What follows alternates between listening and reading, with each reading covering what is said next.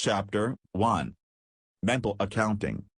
How to turn a loss into a win. I should have known. Shortly before the motorway exit in Bern, there's a grey speed camera that lies in wait for unwary drivers. It's been there for years. No idea what I was thinking.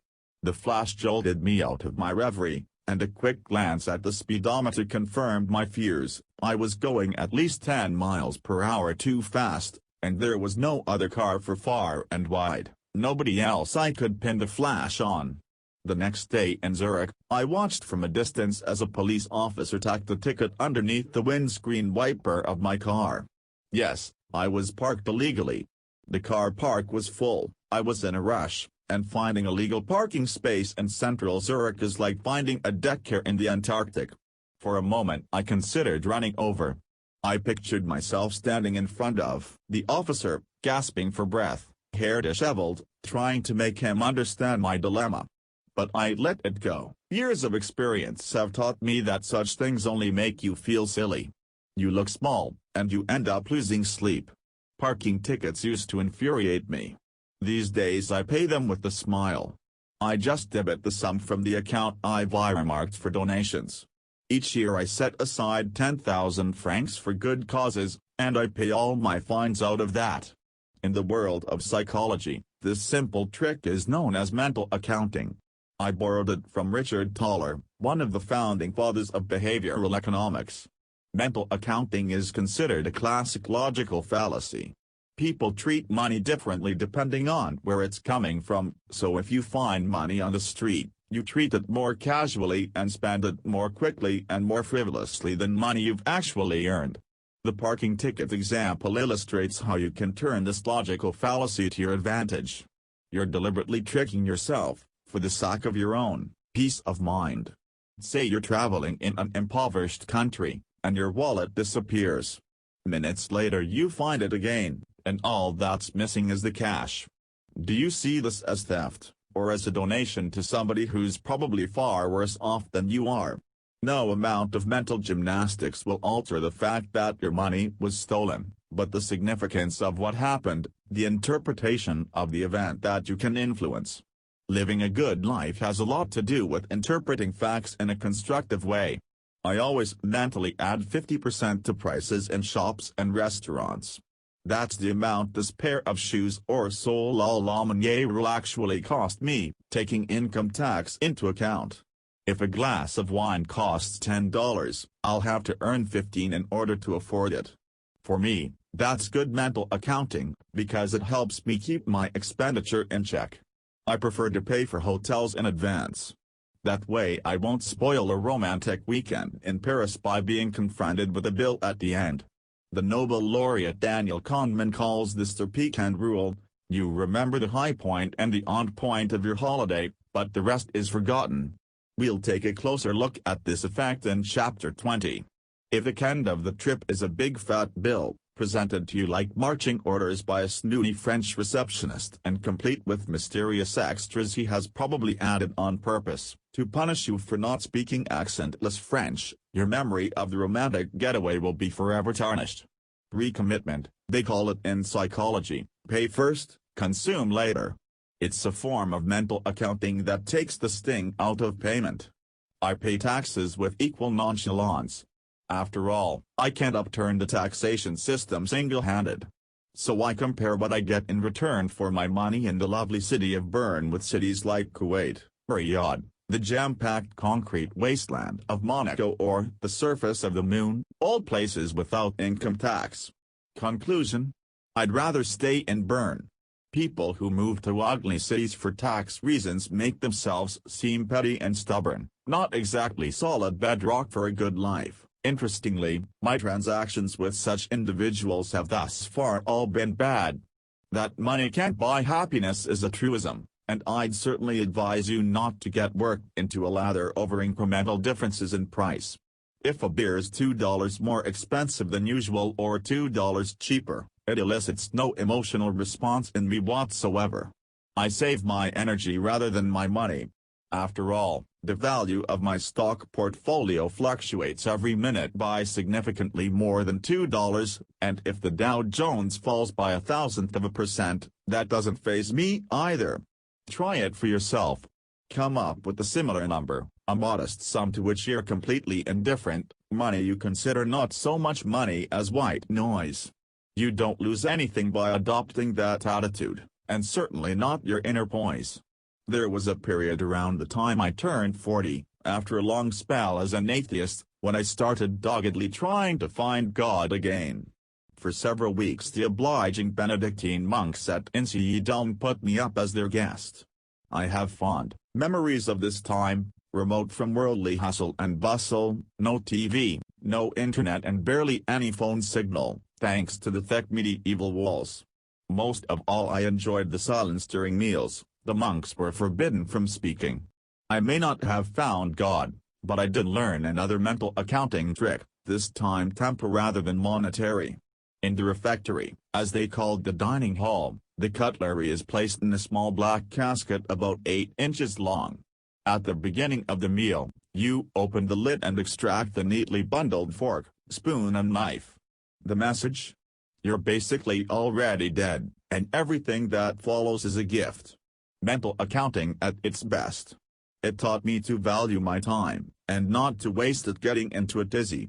Do you hate queuing at the supermarket till, waiting at the dentist's, and sitting in traffic jams on the motorway? Your blood pressure reaches 150 in seconds, and you start frantically releasing stress hormones. But instead of getting upset, consider the following: without this unnecessary agitation eating away at your body and soul, you'd live a whole year longer. That extra year would more than make up for all the time you spent in queues. The upshot? You can't nullify the loss of time and money, but you can reinterpret it. Open your box of mental accounting tricks and see for yourself. The more practiced you are at dodging fallacies, the more fun it is to occasionally commit one on purpose. Remember, it's for your own good. Chapter 2. The Fine Art of Correction. Why we overestimate setup. You're sitting on a plane from London to New York.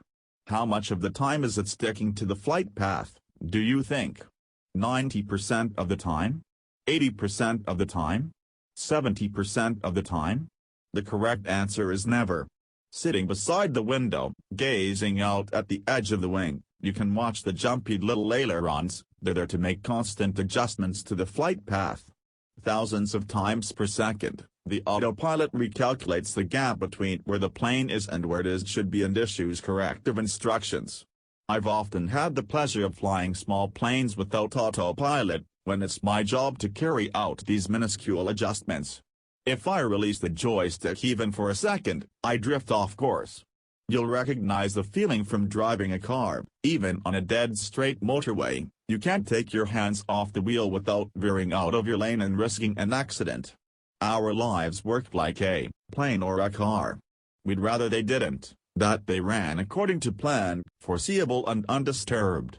Then we'd only have to focus on the setup, the optimal starting point.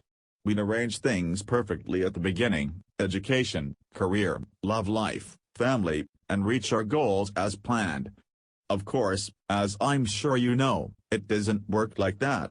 Our lives are exposed to constant turbulence, and we spend much of our time battling crosswinds and the unforeseen caprices of the weather. Yet we still behave like naive fair-weather pilots. We overestimate the role of the setup and systematically underestimate the role of correction. As an amateur pilot, I've learned that it's not so much the beginning that matters but the art of correction following takeoff. After billions of years, nature knows it too. As cells divide, copying errors are perpetually being made in the genetic material, so in every cell there are molecules retroactively correcting these errors. Without this process of DNA repair, as it's known, we'd die of cancer hours after conception. Our immune system follows the same principle. There's no master plan, because threats are impossible to predict. Hostile viruses and bacteria are constantly mutating, and our defenses can only function through perpetual correction. So next time you hear that an apparently perfect marriage between two perfectly well-matched partners is on the rocks, don't be too surprised. It's a clear case of setup overestimation. Frankly, anyone who's spent more than 5 minutes in a relationship should already know that without ongoing fine-tuning and repairs, it doesn't work. All partnerships have to be consistently nurtured. The most common misunderstanding I encounter is that the good life is a stable state or condition. Wrong. The good life is only achieved through constant readjustment. Then why are we so reluctant to correct and revise? Because we interpret every little piece of repair work as a flaw in the plan. Obviously, we say to ourselves, our plan isn't working out. We're embarrassed. We feel like failures. The truth is that plans almost never work out down to the last detail, and if one does occasionally come off without a hitch, it's purely accidental. As the American general, and later President, Dwight Eisenhower said, plans are nothing. Planning is everything. It's not about having a fixed plan, it's about repeated replanning, an ongoing process. The moment your troops meet your opponents, Eisenhower realized, any plan is going to be obsolete. Political constitutions lay out the fundamental laws on which all other legislation rests, and in theory should be timeless. Yet, not even constitutions go unrevised. The Constitution of the United States, originally signed in 1787, has been amended 27 times so far. The Federal Constitution of the Swiss Confederation has undergone 2 thoroughgoing revisions since 1848 and dozens of partial ones. The German Constitution of 1949 has been altered 60 times. This isn't an embarrassment, it's eminently sensible. A capacity for correction is the foundation of any functional democracy. It's not about electing the right man or the right woman, that is, the right setup, it's about replacing the wrong man or the wrong woman without bloodshed.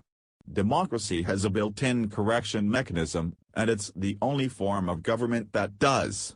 In other areas, unfortunately, we're even less willing to correct ourselves.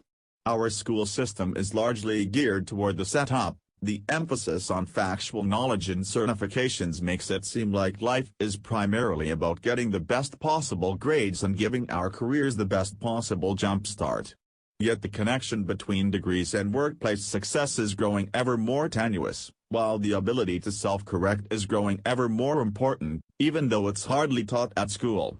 The same phenomenon is apparent in the development of our characters. I'm sure you know at least one person you would consider a wise and mature individual. What do you think? Was it the setup, the perfect genes, an ideal upbringing, a first-class education, that made this person so wise? Or was it acts of correction, of constant work on their own issues and shortcomings, a gradual elimination of these inadequacies from their lives? The upshot? We've got to get rid of the stigma attached to correction. People who self-correct early on have an advantage over those who spend ages fiddling with the perfect setup and crossing their fingers that their plans will work out. There's no such thing as the ideal training. There's more than one life goal. There's no perfect business strategy, no optimal stock portfolio, no one right job. They're all myths. The truth is that you begin with one setup and then constantly adjust it. The more complicated the world becomes, the less important your starting point is. So don't invest all your resources into the perfect setup, at work or in your personal life. Instead, practice the art of correction by revising the things that aren't quite working, swiftly and without feeling guilty. It's no accident that I'm typing these lines in Word 14.7.1. Version 1.0 hasn't been on the market for years. Chapter 3. The Pledge. Inflexibility as a stratagem. In 1519 the Spanish conqueror Hernán Cortés reached the coast of Mexico from Cuba. He summarily declared Mexico a Spanish colony, and himself the governor. He then destroyed his ship, eliminating any chance of return for himself and his men. From an economic perspective, Cortés's decision makes no sense. Why exclude the possibility of returning right from square one? Why exclude alternatives? One of the most important principles of economics, after all, is that the more options you have, the better. So why did Cortés abandon his freedom of choice? 2 or 3 times a year, I meet the CEO of a major international corporation at various obligatory dinners to which we've both been invited. For years I've found it striking that he always turns down dessert. Until recently, I considered his behavior illogical and ascetic. Why exclude the sweet option on principle? Why not decide on a case-by-case basis? Why not make his decision dependent on how much he weighs, how filling the main course was, or how tempting the dessert looks? A blanket refusal of pudding may be a less dramatic decision than barring your return home, but at first glance they both seem unnecessary. One of the world's most important experts on management is Clayton Christensen, the Harvard professor known for his international bestseller The Innovator's Dilemma. A committed Mormon, Christensen leads his life according to pledges, an old term for a promise one cannot break. If pledge sounds too fusty, call it absolute commitment. I'm a fan of the older term, because these days commitment is subject to inflation and often used insincerely. For example, we are committed to improving the state of the world. Only an individual, not an organization, can make such a pledge. In his younger years, Christensen saw many managers sacrifice the first stage of their lives to their careers so that they could dedicate the second half, by now financially independent, to their families, only to discover that their families had either fallen apart or long since flown the coop. So Christensen made a pledge, promising God not to work at the weekends and to eat dinner at home with his family on weeknights. Sometimes, this meant he'd get to work at 3 in the morning. When I first heard this, I found Christensen's behavior irrational, obstinate and uneconomical. Why be so inflexible? Why not decide on a case-by-case basis? Sometimes you simply have to work on the weekend, and then you can make up for it by working a bit less on Monday and Tuesday. Flexibility is an asset, surely, especially at a time when everything is in flux. Today I have a different perspective. When it comes to important issues, flexibility isn't an advantage, it's a trap. Cortez, the dessert-averse CEO, and Clayton Christensen, what all three of them have in common is that they use radical inflexibility to reach long-term goals that would be unrealizable if their behavior were more flexible. How so? 2 reasons. First, constantly having to make new decisions situation by situation saps your willpower. Decision fatigue is the technical term for this. A brain exhausted by decision-making will plumb for the most convenient option, which more often than not is also the worst one. This is why pledges make so much sense. Once you've pledged something, you don't then have to weigh up the pros and cons each and every time you're faced with a decision. It's already been made for you, saving you mental energy. The second reason inflexibility is so valuable has to do with reputation. By being consistent on certain topics, you signal where you stand and establish the areas where there's no room for negotiation. You communicate self-mastery, making yourself less vulnerable to attack. Mutual deterrents during the Cold War were based largely on this effect. The USA and the USSR both knew that a nuclear strike would mean instant retaliation.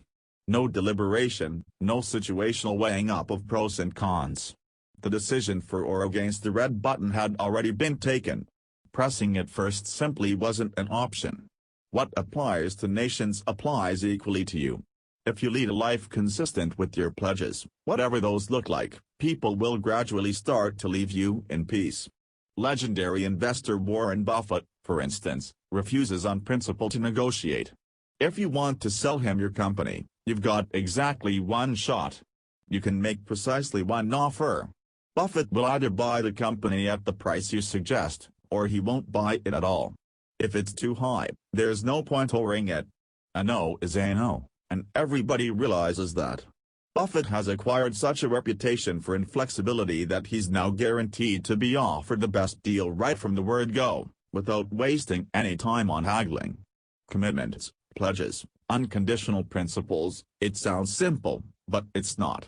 Say you're driving a truck full of dynamite down a ramrod straight, single-lane road. Another truck is coming towards you, also loaded with dynamite. Who swerves first? If you can convince the other driver that you've made the stronger commitment, you'll win.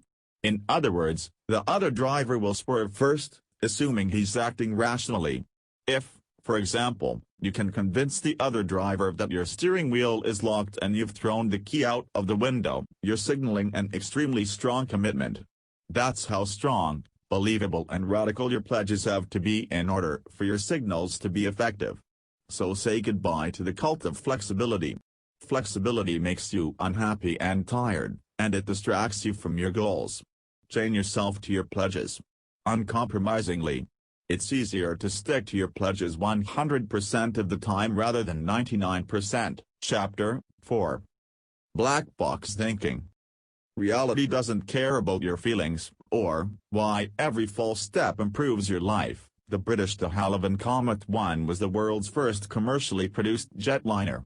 In 1953 and 1954, it was involved in a number of mysterious accidents in which the machines broke up in midair. One plane crashed shortly after takeoff from Calcutta Airport, another split apart as it flew over the Italian island of Elba. A few weeks later, a Comet 1 plummeted into the sea outside Naples. In all three cases, there were no survivors. The fleet was grounded, but investigators couldn't determine what caused the crashes, so flights were resumed. Just 2 weeks later, another plane tumbled from the sky just outside Naples, again the final nail in the Comet 1's coffin. Eventually the flaw was identified. Hairline cracks had formed at the corners of the plane's square windows, spreading across the fuselage and eventually causing the whole machine to come apart. The Comet 1 is the reason why passengers these days only ever peer through oval windows. But there was another, more significant consequence. After the disaster accident, investigator David Warren suggested that a near-indestructible flight data recorder, later dubbed a black box, be installed in each and every jetliner, an idea that was later implemented. A black box records thousands of pieces of data per second, including the pilot's conversations in the cockpit, making it easier to determine the exact cause of crash. No industry takes mistakes more seriously than airlines. After his spectacular emergency landing in the Hudson River, Captain Sullenberger wrote, "Everything we know in aviation, every rule in the rule book, every procedure we know because someone somewhere died. With each crash, future flights become safer." This principle, let's call it black box thinking, is an exquisite mental tool that can be applied to any other area of life. The term black box thinking was coined by Matthew Syed, who dedicated a whole book to it. Human beings are the exact opposite of the aviation industry. Say, for instance, you bought shares several years ago for $100 each. Now they're valued at a measly $10. What's going through your head? You're hoping, probably praying, that the stock price rebounds as soon as possible. Or you're cursing the company management. Or you're reaching for the bottle to take the edge off your frustration. Very few people simply accept reality and analyze their own flight recorders. This requires precisely two things: A, radical acceptance, and B, black box thinking.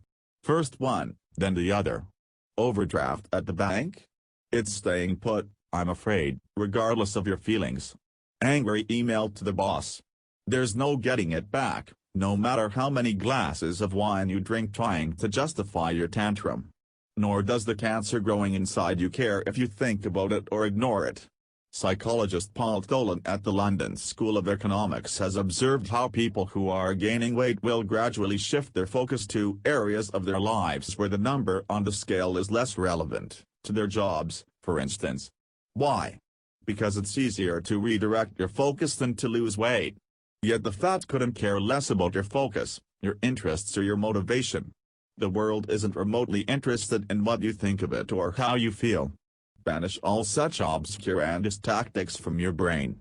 Nothing is more fatiguing nor, in the long run, more exasperating than the daily effort to believe things which daily become more incredible. To be done with this effort is an indispensable condition of sure and lasting happiness, wrote mathematician and Nobel Prize winner Bertrand Russell. This is an exaggeration, of course, because sure and lasting happiness does not exist. Yet Russell is correct in his observation that self-deception is incompatible with the good life. Accepting reality is easy when you like what you see, but you've got to accept it even when you don't, especially when you don't. Russell follows up with an example: the playwright whose plays never succeed should consider calmly the hypothesis that they are bad plays. You may not write plays, but I'm sure you can come up with examples from your own life. Perhaps you have no talent for foreign languages? Not a natural manager or athlete? You should take these truths into account, and consider the consequences. Radical acceptance of defeats, deficiencies, flops. How does that work? If we're left to our own devices, it's a bit of a chore. Often we see other people far more clearly than we see ourselves, which is why we're so frequently disappointed by others but rarely by ourselves. So your best shot is to find a friend or a partner you can rely on to give you the warts and all truth. Even then, your brain will do its best to soft-pedal the facts it doesn't like. With time, however, you'll learn to take seriously the judgments of others. Alongside radical acceptance, you'll need a black box. Build your own. Whenever you make a big decision, write down what's going through your mind: assumptions, trains of thought, conclusions. If the decision turns out to be a dud, take a look at your flight data recorder. No need to make it crash-proof, a notebook will do just fine, and analyze precisely what it was that led to your mistake. It's that simple. With each explicable fuck-up, your life will get better. If you can't identify your mistake, you either don't understand the world or you don't understand yourself. To put it another way, if you can't spot where you put a foot wrong, you're going to fall flat on your face again. Persistence in your analysis will pay off. Side note: black box thinking works not only on a personal level but also in the business world. It ought to be standard practice for every corporation. By themselves, radical acceptance and black box thinking are not enough. You've got to rectify your mistakes. Get future-proofing. As Warren Buffett's business partner Charlie Munger has observed, if you won't attack a problem while it's solvable and wait until it's unfixable, you can argue that you're so damn foolish that you deserve the problem. Don't wait for the consequences to unfold. If you don't deal with reality, then reality will deal with you. Warren's author Alex Haley. So accept reality, accept it radically. Especially the bits you don't like. It might be painful in the moment, but it's got to be done. It'll be worth it later on. Life isn't easy. Even living a good life, you'll have to deal with your fair share of failure, and it's okay to put a foot wrong every now and then. The key is to discover why it happened and tackle the issue at its root. Because problems aren't like great Bordeaux wines, they don't improve with age. Chapter 5. Counterproductivity. Why time savers are often time wasters. The automobile.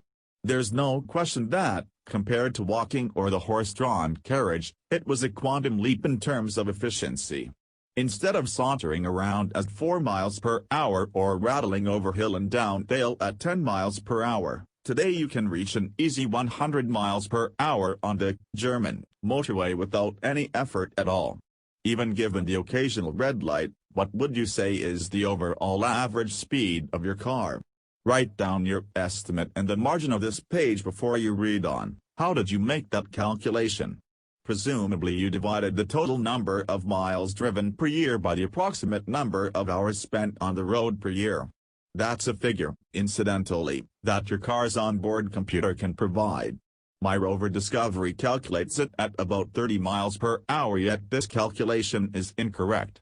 There are other factors to take into account: A. The number of hours you had to work in order to buy the car, B. The number of hours you have to work in order to pay for the insurance, maintenance, petrol and parking tickets, and C. The time you spent traveling to work for A and B, including sitting in traffic jams.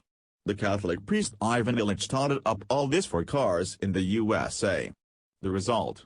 An American car has an average speed of exactly 3.7 miles per hour, walking pace, in other words. And this was in the 70s, when the USA had 40% fewer inhabitants but just as many motorways. Today the average speed is almost certainly below 3.7 miles per hour. Illich called this effect counterproductivity. The term refers to the fact that while many technologies seem at first glance to be saving us time and money, this saving vanishes into thin air as soon as you do a full cost analysis. No matter how you prefer to travel, counterproductivity is a decision-making trap, and you're better off giving it a wide berth. Take email, for example. Viewed in isolation, it's brilliant. You can type and send it off within seconds, and for free, at that. But appearances can be deceptive. Every email address attracts spam that has to be filtered out. Worse yet, most of the messages landing in your inbox are irrelevant, but you still have to read them in order to decide whether they require action on your part. It's hugely time-consuming. Strictly speaking, you should factor in a slice of the cost of your computer and smartphone, plus the time it takes to update your software. A rough estimate puts the cost at $1 per relevant email, that is, just as much as an old-fashioned letter. Let's take presentations as an example. A talk, given to management or customers, used to consist of a series of coherent arguments. Handwritten notes sufficed, enlivened, perhaps, with a few lines on an overhead projector. In 1990, PowerPoint launched onto the market. All at once, millions of managers and/or their assistants started sinking millions of hours into their presentations, adding garish colors, bizarre fonts and those so hilarious animation effects. Net gain, nil. Suddenly, everybody was using PowerPoint, so it soon lost its impact, a classic arms race effect, see Chapter 46. The hidden costs of counterproductivity come into play, in the form of millions of hours squandered on learning the software, installing endless upgrades and, finally, designing and prettifying the slides. PowerPoint is generally considered productivity software. Properly, however, it should be called counterproductivity software. The negative effect of counterproductivity may often catch us unawares, but it comes as no surprise to biologists. The effects have been apparent in nature for millions of years. The male peacock, furnished, in a kind of aesthetic arms race with the competition, with increasingly long and beautiful plumage, is faced with the impact of counterproductivity as soon as he runs into a fox. The longer and more magnificent his feathers, the better his chances with the ladies, and the easier he becomes for predators to spot. Over millions of years, a balance has developed between sexual attractiveness and inconspicuousness, which ensures survival. Every extra centimeter of plumage has a counterproductive effect. The same is true, incidentally, of a stag's antlers or the vocal skills of songbirds. So be on your guard against counterproductivity. It's apparent only at a second glance. I've got used to only using one laptop. There's no network at my house, keeping the number of apps on my smartphone to an absolute minimum and only rarely replacing still functional older gadgets. I avoid all other technology. No TV, no radio, no gaming consoles, no smartwatch, no Alexa from where I sit. Smart homes are a horror movie scenario. I'd rather switch my lights on and off manually than use an app I have to install, connect to the internet and continually update. Plus, my old-fashioned light switches can't be hacked, another counterproductive factor that can be eliminated. Do you remember when digital cameras came on the market? Liberation. At least, that's how it felt at the time. No more expensive film, no more waiting for it to be developed, no more unflattering photographs, you can easily take a dozen more. It looked like a huge simplification, but in hindsight it's a clear case of counterproductivity. Today we're sitting on a mountain of photos and videos, 99% of which are superfluous, without the time to sort through them, yet compelled to schlep them all over the place in local backup drives and in the cloud, visible and exploitable by large internet corporations. On top of that is the time you now have to spend working on the images, the complex software that periodically demands updates, and the labor-intensive transfers required when you buy a new computer. The upshot: technology, usually heralded as full of promise, often has a counterproductive effect on our quality of life. A basic rule of the good life is as follows: if it doesn't genuinely contribute something, you can do without it. And that is doubly true for technology. Next time, try switching on your brain instead of reaching for the nearest gadget. Chapter 6. The Negative Art of the Good Life. Do nothing wrong and the right thing will happen. There are old pilots and there are bold pilots, but there are no bold old pilots. As an amateur pilot myself, I'm often put in mind of this saying. I quite like the idea of being an old pilot someday. It's certainly better than the alternative. When I clamber into the cockpit of my old single-engine plane, a 1975 vintage, I'm not aiming for anything spectacular. I'm just trying not to crash. The potential causes of a crash are well established: flying in bad weather, flying without a checklist, flying when you're too tired, flying without proper fuel reserves. Investing in the stock market might not put your survival at risk, but there's plenty of money at stake. Investors often talk about upside and downside.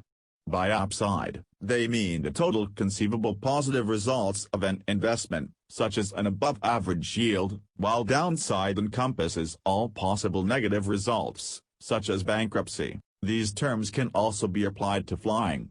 Before and during a flight, I focus almost exclusively on the potential downside and how to avoid it. The upside, on the other hand, gets very little of my attention. The majesty of the snowy Alps, the gorgeous cloud formations, the way my sandwich tastes at this dizzying height, all that will come. As long as I keep the downside at bay, the upside will take care of itself. Investor Charles Ellis recommends the same approach for amateur tennis players. Unlike pros, who can place virtually every shot wherever they choose, amateurs make endless mistakes. They smash the ball into the net. They aim too long, too high, at the wrong area of the court. Professional tennis is an entirely different game from the amateur variety. Pros win points, amateurs lose points. This means that if you are playing against an amateur, your best option is to focus on not making any mistakes. Play conservatively, and keep the ball in play as long as possible. Unless your opponent is deliberately playing equally conservatively, he or she will make more mistakes than you do. In amateur tennis, matches aren't won, they're lost. Concentrating on the downside instead of the upside is a valuable intellectual tool. Greek, Roman and medieval thinkers even had a name for this approach: negative theology, the negative path, the way of renunciation, of omission, of reduction. The basic idea is that you can't say what God is, you can only say what God isn't. Or, in our terms, you can't say what a good life guarantees, you can only say what a good life prevents, but you can say that for sure. For 2,500 years, philosophers, theologians, doctors, sociologists, economists, psychologists, brain researchers and advertising executives have been trying to figure out what makes people happy, yet the body of knowledge they've produced is still somewhat puny. Social contacts are important, they tell us. It helps to have a sense of purpose. Sex is probably a good idea, as is moral behavior. Well, great. I think we could probably have worked that out for ourselves. The results could hardly be less precise. In terms of concrete contributing factors to happiness, the happiness upside, we're still fumbling around in the dark. But when we ask what factors have a significant negative impact on the good life, which factors jeopardize it, we can pinpoint them exactly: alcoholism, drug addiction, chronic stress, noise, a lengthy commute, a job you despise, unemployment, a dysfunctional marriage, stupidly high expectations, poverty, debt and financial dependence, loneliness, spending too much time with moaning minis, over-reliance on external validation, constant self-comparisons with others, thinking like a victim, self-loathing, chronic sleep deprivation, depression, anxiety, rage and envy. You don't need science to tell you that. You can see it for yourself, in your own mind, in friends, in your community. The downside is always more concrete than the upside. The downside is like granite: hard, tangible, solid. Whereas the upside is like air. So do your best to systematically eliminate the downside in your life, then you'll have a real chance of achieving a good life. Of course, fate may intervene at any time. A meteorite destroys your house, a war breaks out, your child drowns, your company goes bust. But fate, by definition, is immune to influence. So don't dwell on it. You're probably thinking I left out a thing or two from the list above: disease, disabilities, divorce.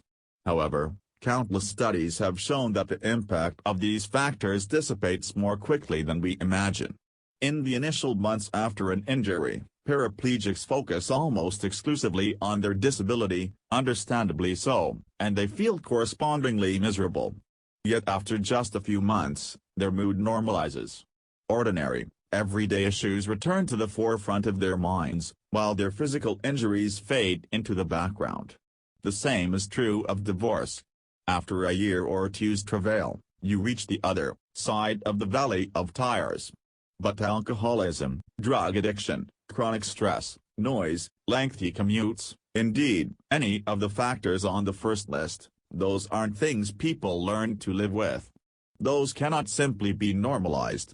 They're always present, and they make a good life impossible. Investors who have been successful in the long term, such as Warren Buffett and Charlie Munger, work with mental tricks, tools and attitudes that are eminently applicable to everyday life. Step 1. Avoid the downside. In their investments, Buffett and Munger are careful first and foremost about what to avoid, that is, what not to do, before they even think about the upside. Buffett observes, "Charlie and I have not learned how to solve difficult business problems. What we have learned is to avoid them." You don't have to be a genius to do that. Charlie Munger has commented, "It is remarkable how much long-term advantage people like us have gotten by trying to be consistently not stupid, instead of trying to be very intelligent." So what should we take away from all this? That a big part of the good life is about steering clear of stupidity, foolishness and trends instead of striving for ultimate bliss. It's not what you add that enriches your life, it's what you omit. Or as Munger once quipped, revealing that he's not lacking intelligence in the humor department, either, "All I want to know is where I'm going to die, so I'll never go there." Chapter 7. The Ovarian Lottery. Why you didn't earn your successes. Happiness is something you have, but success you've got to earn, or so we think. Take stock and ask yourself, how successful has my life been so far? Use a scale from +10, a superstar, to -10, total loser. Jot down your answer in the margin. Then ask yourself a follow-up question, how much of this success can be attributed to your own actions, to your effort, your work, your input? In other words, how much of your success is truly your own? And how much is down to chance, to factors beyond your control? Note down these two as percentages. I'd guess you attributed something like 60% to your own achievement and 40% to factors beyond your control. At least, that's the answer I get from most people. Now I want you to run a little thought experiment I got from Warren Buffett. Imagine there are two identical twins in the womb, both equally bright and energetic. And the genie says to them, "One of you is going to be born in the United States, and one of you is going to be born in Bangladesh. And if you wind up in Bangladesh, you will pay no taxes. What percentage of your income would you bid to be the one that is born in the United States?" Buffett is speaking here about the ovarian lottery. You could substitute Great Britain, Germany or any other developed nation for the USA, of course. How would you reply? Most people I ask put the figure at 80%. I'd say the same. In other words, we're prepared to sacrifice an extremely high proportion of our income to grow up in our preferred country. The fact that our place of birth is worth that much money to us makes it clear how greatly it influences our success. The ovarian lottery doesn't end with your country of origin. You weren't just born in a particular nation, but in an area with a particular postcode and into a particular family. None of that is within your control. You have been given values, behaviors and principles that help or hinder you in everyday life, and again these are beyond your control. You were slotted into an educational system with teachers you didn't choose. You got sick, suffered fortune's slings and arrows, or were spared them, and were responsible for absolutely none of it. You slipped into a series of roles and you made decisions. Based on what? Perhaps you read a book that changed your life, but how did you come to hear about it? Say you met somebody who opened doors for you, without which you wouldn't have got where you are today. Who do you have to thank for this acquaintance? Even if you've had your fair share of tussles with fate, you've got to admit that you're enormously lucky. 6% of all the people who have ever lived on Earth are alive at this moment. To put it another way, 6% of all the people who have been born over the last 300,000 years, since Homo sapiens populated the world, are alive in the present day. They could just as easily have been born into another era. Indeed, the probability of that is 94%. Imagine yourself as a slave in the Roman Empire, a geisha during the Ming Dynasty, a water carrier in ancient Egypt. How many of your inborn talents would have been worth much in those environments? My wife and I have twins, the non-identical kind. The one who's 40 seconds older has blonde hair and blue eyes, while the second has black hair and dark eyes. Although we made every effort to bring up both boys in the same way, their personalities are fundamentally different. One is always in a good mood, he's warm and open with other people.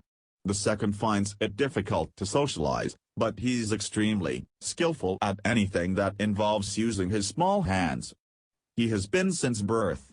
The haphazard mixing of my wife's genes and mine produced two new human beings.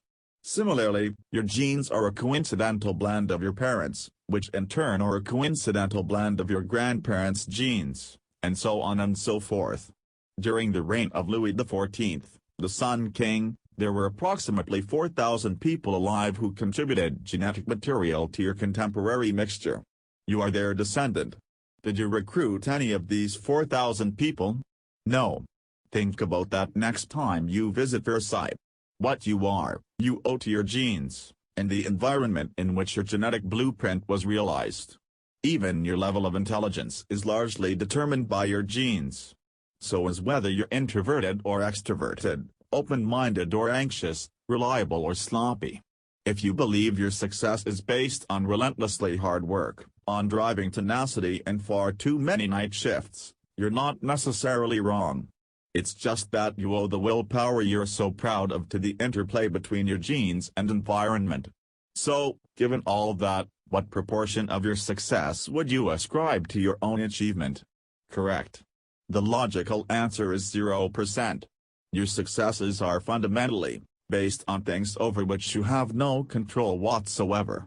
You haven't really earned your achievements. 2 consequences. First, stay humble, especially if you're successful. The greater your success, the less you should toot your own horn. Modesty has fallen out of fashion these days, and there's nothing we like better than showing off on social media. Restrain yourself. I'm not talking about false modesty here, but the genuine article. The thing is, you see, that people who pat themselves on the back, even if they do so quietly, have been taken in by an illusion. Pride is not only pointless, it's also factually misplaced. Getting rid of it is a fundamental cornerstone of the good life. More on that in chapter 51.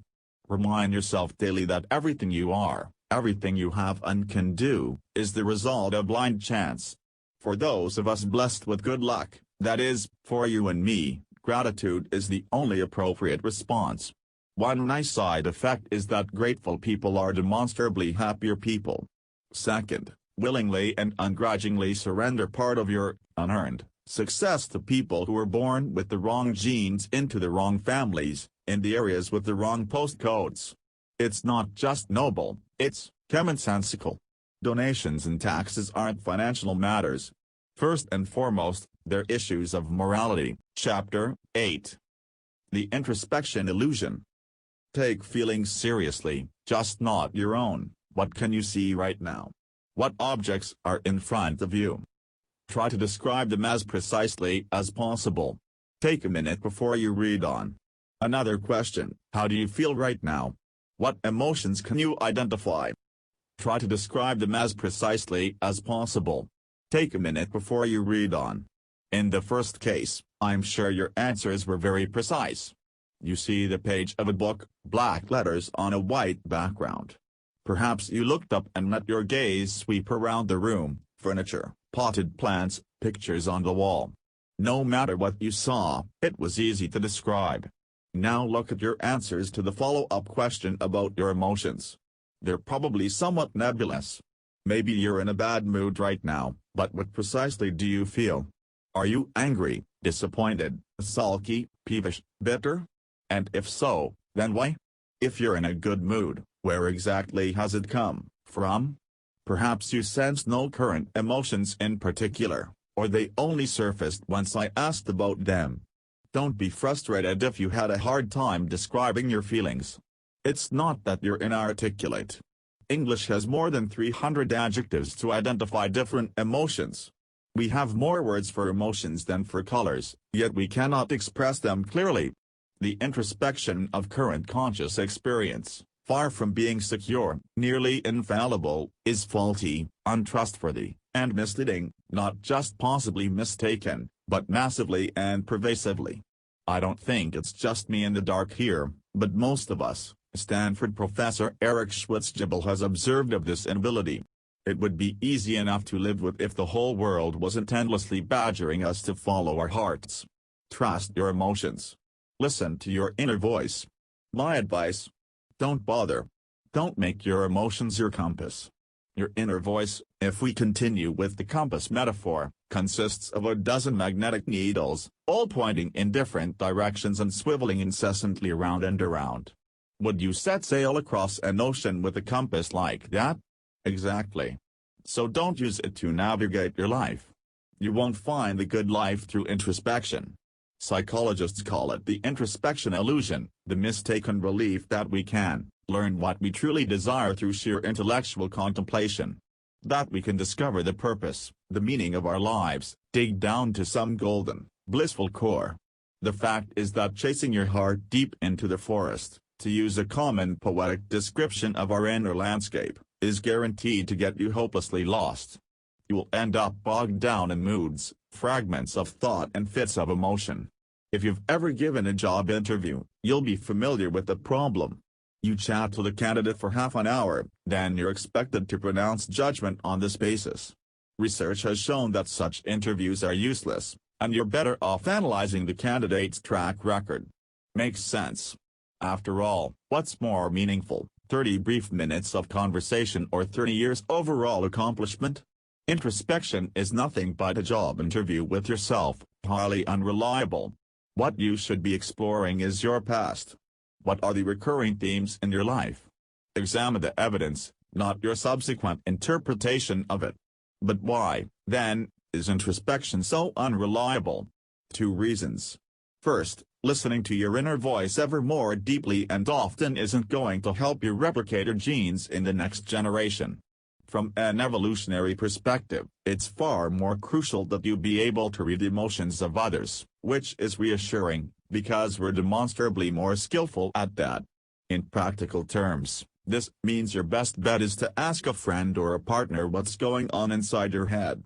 He or she will be a more objective judge. The second reason why introspection is so unreliable? It's that people love nothing better than being the sole authority in the room. Whatever we decide we feel deep down, there's nobody around to contradict us. That might feel pleasant, but it's not very helpful, because there's no mechanism for correction. Because our emotions are so unreliable, a good rule of thumb is to take them less seriously, especially the negative ones. The Greek philosophers called this ability to block things ataraxia, a term meaning serenity, peace of mind, equanimity, composure or imperturbability.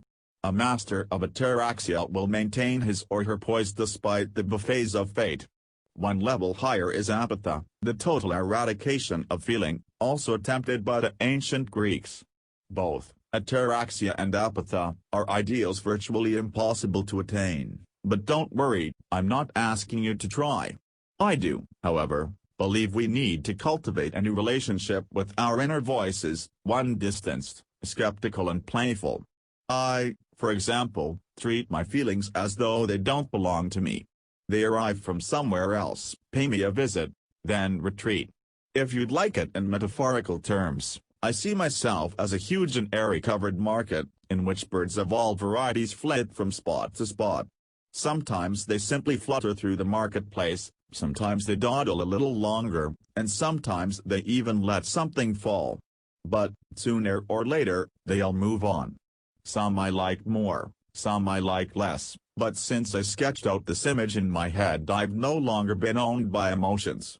I don't even feel like I own them. Some of these visitors aren't exactly welcome, but they don't perturb me overmuch, like the birds in the covered market. I ignore them, or watch them from a distance. And the bird metaphor can be taken further still. If you assign species of birds to your emotions, you can treat them even more playfully. Jealousy, in my imagination, is a small green chirruping sparrow. Anxiety a flapping thrush.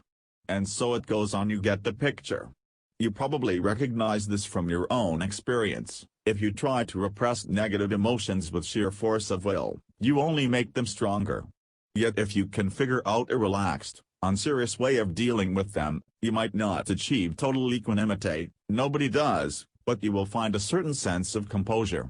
If the bird metaphor doesn't appeal to you, then picture your feelings as toddlers.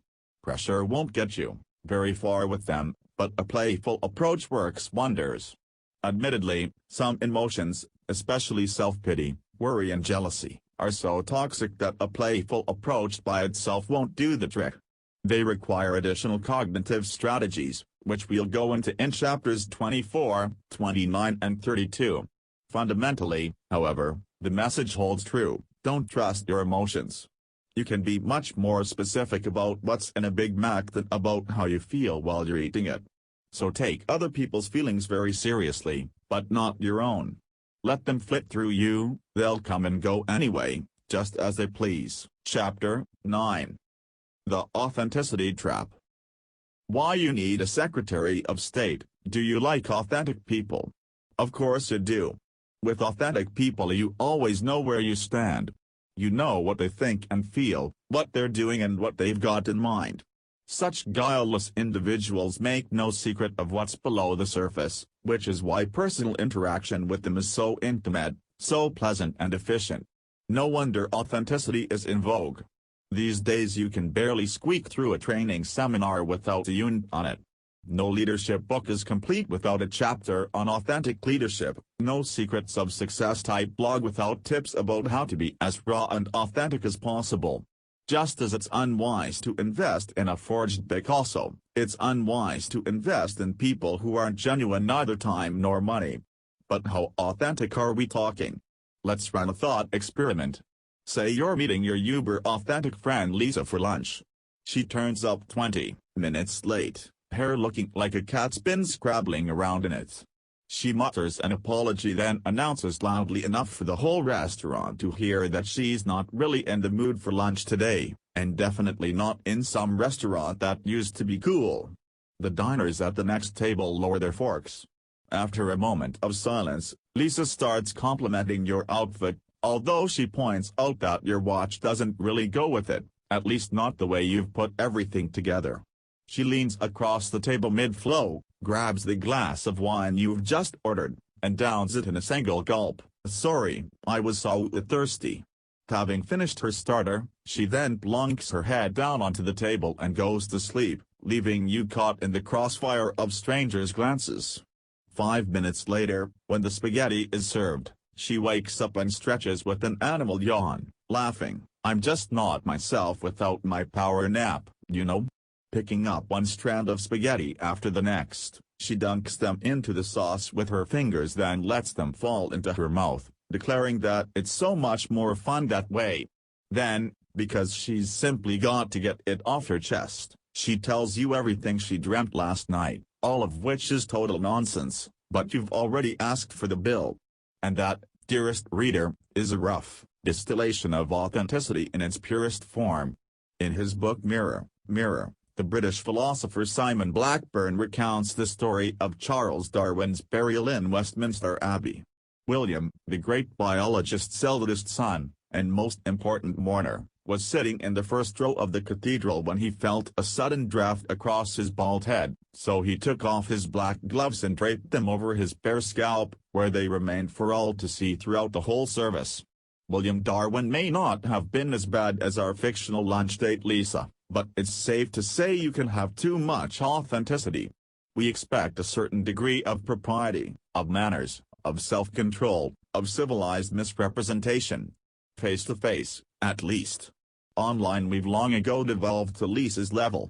If you're not sharing your innermost feelings in an online video before you go to bed, you're considered stuffy and insincere. Yet fundamentally even the most authentic of these displays on social media remains artificial, stage-managed. And the users know it. My recommendation? Don't buy into the authenticity hype. For several reasons. 1. There's the simple fact that we don't really know who we are. As we saw in the previous chapter, our inner voice is anything but a reliable compass. It's more like a hodgepodge of conflicting impulses. We don't understand ourselves, so what exactly is authentic behavior supposed to be revealing? Authenticity has a role to play in a romantic relationship or a very close friendship, but it's out of place in a casual acquaintanceship, and certainly in public. 2. You're making yourself look ridiculous. Name one famous figure you truly respect, a statesman, a general, a philosopher, a captain of industry, a scientist, who regularly blurts out their innermost feelings. You won't find one. People are respected because they deliver on their promises, not because they let us eavesdrop on their inner monologues.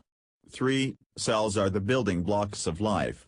Every cell is enclosed by a membrane, the purpose of which is to repel hostile intruders and precisely regulate which molecules are allowed to pass through.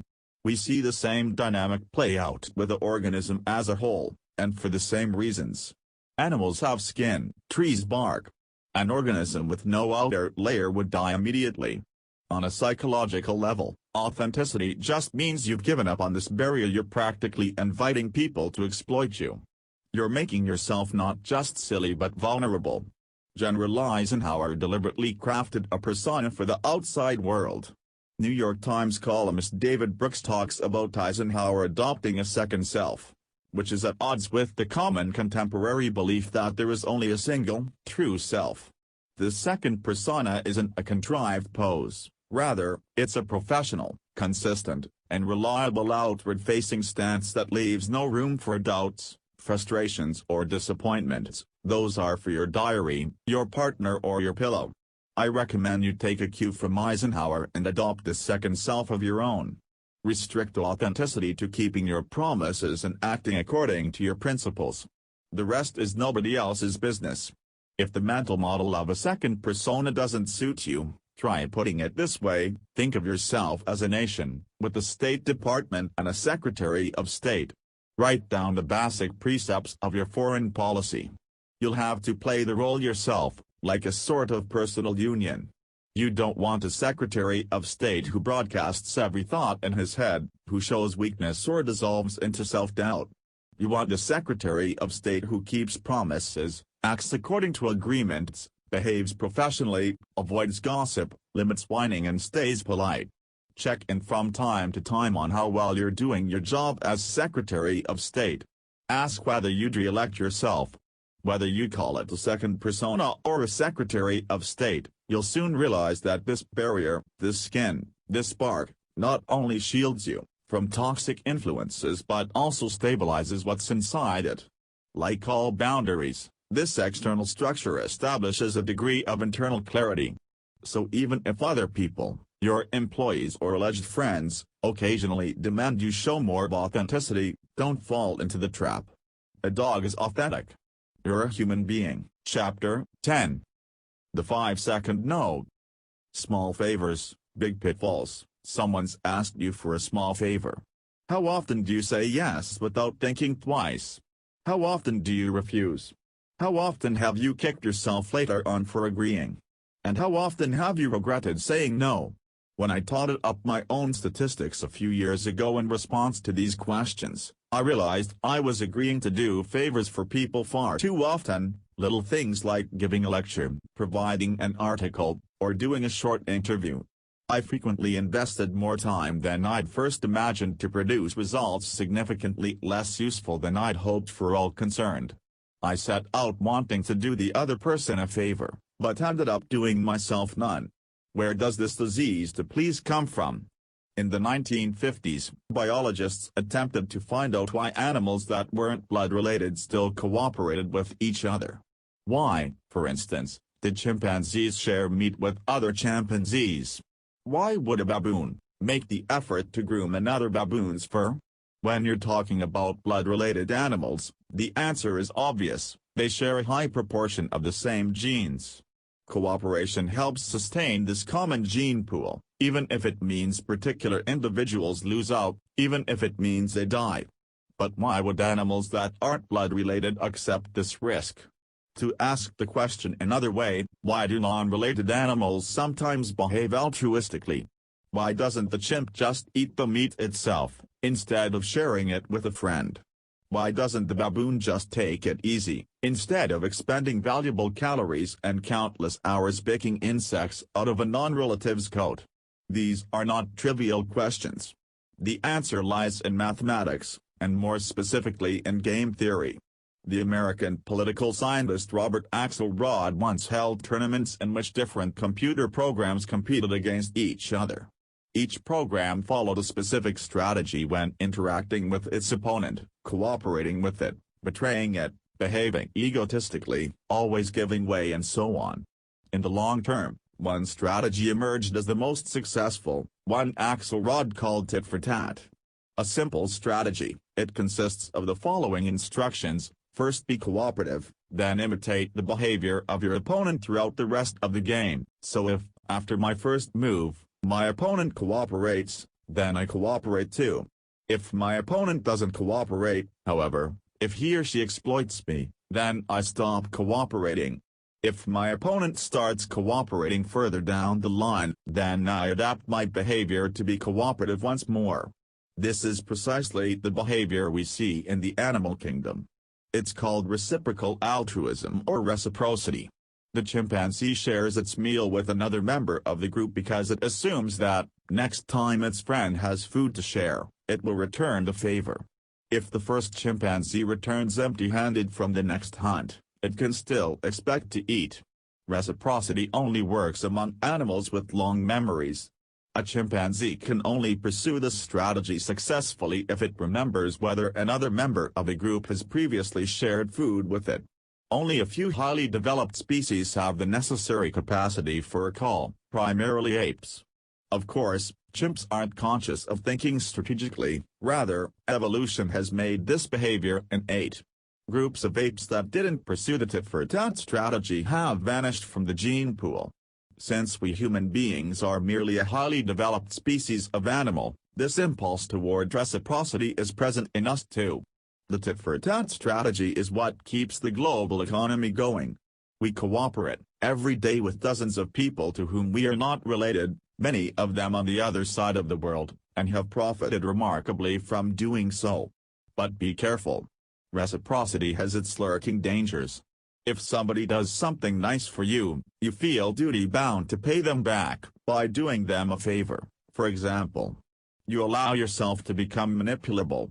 Moreover, there is a second, far greater danger. Every tit-for-tat strategy begins with an opening move, a leap of faith, a first, spontaneous yes, and often this is precisely what we come to regret. Once the spontaneous yes has slipped out, we tend to rationalize it. We think about the solid arguments for it, and not about the time it will take to fulfill it. We value arguments above time, an error in reasoning, because there is an infinite number of arguments and a decidedly finite amount of time. Ever since I realized that spontaneously agreeing to things is a deep-seated biological reflex, I've been using Charlie Munger's 5-second no as a counter-tactic. If you say no 90% of the time, you're not missing much in the world. If I'm asked for a favor, I mull it over for exactly 5 seconds before making up my mind, and the answer is mostly no. I'd prefer to systematically turn down most requests and risk unpopularity than the other way around. Why not give it a try? It's rare to find yourself immediately dismissed as a scumbag. In fact, most people will secretly admire your consistency. 2,000 years ago, the Roman philosopher Seneca wrote, "All those who summon you to themselves, turn you away from your own self." So give the 5-second on a trial run. It's one of the best rules of thumb for a good life. Chapter 11. The Focusing Illusion. Why you wouldn't be happier in the Caribbean. Let's say you're living in New York, and it's winter. The streets are carpeted in dirty snow. You're busy scraping the windscreen of your car. The wind keeps blowing runway shavings of ice into your face, and your shoes are filling with slush. Your fingertips feel as though they're full of needles. With a jerk, you manage to open the frozen door of your car. You sit down on the leather seat, cold as a block of ice, and rest your hands on the chilly steering wheel. Your breath forms white clouds as it leaves your mouth. Question: how much happier would you be if you lived in Miami Beach, where it's a balmy 26 degrees with a gentle sea breeze? Put it on a scale from 0, not even a little bit happier, to 10, infinitely more happy.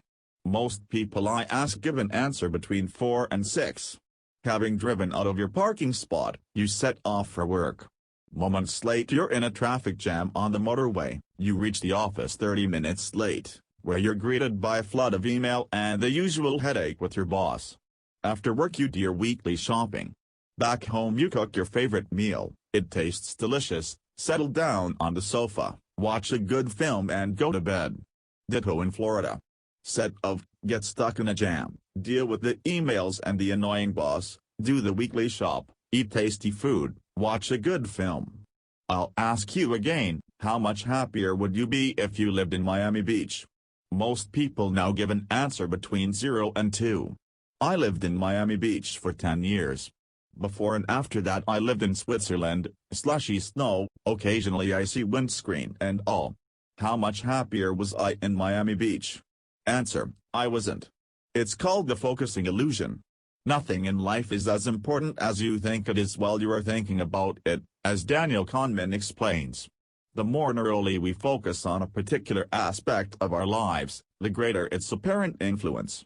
At the beginning of the description above, I concentrated almost entirely on the weather: ice in New York, sun in Miami Beach. This aspect was therefore dominant when I asked you to compare the satisfaction of living in New York with that of living in Miami. We then sketched out a whole day, from morning commute to a comfy evening on the sofa, in which the weather was only one element. If we broaden that to even longer time spans, a week, a month, a year, a whole lifetime, we find that the climate suddenly becomes a negligible aspect of overall satisfaction. Overcoming the focusing illusion is key to achieving a good life. It will enable you to avoid many stupid decisions. When you compare things, cars, careers, holiday destinations, you tend to focus on one aspect particularly closely, neglecting the 100 other factors. You assign this one aspect inordinate significance because of the focusing illusion. You believe this aspect is more critical than it really is. So what can you do to combat this? You either compare all 100 factors, a labor-intensive process, or, more practically, you try to see the two things you're comparing as wholes. Compare them from a distance to avoid overemphasizing any single factor. Easier said than done. Let me illustrate my point. A toddler thinks solely about what's currently in front of it. If I take away one of my 3-year-old's toys, he shrieks like the world is coming to an end, even though he has a dozen others and has been ignoring the one I just removed.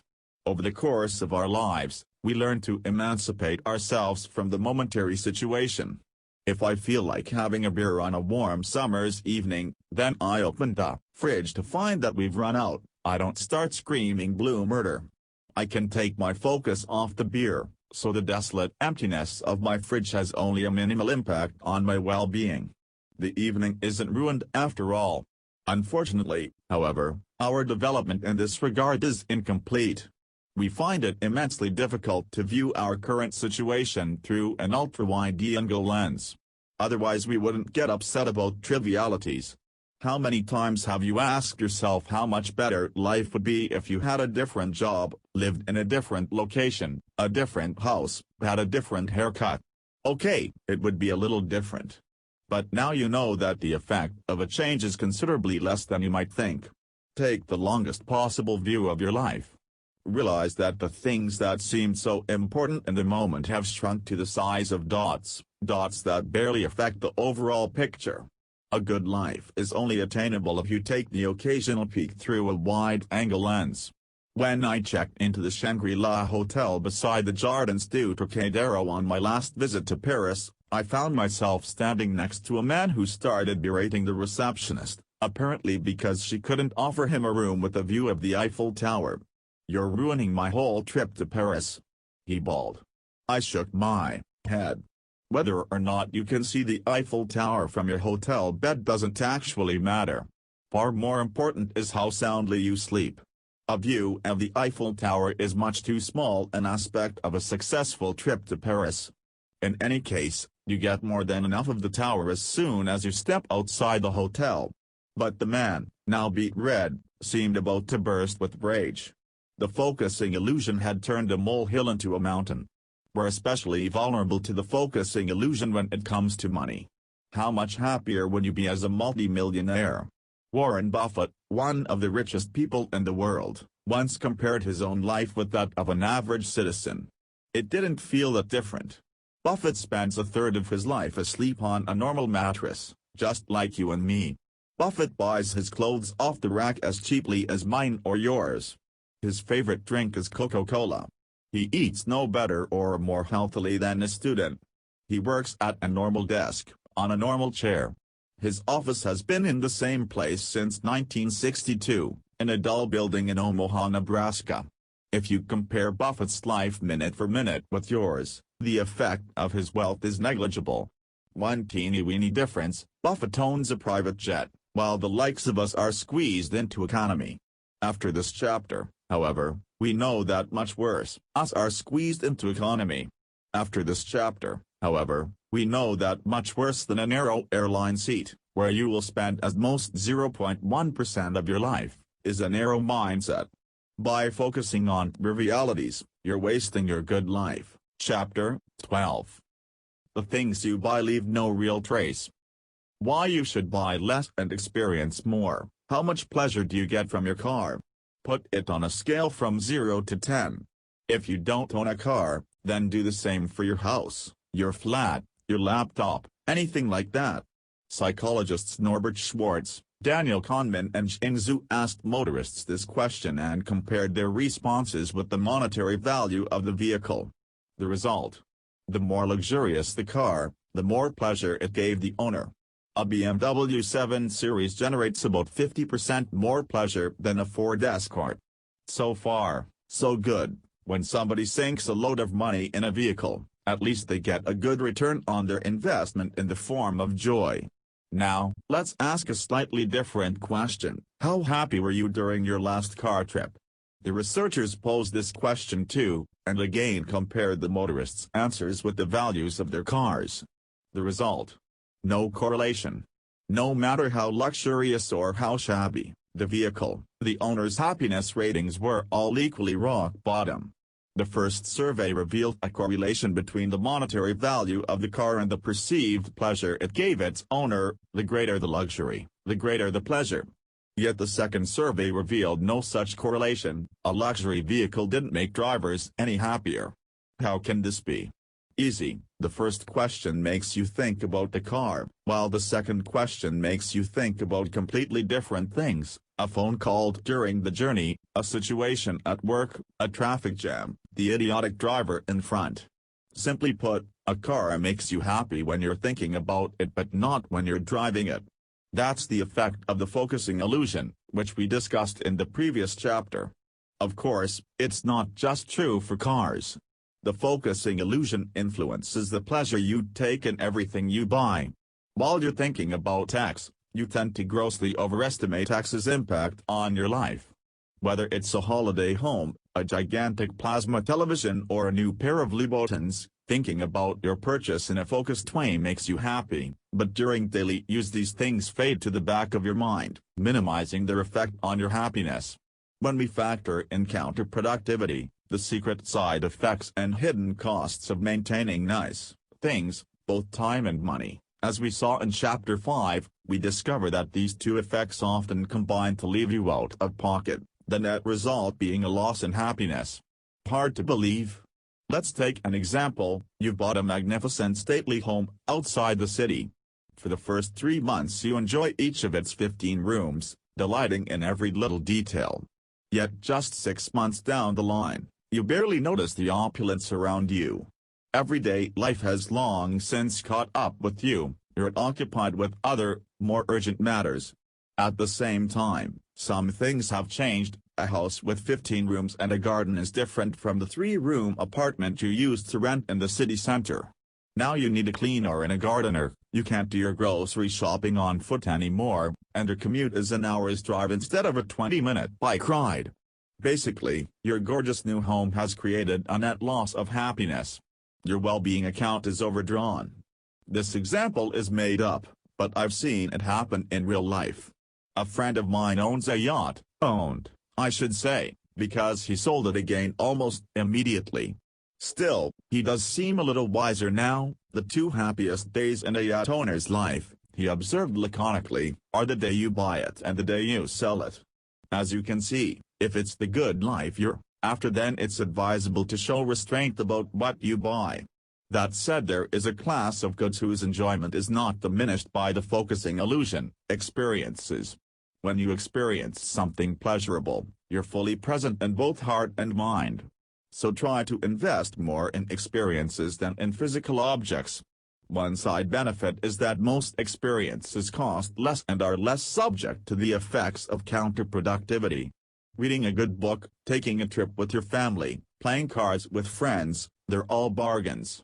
Of course, some experiences do require deep pockets, like a world tour or private space travel. But if you've got the money, they're guaranteed to be better investments than a Porsche collection. Incidental but important, your job is an experience too. It's not simply there while you do it, the way a Porsche is simply there, fading to the back of your mind while you drive it. Your job monopolizes your thoughts, it demands constant, intensive engagement, which is great if you love it. But if you hate it, you've got a serious problem on your hands.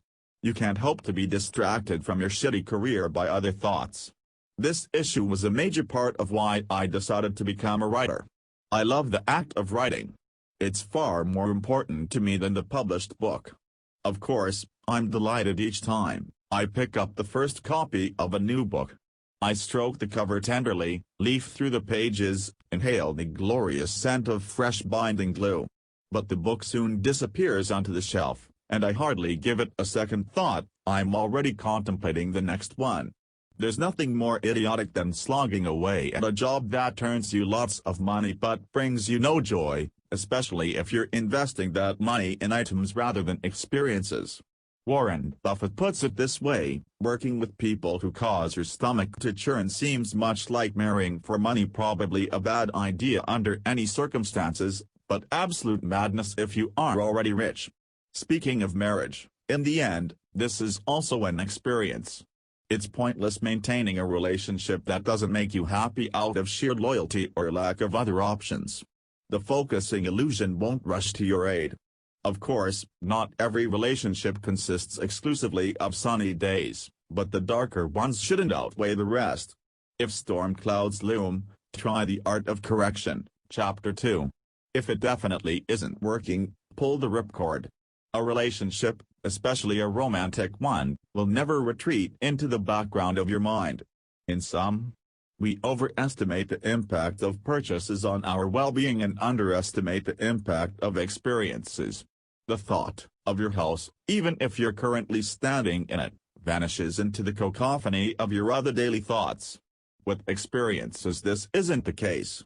But what if you've already bought your Louboutins? Then at least make sure you're consciously enjoying them. Ideally you want to be brushing and polishing them each morning and dreaming of nothing but bright red shoe soles each night. Make the focusing illusion work to your advantage for once. Chapter 13. Fuck your money. Saving up freedom. The sun is burning on your back, and the air shimmers like glass above the sand. Your gums feel like sandpaper. You drank your last drop of water 2 days ago and you've been on all fours ever since, crawling toward an oasis on the horizon. How much would you pay for a liter of water right now? Let's say you've paid for and received the water. You've slaked the worst of your thirst. How much would you pay for a second liter? And for a third? Unless you happen to be some sort of fakir blessed with superhuman powers of endurance, you'd probably give your entire savings plus pension and holiday cottage for the first liter. For the second, maybe your Breitling watch. For the third, your headphones. For the fourth, your insoles. Economists call this diminishing marginal utility. Each additional liter yields less marginal utility than the last, and after a certain point that yields nothing at all. This holds true for virtually all goods, water, clothing, TV channels, but above all for money. Which brings us to a question many thousands of years old: can money buy happiness? Here's a test question: how much would you have to earn per year in order to feel that additional income would no longer have any effective impact on your perceived well-being? Write down the figure in the margin before reading on. Research offers clear answers. If you're living in poverty, money plays a major role. Financial difficulties are sheer misery. If you're living on a moderate income of $38,000 per year, money plays a more moderate role. Above a household income of $75,000 per year, in San Francisco a bit more, in Cincinnati a bit less, the effect of additional income shrinks to nil, and remains there even if you reach the million mark. It's not all that surprising. Imagine the life of a billionaire from sunup to sundown, moment by moment. Even rich people have to brush their teeth. They sleep badly sometimes. They feel like crap, argue with their families, fear age and death. On top of that they have a whole retinue of staff to manage, the media to fob off, and a flood of begging letters to work through. Does having an Olympic-sized swimming pool in your garden really cancel all that out? In a well-known study from 1978, researchers analyzed the life satisfaction of lottery winners.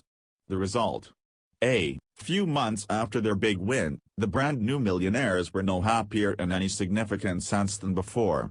The economist Richard Osterlin measured the life satisfaction of Americans in 1946 against that of Americans in 1970. Although living standards nearly doubled during this period, by 1970 nearly everybody had a car, a fridge, a washing machine and hot water. Life satisfaction had remained fairly stable. Osterlin found similar results in the 18 other countries whose data he compared. In other words, people were no happier with their lives in 1970 than immediately after the war. Material progress was not reflected in increased life satisfaction. This revelation has been termed the Osterlin paradox. Once basic needs have been met, incremental financial gain contributes nothing to happiness. Why, then, do we keep yearning to be millionaires, in the face of all scholarly consensus? The main reason is that wealth is relative, not absolute.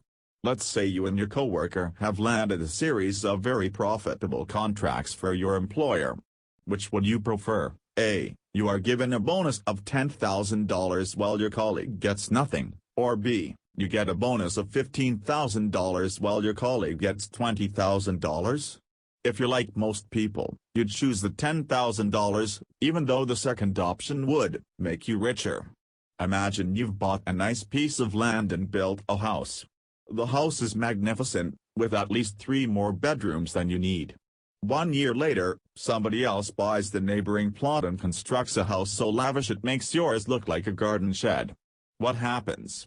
Your blood pressure rises and your life satisfaction drops, even though you're still living very well. Money is relative. Not just in comparison to others, but in comparison to your past.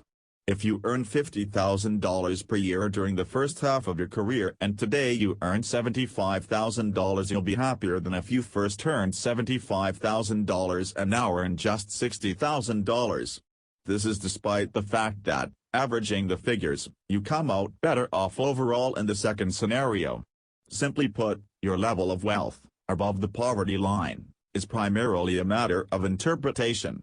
But this is good news. It means it's up to you whether money makes you happy or not. There are few rules of thumb for dealing with money. The first has been termed by some linguistically adventurous individuals "fuck you money," in reference to the last 2 words. Ever, presumably, you will yell at your boss before storming out of the office. Basically, fuck you money refers to the savings that would allow you to quit your job at a moment's notice without ending up in dire financial straits. 1 year's salary, say. Fuck you money is freedom. More important even than material independence is that fuck you money allows you to see and think objectively. So if you haven't saved up your fucking money yet, keep your fixed costs low. The lower your outgoings, the quicker you'll reach your goal. In any case, it's a nice feeling to have money without spending much of it. 2. Don't react to minor fluctuations in your income or assets. Has the value of your stock portfolio risen or dropped by 1% today? Don't let it worry you.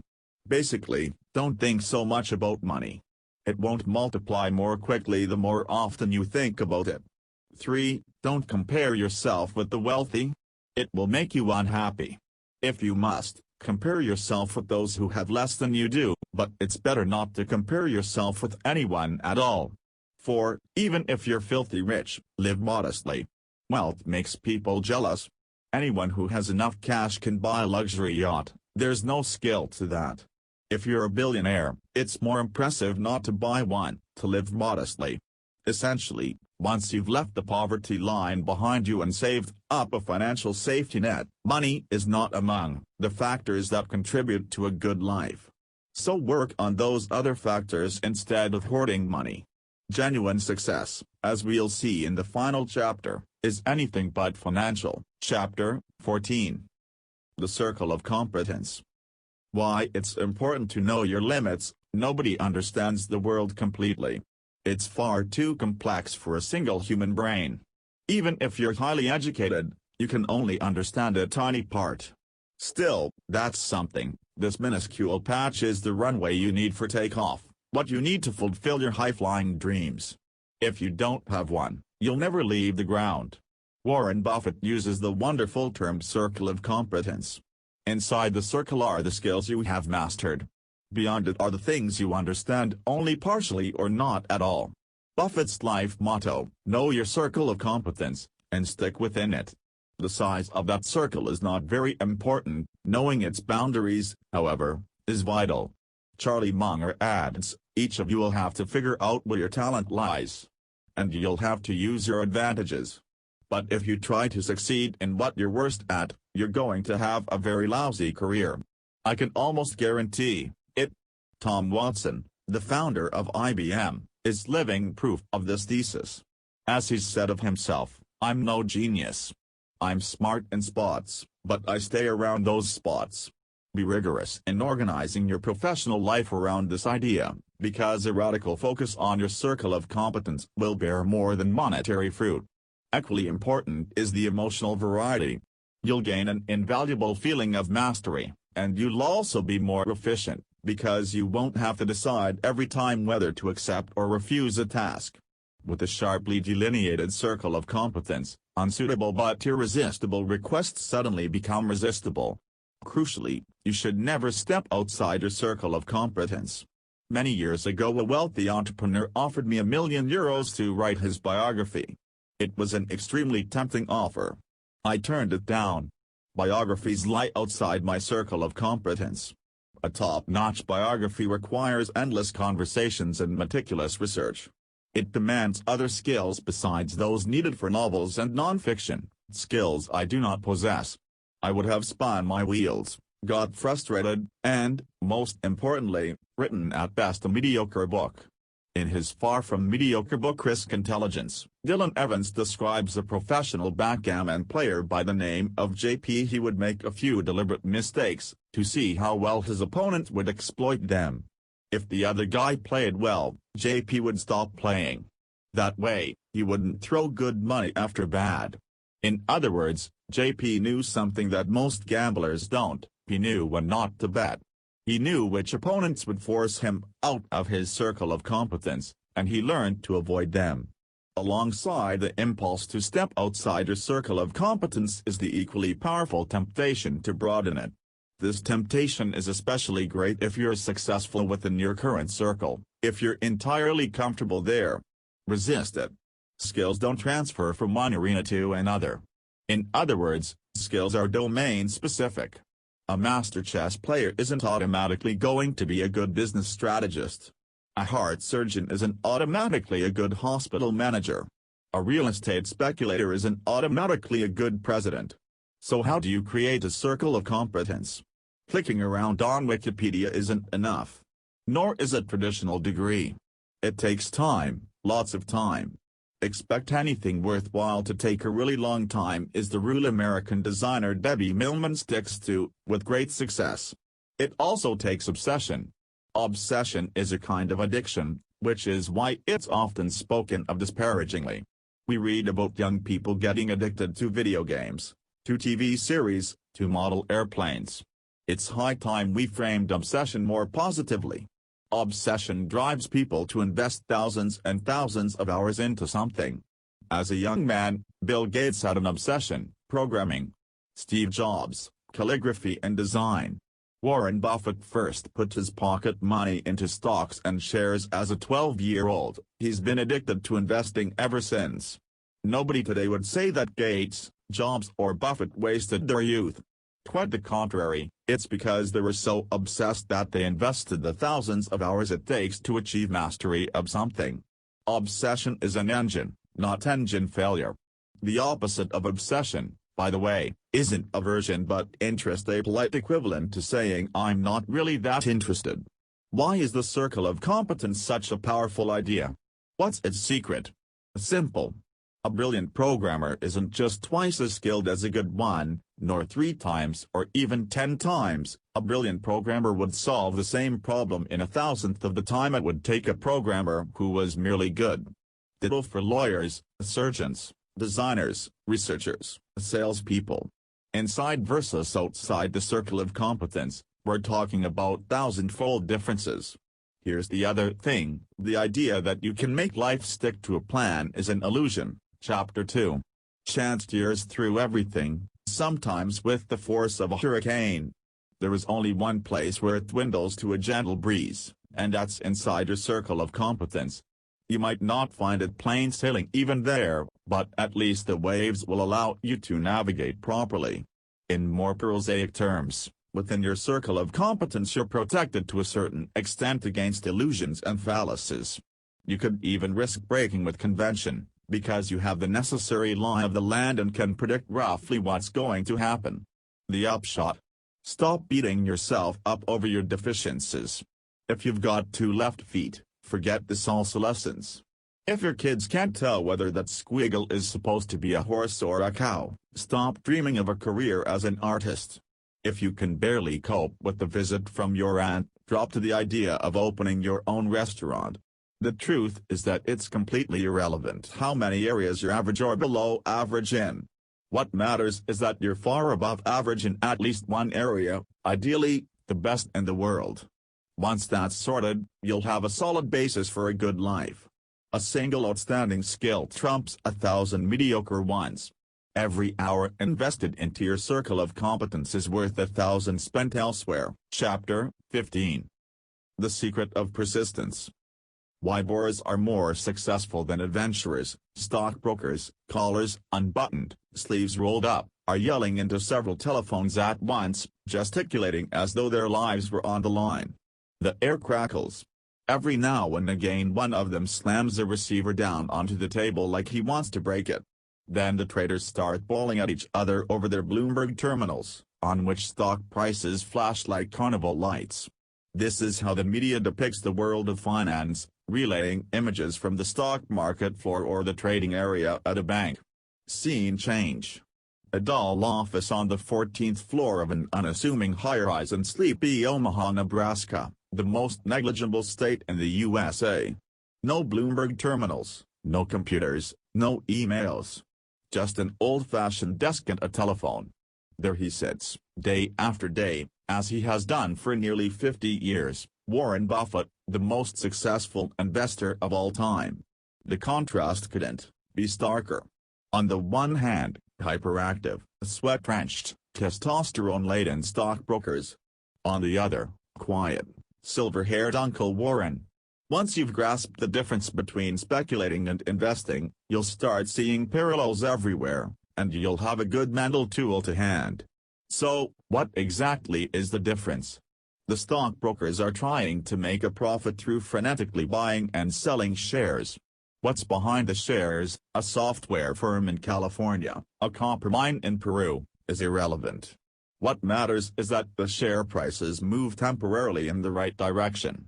Classic investors, however, buy shares in only a handful of companies, which they know as thoroughly as the backs of their hands.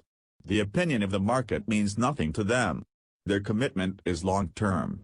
To avoid transaction costs, they buy and sell as infrequently as possible. Buffett and Charlie Munger don't even seek out new investment opportunities. They wait for opportunities to come to them. From the horse's mouth, Charlie and I just sit around and wait for the phone to ring. Who's more successful, speculators or investors?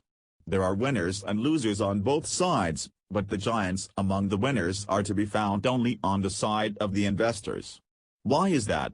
One central difference: investors take advantage of long time spans, stockbrokers don't.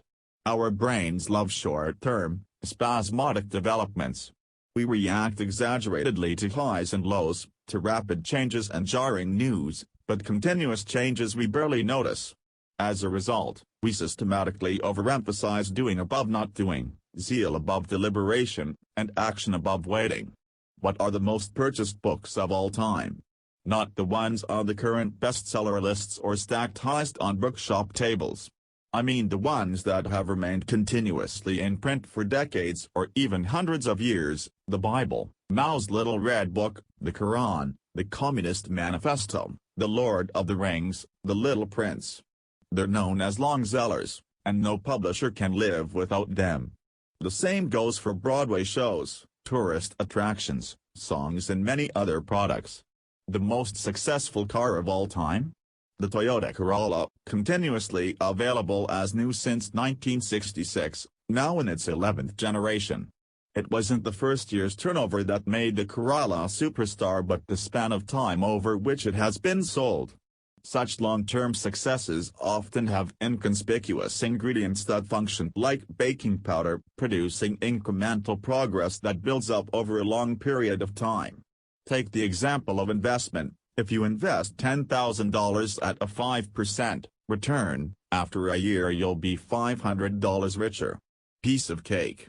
But if you keep reinvesting these modest profits, after 10 years you'll achieve a capital of $16,000, after 20 years an impressive $26,000, and after 50 an incredible $115,000. Your capital will accrue not linearly but exponentially. Because our brains have no instinct for duration, they also have no feel for exponential growth. This, then, is the secret of persistence. Long-term successes are like making cakes with baking powder. Slow, boring, long-winded processes lead to the best results. The same goes for your life. There has never been a century in which activity, industry and zeal are so celebrated as in our own. The modern religion of disruption demands that we constantly raise and rebuild our careers, our companies and even our lives. Only by so doing, says the consensus, will we remain competitive. Similarly, many people are convinced that for a life to be good it must be one long highlight reel of adventures, travels and relocations. I believe the opposite is the case. The more peaceful the life, the more productive. Bertrand Russell, living in a significantly more peaceful age, agreed, nor have the lives of great men been exciting except at a few great moments. Socrates could enjoy a banquet now and again. But most of his life he lived quietly, with Xanthip, taking a constitutional in the afternoon, and perhaps meeting a few friends by the way. Kant is said never to have been more than 10 miles from Königsberg in all his life. Darwin, after going round the world, spent the whole of the rest of his life in his own house. Altogether it will be found that a quiet life is characteristic of great men, and that their pleasures have not been of the sort that would look exciting to the outward eye. Of course, the same holds true for the great female figures in history.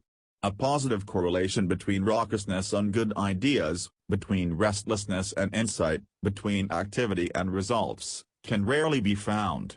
So what does this mean for the good life? Less busy work, more endurance. Once you've identified your circle of competence, see Chapter 14, stick at it as long as possible. Likewise, if you find a good spouse, a suitable place to live or a rewarding hobby, perseverance, tenacity and long-term thinking are highly valuable yet underrated virtues. We should start fostering them again. You don't have to be brilliant, As Charlie Munger says, only a little bit wiser than the other guys, on average, for a long, long time. Chapter 16. The Tyranny of a Calling. Do what you can, not what you wish you could. Anthony was born in 251 AD, the son of a wealthy landowner in Egypt. When he turned 18 his parents died, and in church he heard the following words, from the Gospel of Matthew, "If thou wilt be perfect, go and sell that thou hast, and give to the poor, and thou shalt have treasure in heaven, and come and follow me." So Anthony went and sold all his earthly possessions to go wandering along the edges of the desert, where he lived for many years as a hermit.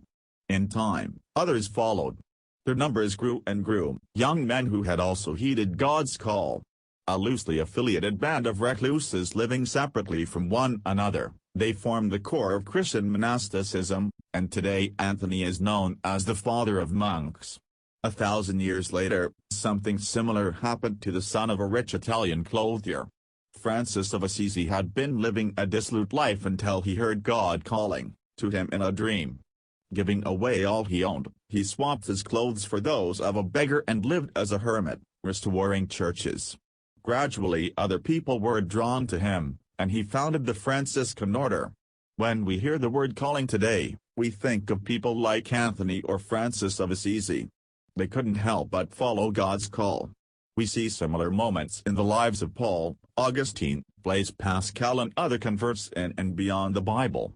At the same time, however, calling has a decidedly contemporary ring. How can I find my calling?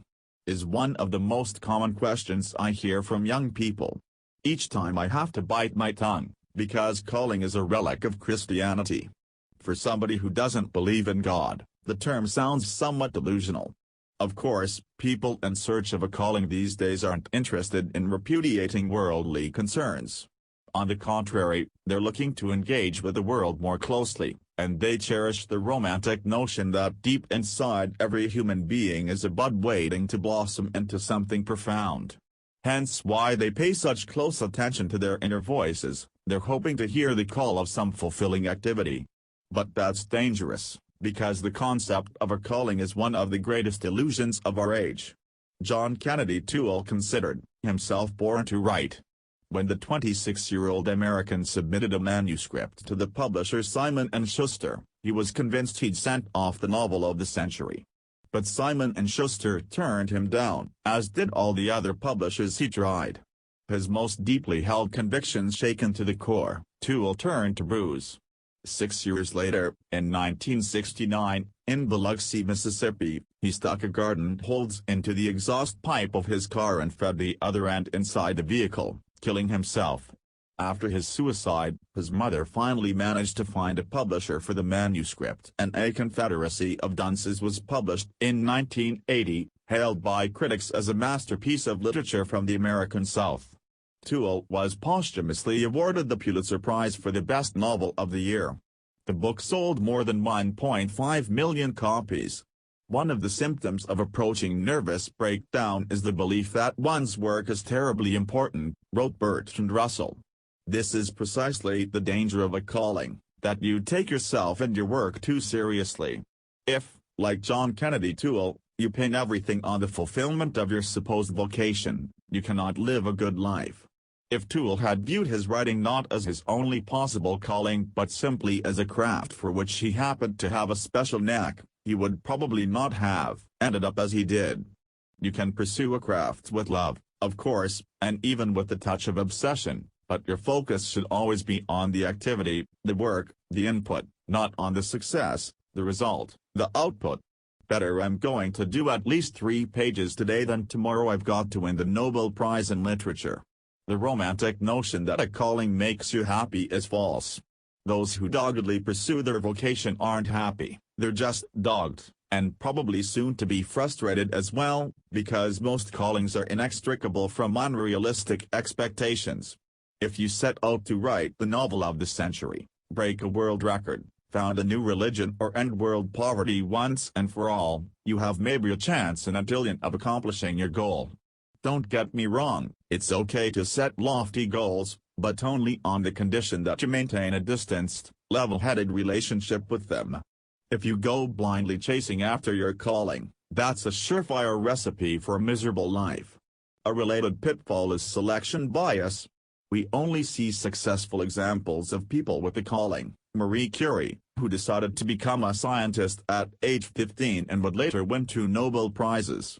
Or Picasso, who was accepted to art school at 10 and went on to revolutionize painting. Such inspiring stories have been the subject of countless biographies, interviews and documentary films. What we don't see, however, is the infinitely larger pool of failures. The frustrated scientist whose research paper is read by exactly 2 people, his wife and his mother. Or the unrecognized pianist who now follows her calling as a music teacher in some nowhere town, even though she has no gift for teaching. They all followed the siren song of their vocation, into obscurity. Yet not even local rags report on these people. Why should they? People often claim they had no choice but to do X. It's nice romantic rhetoric, but it's essentially nonsense. Hunters and gatherers had no choice. A slave in Egypt had no choice. A farmer's wife in the Middle Ages had no choice. But if somebody in the present day tells you his inner voice left him no choice but to dedicate his life to the guitar, you can be reasonably sure he's at least one sandwich short of a picnic. Even if there were such a thing as a true calling, it certainly wouldn't be advisable to pursue it come what may. Hackers, fraudsters and terrorists all believe they've found their calling, and are fulfilled by their work. Hitler doubtless felt the same, as did Napoleon, Stalin and Osama bin Laden. Clearly, a calling is no guarantee of a moral compass. So, what to do? Don't listen to your inner voice. A calling is nothing but a job you'd like to have. In the romantic sense it doesn't exist, there is only talent and preference. Build on the skills you actually have, not on some punitive sense of vocation.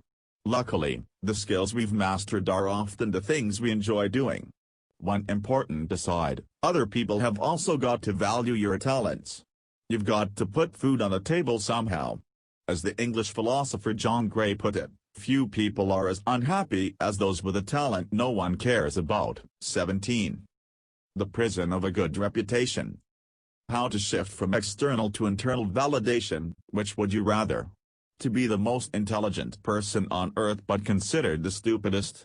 Or the stupidest person on earth but considered the most intelligent?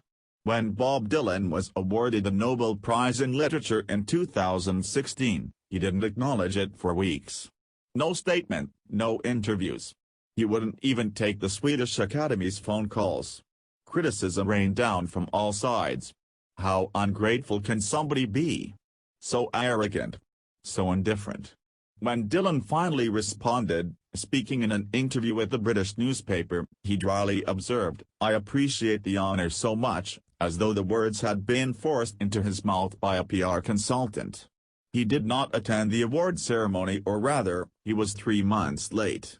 One can only assume that he couldn't care less about the world's most prestigious prize.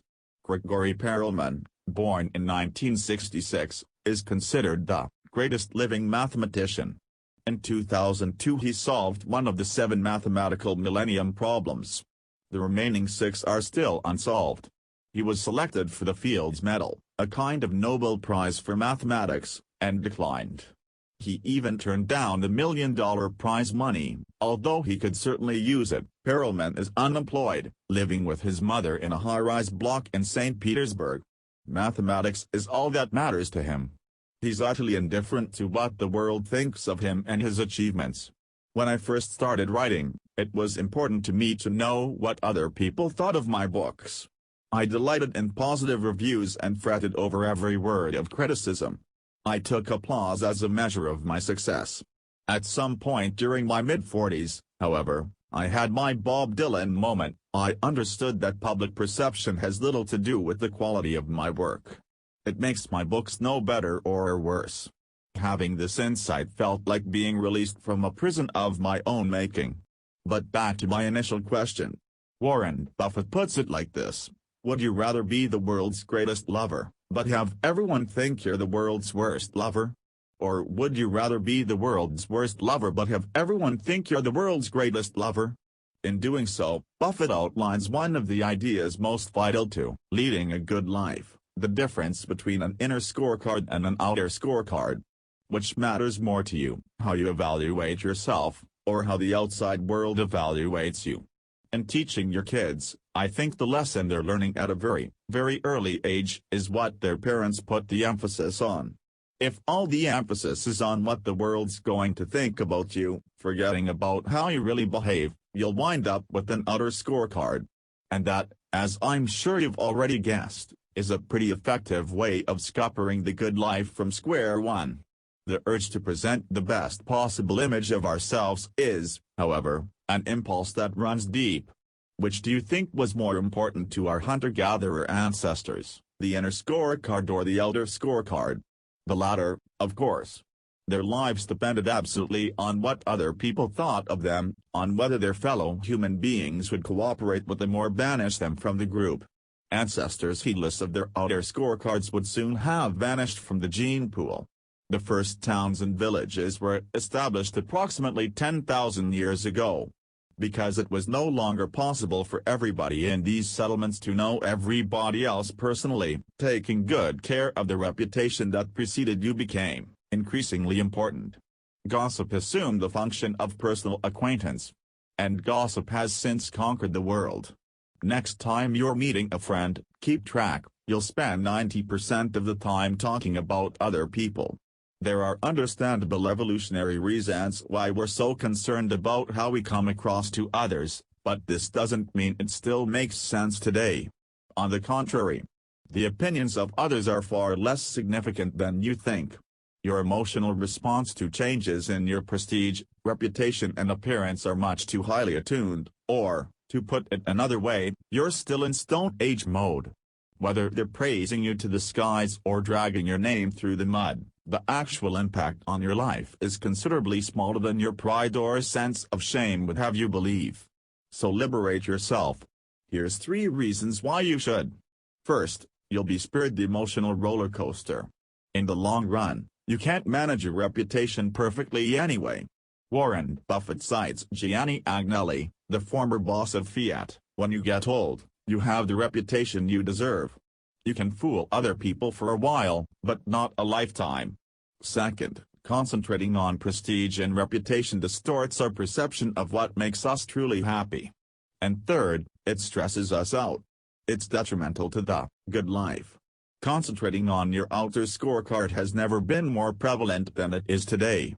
Social media, says David Brooks, creates a culture in which people turn into little brand managers, using Facebook, Twitter, text messages, and Instagram to create a falsely upbeat, slightly over-exuberant external self. Brooks uses the marvelous term approval-seeking machine to describe what people can become if they're not careful. Facebook likes, ratings, followers, they all transmute instant, quantifiable feedback into status, which isn't even your actual status. Once you're caught in this web, it's not easy to extricate yourself and lead a good life. The upshot: the world is going to write, tweet and post about you whatever it damn well pleases. People will gossip and tittle-tattle behind your back. They'll heap you with praise and drag you into shitstorms. You can't control it. But, thankfully, you don't have to. If you're not a politician or a celebrity and you don't earn your money via advertising, then stop worrying about your reputation. Let go of liking and being liked. Don't Google yourself, and don't crave recognition. Instead, accomplish something. Live in such a way that you can still look at yourself in the mirror. Says Buffett, if I do something that others don't like but I feel good about, I'm happy.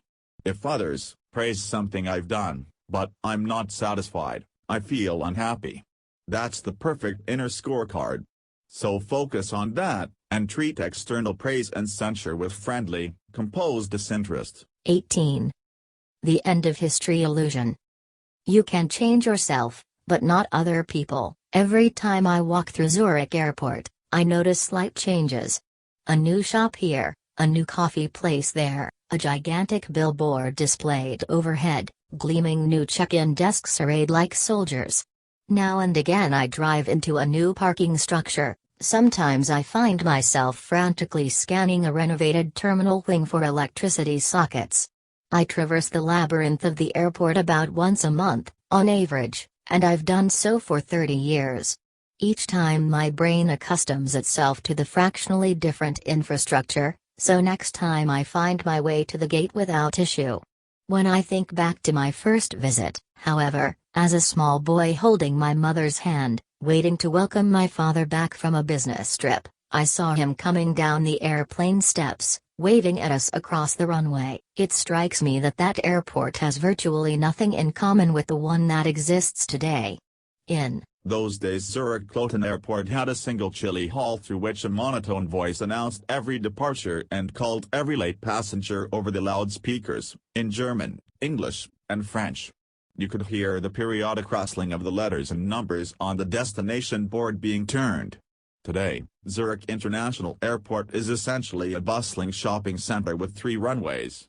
I'm sure you can also think of places, train stations, cities, universities, that have changed completely over long periods without you really noticing it on all your visits.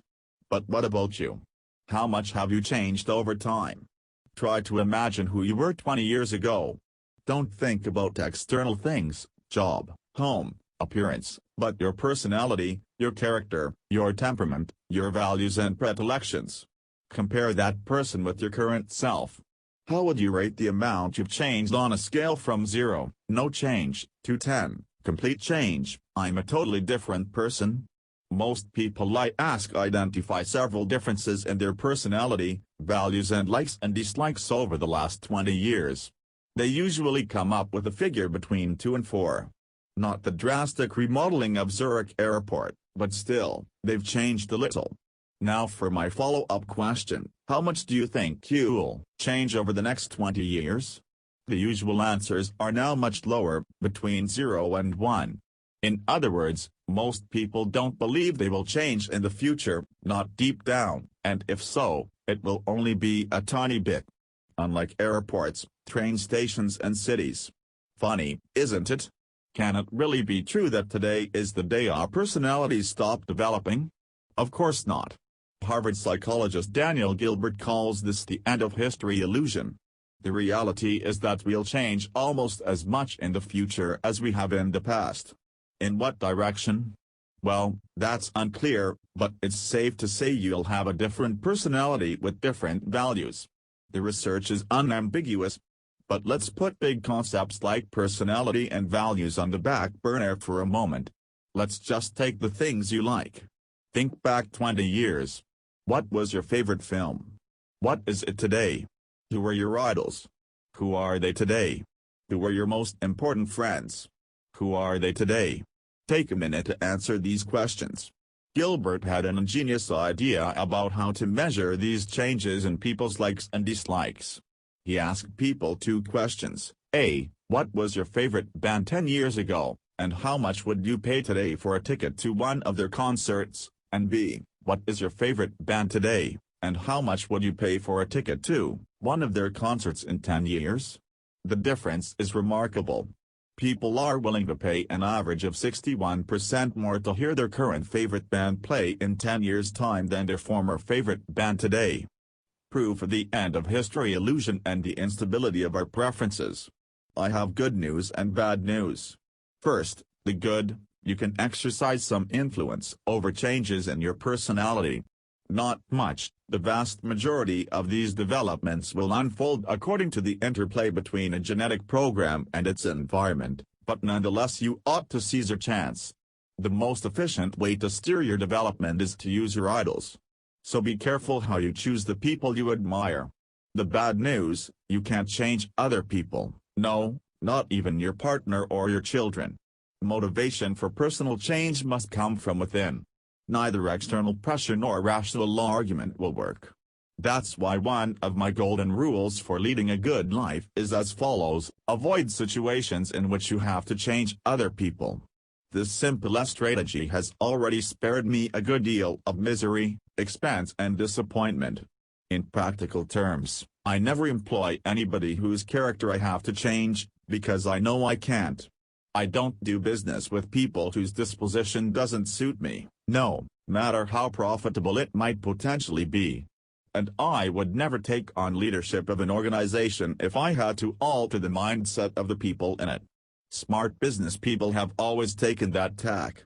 One of Southwest Airlines' guiding principles since its inception has been hire for attitude, train for skill. Attitudes cannot be altered, at least not in a reasonable amount of time, and certainly not by external pressures. Skills can. I'm constantly surprised to see how many people disregard this simple rule. A friend of mine, a party animal and social butterfly, married a beautiful, introverted woman and assumed he'd be able to turn this quiet soul into an outgoing party lover. He failed, of course, and the result was a quick and expensive divorce. A related life rule is only work with people you like and trust. As Charlie Munger says, oh, it's just so useful dealing with people you can trust and getting all the others the hell out of your life.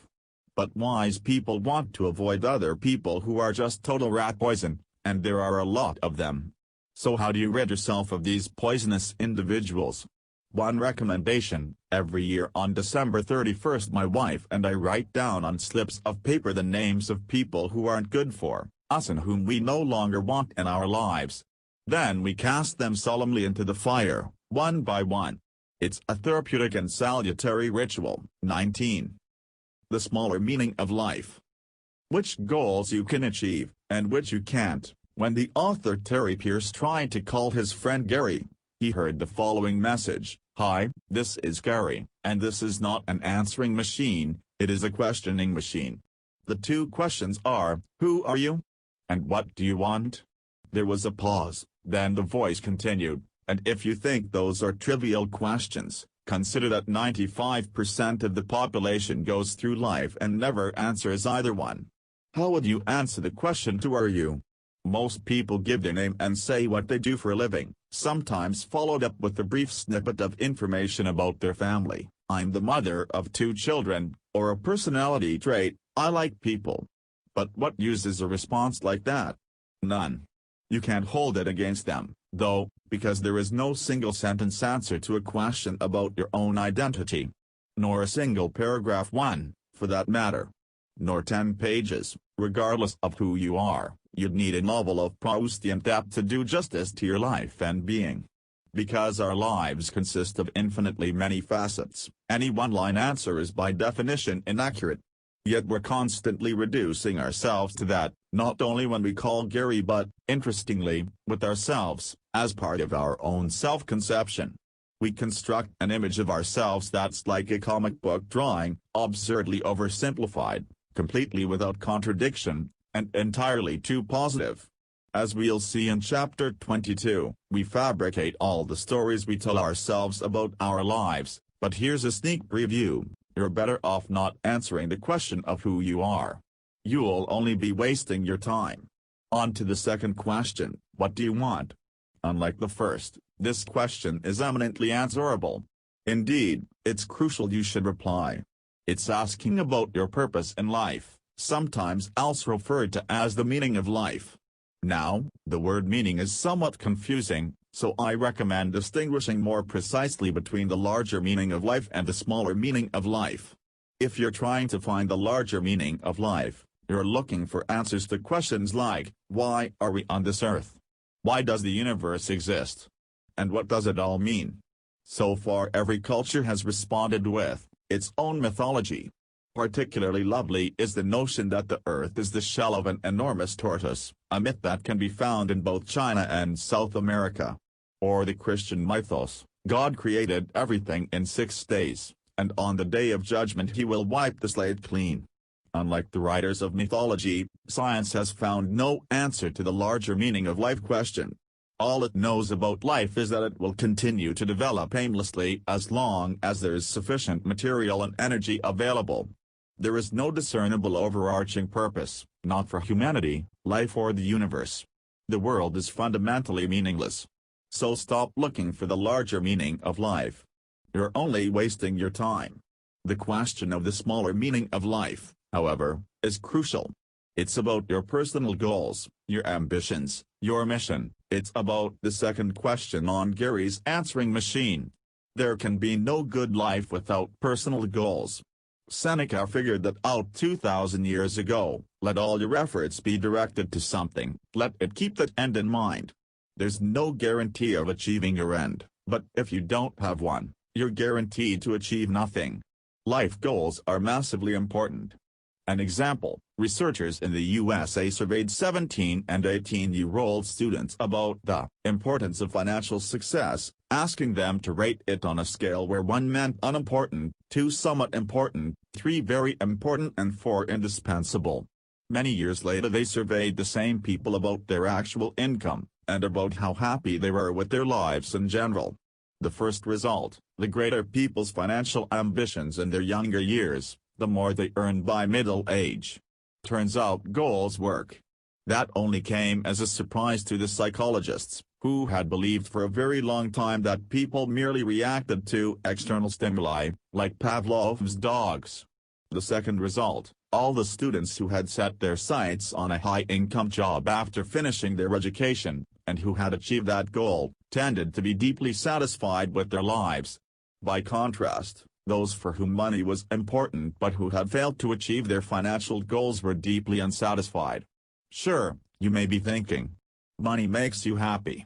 But that's not it, because a higher income had no effect on the satisfaction of people for whom wealth was not a life goal. It's not money that makes you happy or unhappy, it's whether or not you realize your ambitions.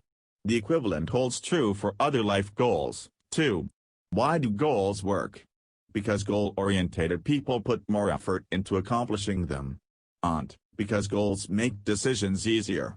Life consists of endless forks in the road. You could make each choice on a whim, or refer to your goals. No wonder students who described financial success as indispensable in the study chose well-paying jobs, doctor, lawyer, consultant.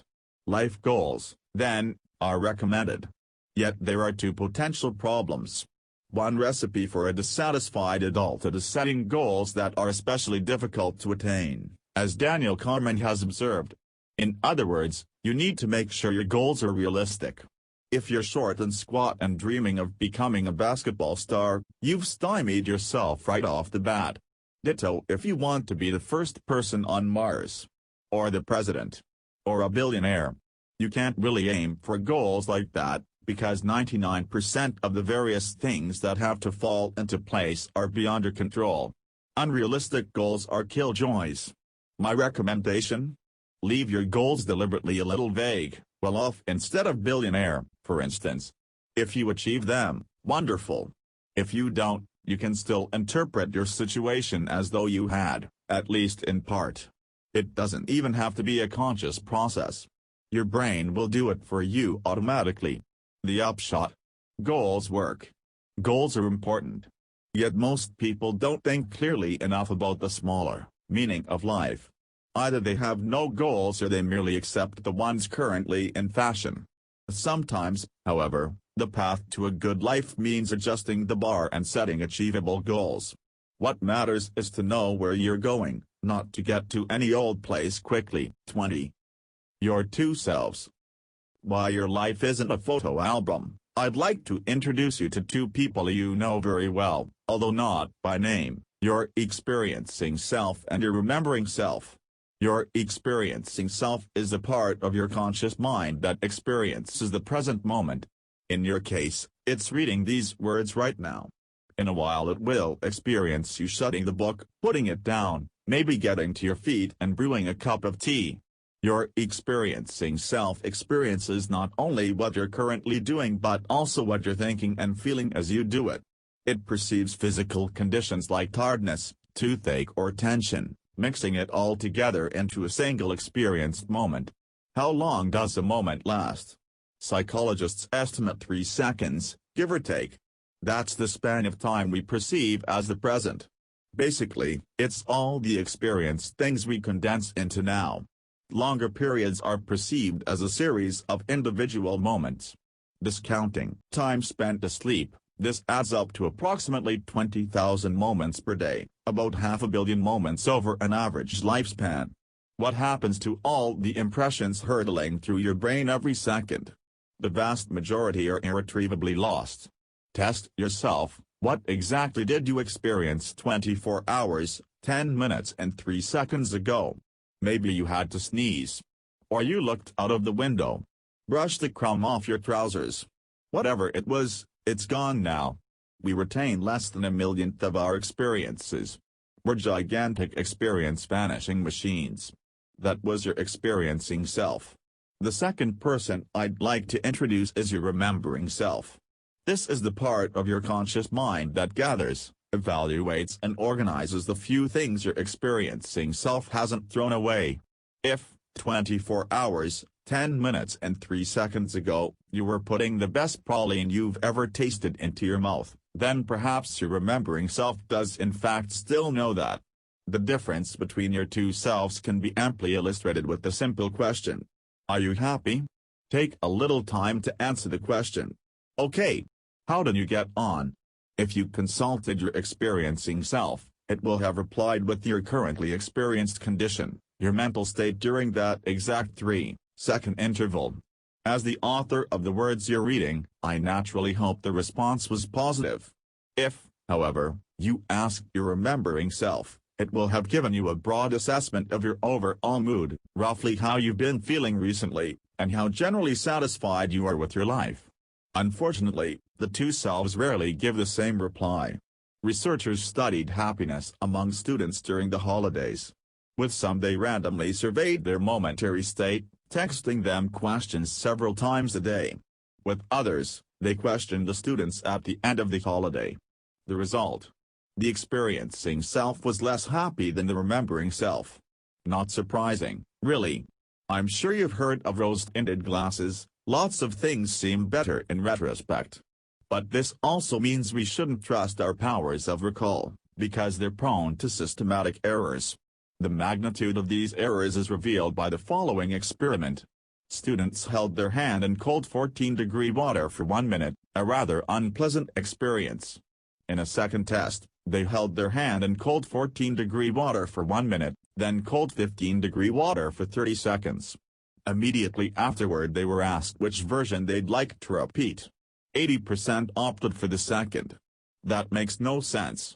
Because viewed objectively the second version was worse, all the pain of the first go-round plus the relative unpleasantness of the second.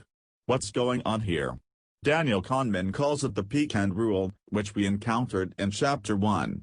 He realized that we remember most clearly the peak of an episode, that is, the moment of greatest intensity, and the end. Hardly anything else filters through into our memories. In the case of the water experiment, the peak experience was identical in both versions, the cold 14-degree water. The ends, however, were different. The end of the first version, 14 degrees, was more unpleasant than the end of the second, 15 degrees, which is why the test subjects' brains recorded the latter as more pleasant, even though from the perspective of the experiencing self, and objectively speaking, it was less so. Not even duration matters. The students didn't factor in the length of the experiment at all, whether it lasted 60 or 90 seconds. This holds true more generally, whether you're on holiday for 1 week or 3, your memory of it will be roughly the same. Likewise, whether you're in prison for a month or a year, it makes no difference to your memory. The specific amount of time spent behind bars will be forgotten. This cognitive bias is called duration neglect, and apart from the peak and roulettes, the most serious error your remembering self can commit. While the experiencing self is profligate, it throws almost everything away. The remembering self is remarkably error-prone, and it leads us to make the wrong decisions. Because of our remembering self's miscalculations, we tend to prize brief, intense pleasures too highly and quiet, lasting, tranquil joys too little, bungee jumping instead of long hikes, thrilling one-night stands instead of regular sex with your partner, attention-grabbing YouTube videos instead of a good book.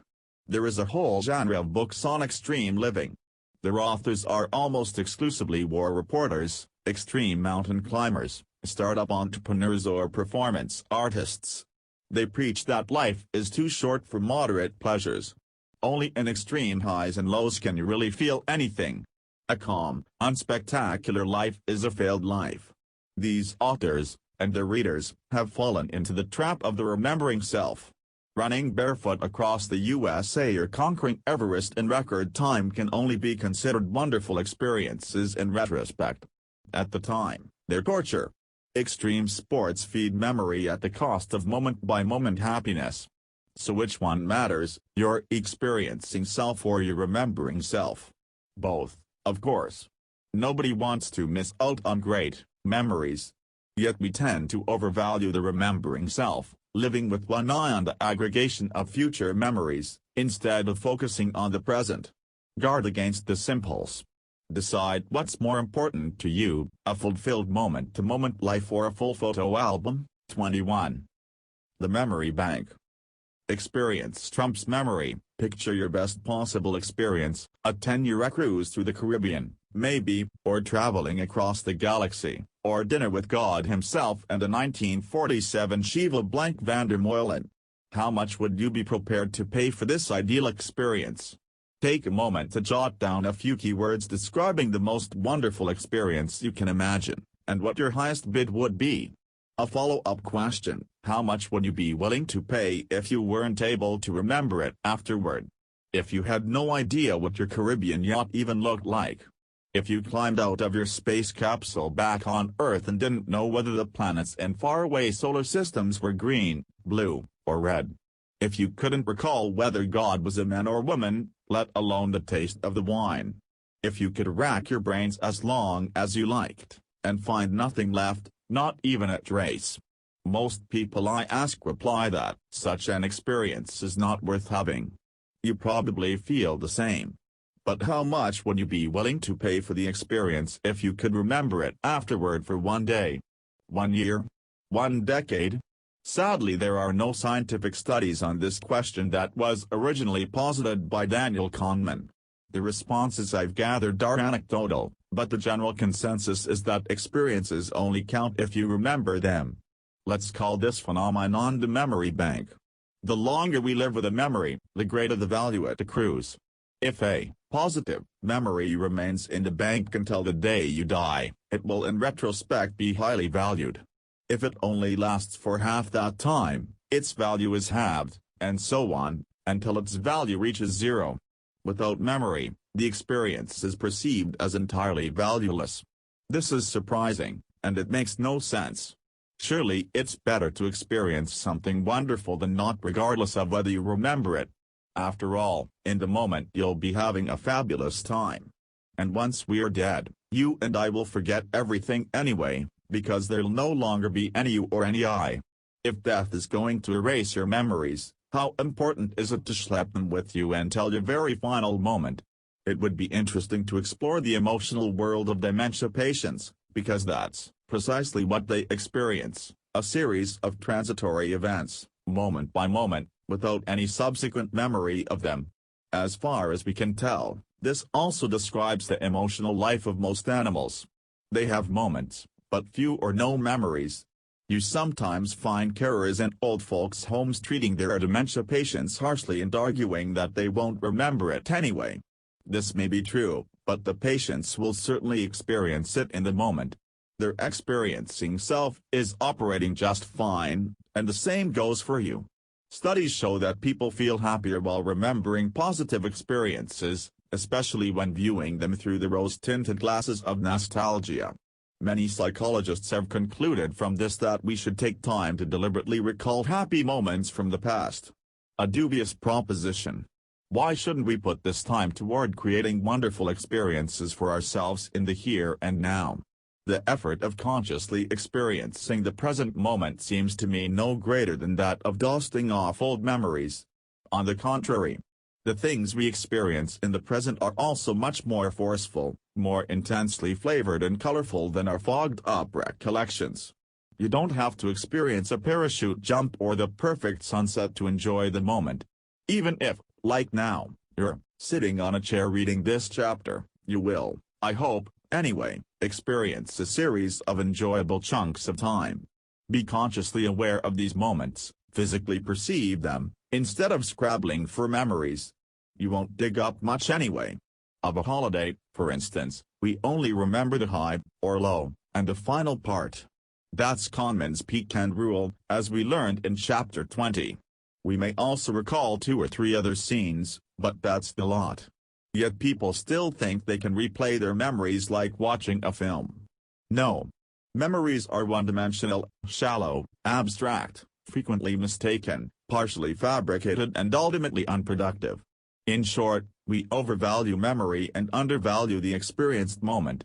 Finally, in the 1960s, the awareness of the here and now came into the spotlight and young people started experimenting with LSD, free sex and happenings. In 1971, the celebrated Harvard professor Richard Alpert, known by his Indian guru name Ram Dass, published his best-selling Be Here Now. You couldn't come up with a better motto for this approach to life. Ram Dass mainly propagated ancient Buddhist teachings, adapting them for the West. Today, the 1960s feeling of being in the moment is back in fashion, now labeled as mindfulness. An elite group of urban hipsters, yoga teachers and lifestyle coaches is utterly obsessed with it. That's all well and good, except that mindfulness is often confused with not thinking about the future. A mistake. The beloved platitude "live each day as if it were your last," ever popular on calendars, is an idiotic piece of advice that will send you catapulted into hospital, prison or the grave in next to no time.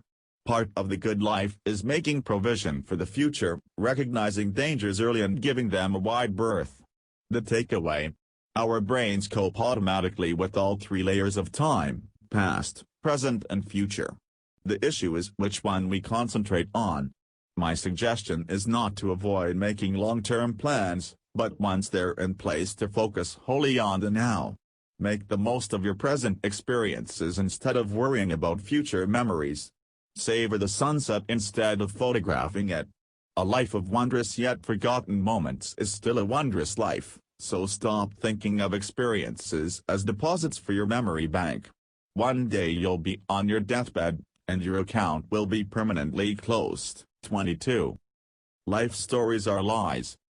Why we go through the world with a false self-image. What do you know about the First World War?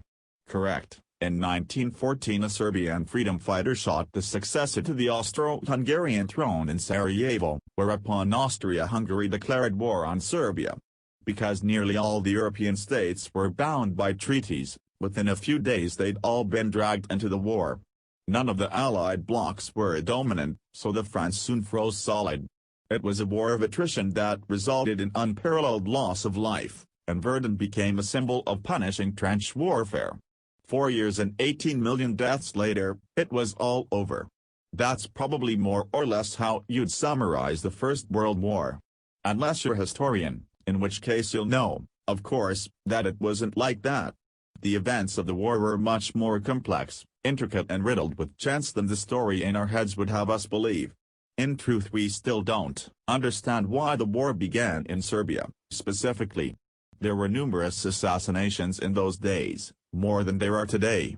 Germany could just as easily have declared war on France, or vice versa. We also don't know why there was such drawn-out trench warfare.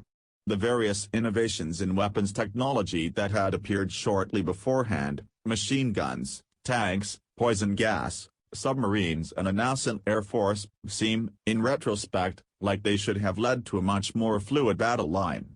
The human brain is often compared to a computer. The comparison doesn't work. Computers store raw data using bits, the smallest unit of information. Brains store not raw but processed data. Their preferred format is not the bit but the story. Why? Because our storage space is limited to our skulls.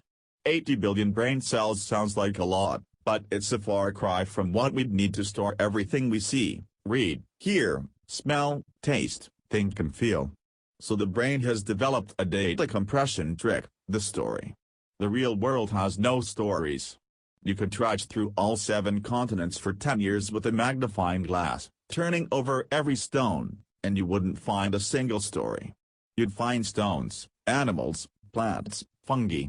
With a powerful microscope even cells, then molecules, then atoms and finally elementary particles. But, no stories.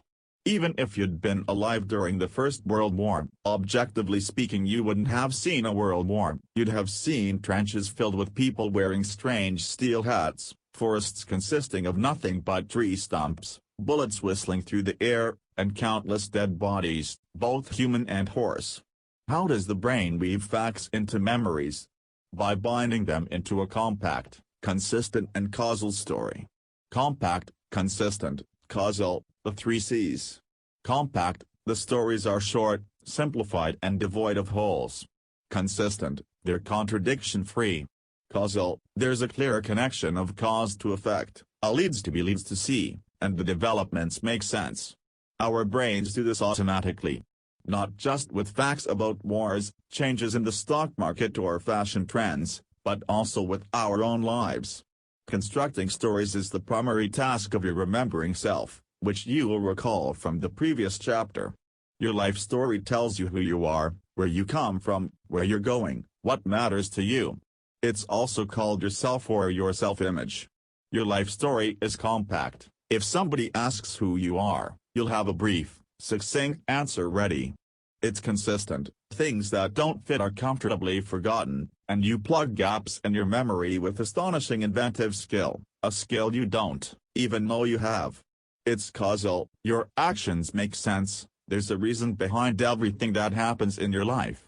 Compact, consistent, causal. Yet how realistic is the life story you carry around in your head? About as realistic as the portraits of me my 3-year-old son does in chalk on the living room wall. Perhaps now you're saying, okay, fine, but is that actually a problem? Too right, it's a problem. There are 4 reasons for this. First, we change more rapidly than we think. This is true not just of our likes and dislikes, hobbies, favorite music, favorite food, but also of such supposedly inalterable things as personality traits and values. The person will be in 20 or 40 years, for whose future well-being we're working so hard today, toiling 70 hours per week, bringing up children, buying a vacation home, is guaranteed to be a different person from the one we imagine. Perhaps this person won't want a holiday home anymore, and will look back uncomprehendingly at your heart attack in the 70-hour weeks you spent working for anonymous taskmasters and shareholders. Second, our life seems more amenable to planning than it actually is. Chance plays a far greater role than we'd like to think.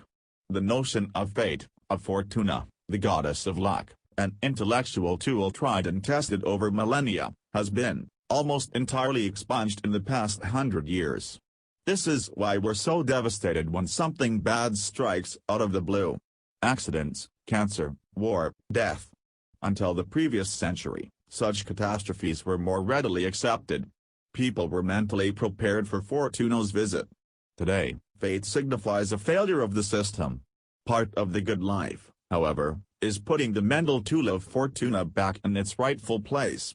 Third, our fabricated life story makes it difficult to judge individual facts plainly, without interpretation, without context, without excuse.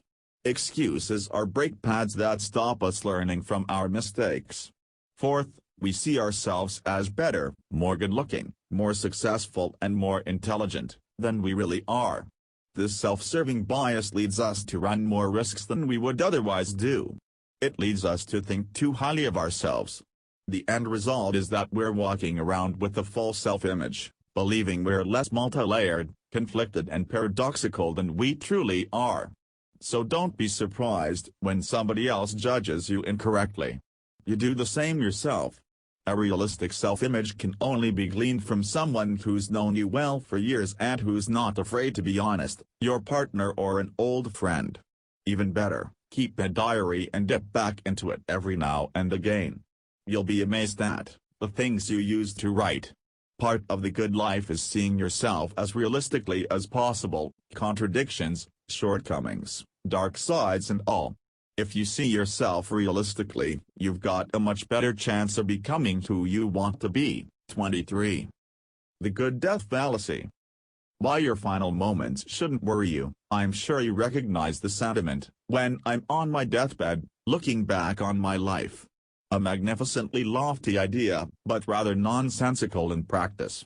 For a start, Almost no one is that lucid when they're on their deathbed. The three main doors into the afterlife are heart attack, stroke and cancer. In the first two cases, you won't have time for philosophical reflection. In most cases of cancer, you'll be so stuffed to the gunnels with painkillers that you won't be able to think straight. Nor do those afflicted with dementia or Alzheimer's achieve any new insights on their deathbeds. And even if you do have the time and wherewithal in your final moments to reminisce, your memories won't, as we saw in the previous 3 chapters, correspond fully to reality. Your remembering self produces systematic errors. It tells tall tales. Basically, it's not worth coming up with hypotheses about the moment of your death or your final hours. Trust me, it won't be like you picture it today. More crucial still is that the way you feel in your final moments is totally irrelevant in the context of your whole life.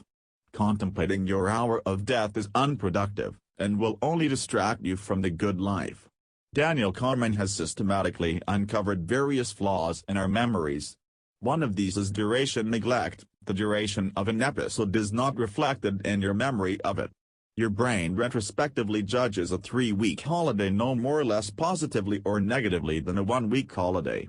In terms of your overall assessment, only the peak and end of the holiday matter. The peak and rule familiar from chapter 20.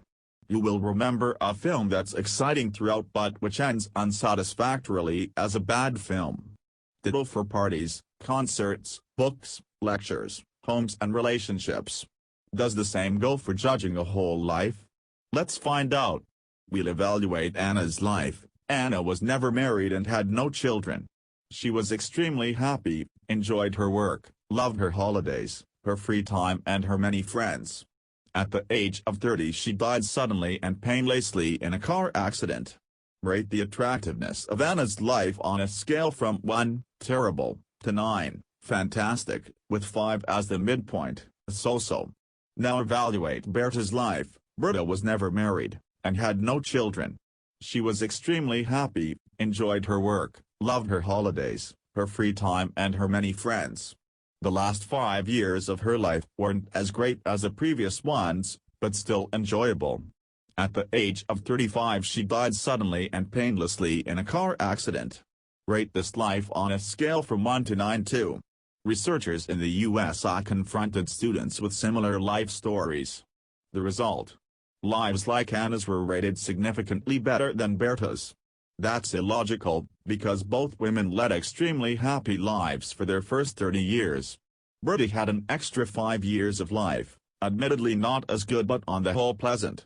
Viewed rationally, we have to rate Berta's life more highly. Yet Anna's life ended on a high, and Berta's on a relative low. The peak and rule comes into play here, but it still seems remarkable that the extra 5 pleasant years weren't counted. The researchers termed this the James Dean effect. Dean died in a road accident at the peak of his glittering career, at the tender age of 24. If he'd lived further years or decades as a moderately successful and moderately happy actor, many people would doubtless rate his life as less attractive. Now I'd like you to rate Anna's and Berta's lives once more, this time supposing that the accidents took place when Anna was 60 and Berta 65. Everything else remains unchanged. How would you rate them now? Take a moment before you read on. The test subjects were asked the same in the study. The result? Anna's life was rated significantly better than Berta's again, as you'd expect from the peak and rule. What's astonishing is that the 30 extremely happy additional years Anna experienced had hardly any bearing on the ratings. It made no difference whether Anna died at 30 or 60. Ditto for Berta. Now, that really is illogical and a classic example of duration neglect. All in all, we have terrible trouble evaluating the attractiveness of other people's lives. We commit systematic errors in reasoning. That's forgivable in the case of fictional people like Anna and Berta, but not when it comes to your own actual life.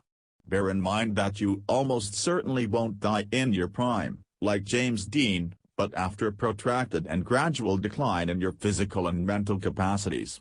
Depending on the extent of your afflictions, your level of moment-by-moment happiness will on average be lower than in earlier, complaint-free decades. So what conclusions should you draw?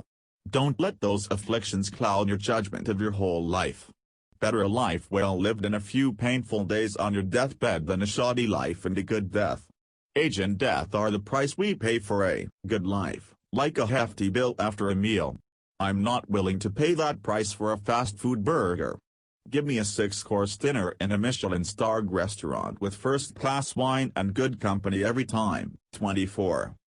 The spiral of self-pity. Why it makes no sense to wallow in the past, Canio, a clown, discovers shortly before he's due to perform that his beautiful wife, whom he loves above all else, is betraying him with another man. He sits alone behind the circus tent, fighting back tears and trying to put on his stage makeup. Inside, the audience is eagerly waiting for him to appear. In a few minutes he'll have to act the fool. After all, the show must go on, but first he launches into the gloriously tragic and beautiful aria Vesli Lajaba, put on your costume, as tears roll down his cheeks. Thus ends the first act of Leon Cavallo's opera Pagliacci, premiered in 1892. Vesli Lajaba is one of the most emotional arias ever composed, and all the greatest tenors in the world have wailed their way through it. Enrico Caruso, Placido Domingo, Jose Carreras. Type Pavarotti and Vesli Lajaba into YouTube. The music will break your heart, while Pavarotti, playing Canio the Clown, wallows in self-pity. The second, and final, act sees the customary stabbings, and all those involved die. Yet after the true climax of the opera, none of this seems particularly moving. Since its first performance, the image of the teary clown has been lodged in our cultural memory, long since finding its way into popular culture. In the Miracles song The Tears of Clown, for instance, one of the most purchased singles of the 1960s, with approximately 1% of the original aria's musical complexity and 0.5% of its emotional charge. If you don't get a little misty-eyed while listening to Vesli Lajaba, then I can't help you. Yet we know that Canio's behavior is, in the long term, counterproductive. Self-pity is one of the most useless responses to life's trials. Self-pity doesn't change anything. It does the opposite, in fact, because self-pity is an emotional whirlpool, a spiral that sucks you deeper down the longer you're bobbing around in it. Trapped, people rapidly fall victim to paranoia. They feel as if a group of people, the whole of humanity or even the universe has turned against them. It's a vicious circle for the person in question, but also for those around them, who at some point will understandably start to keep their distance. The moment I notice the first hints of self-pity in myself, I do my best to swim away from its dangerous pull, holding true to the adage if you find yourself in a hole, stop digging. Charlie Munger tells the story of a friend who always carried with him a stack of printed cards. When he met someone who showed even a trace of self-pity, he would remove the top card with a theatrical gesture and hand it to the person. On the card was written, "Your story has touched my heart. Never have I heard of anyone with as many misfortunes as you." A witty, refreshing, but also slightly callous way of confronting someone with their own self-pity. Yet Munger is right, self-pity is a disastrously wrong-headed pattern of thought. Even more surprising, then, that self-pity has flourished over the past decades, particularly in the form of facing up to or working through things. There's the social version of this, in which large groups of people feel themselves to be the victims of events that happened over centuries in the past. Whole university departments are dedicated to exposing the historical roots of this victimization and analyzing them down to the tiniest filament. All of it absolutely justified. Even today, African Americans are still experiencing the effects of slavery and segregation, and colonialism still casts a long shadow across the African continent. The same goes for women, indigenous peoples, Jews, gay men and women, immigrants, of which exposition and analysis are understandable and justified. Yet this way of thinking is unproductive, and even toxic. Moreover, how many centuries should you go back in order to face up to the past? 100, 200, 500 years? 500 years ago, 1,000,000 of your direct, blood-related ancestors were alive on Earth. Your grandparents' grandparents' grandparents and so forth. Major branches of your family tree will inevitably have been brutally oppressed. You can face up to all of it, but what for? Accept the wrongs of the past and try to either manage or endure the hardships of the present. Collective self-pity is as unproductive as the individual kind. A second form of facing up to things takes place in the private sphere. On the therapist's couch, the patient digs around in his own childhood and comes up with all sorts of things he'd rather forget, but which can easily be made responsible for his current, probably suboptimal situation. This is problematic in two respects. 1. Blaming other people, especially your parents, has an expiry date. If you're still holding your parents liable for your problems at the age of 40, then one can argue that you're so immature you practically deserve them. 2. Studies show that even undeniably awful childhood events, the death of a parent, divorce, neglect, sexual abuse, are minimally correlated with success or satisfaction in adult life. The former president of the American Psychological Association, Martin Seligman, analyzed hundreds of these studies and concluded that it has turned out to be difficult to find even small effects of childhood events on adult personality, and there is no evidence at all of large, to say nothing of determining, effects. Far more decisive than our history are our genes, and their distribution is sheer chance. Sure, you could blame your genes for your situation and complain about the ovarian lottery, see Chapter 7, but what would that achieve? Not getting bogged down in self-pity is a golden rule of mental health. Accept the fact that life isn't perfect, yours or anyone else's. As the Roman philosopher Seneca said, things will get thrown at you and things will hit you. Life's no soft affair. What point is there in being unhappy, just because once you were unhappy?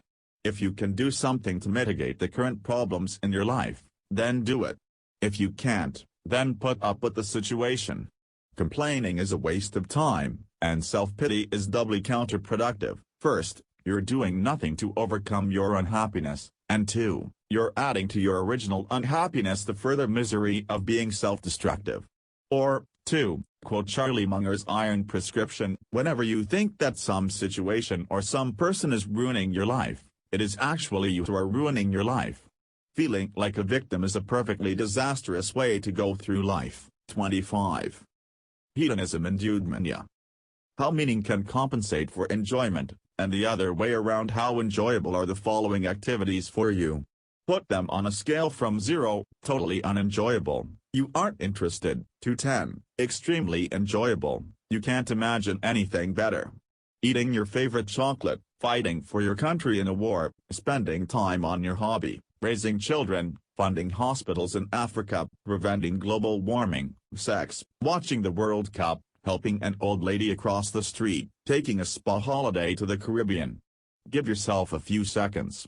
Most people rate sex, chocolate, TV and spa holidays at 9 or 10, while raising children is a 2 or 3. Another question, how meaningful are the aforementioned activities? Put them on a scale from 0, completely meaningless, to 10, deeply meaningful. Give yourself another moment to think. Most people come up with a totally different order. Raising children is rated significantly higher than a spa holiday. Helping an old lady across the street is more meaningful than stuffing your face with chocolate. What really matters? What should we be focusing on? Which activities contribute to a good life, the enjoyable ones or the meaningful ones?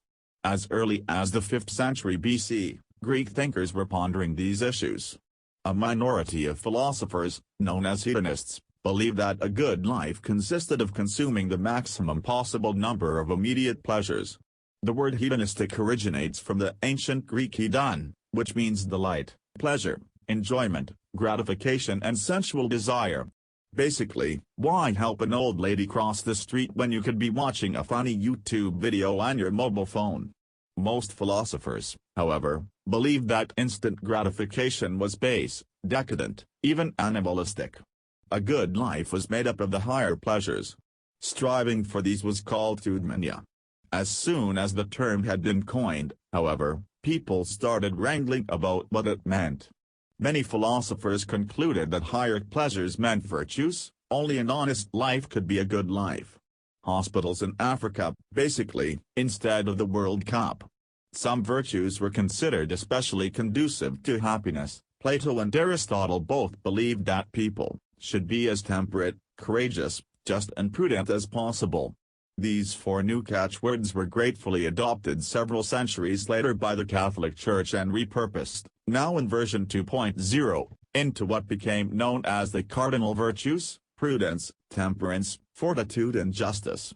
Following this logic consequentially, you reach absurd conclusions. Things like a Nazi war criminal who is basking on an Argentinian beach is not really happy, whereas the pious missionary who is being eaten alive by cannibals is, as the Harvard psychologist Dan Gilbert has laconically remarked.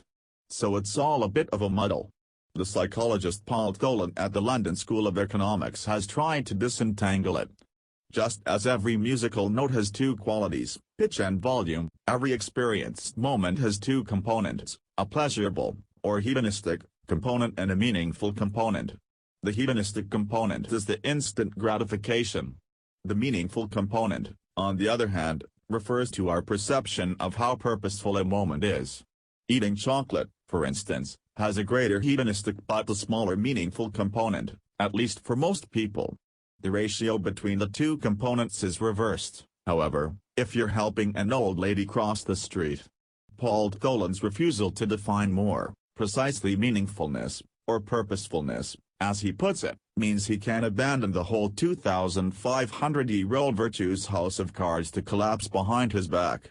True to the motto "I know it when I see it," everybody knows instantly how meaningful or meaningless an experienced moment is. Right now you're reading this paragraph. The pleasurable component is probably smaller than a sip of Chateau Petrus, but hopefully the meaningful component is bigger. Your author's experience is yet more extreme. Writing this chapter is, admittedly, unenjoyable. I'm struggling, but the attempt to get my thoughts down on paper in an intelligible form feels highly meaningful.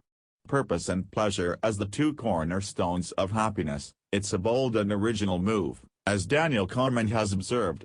Every year, Hollywood produces 400 to 500 films, a billion-dollar industry.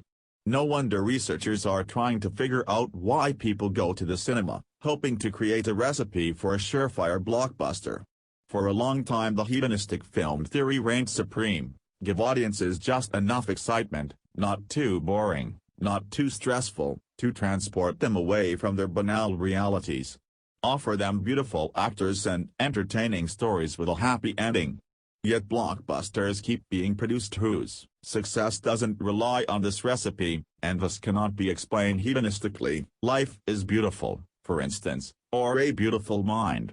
Only recently have film scholars confirmed what good directors and writers have known from the beginning: there's got to be a meaningful component, something besides sheer gratification.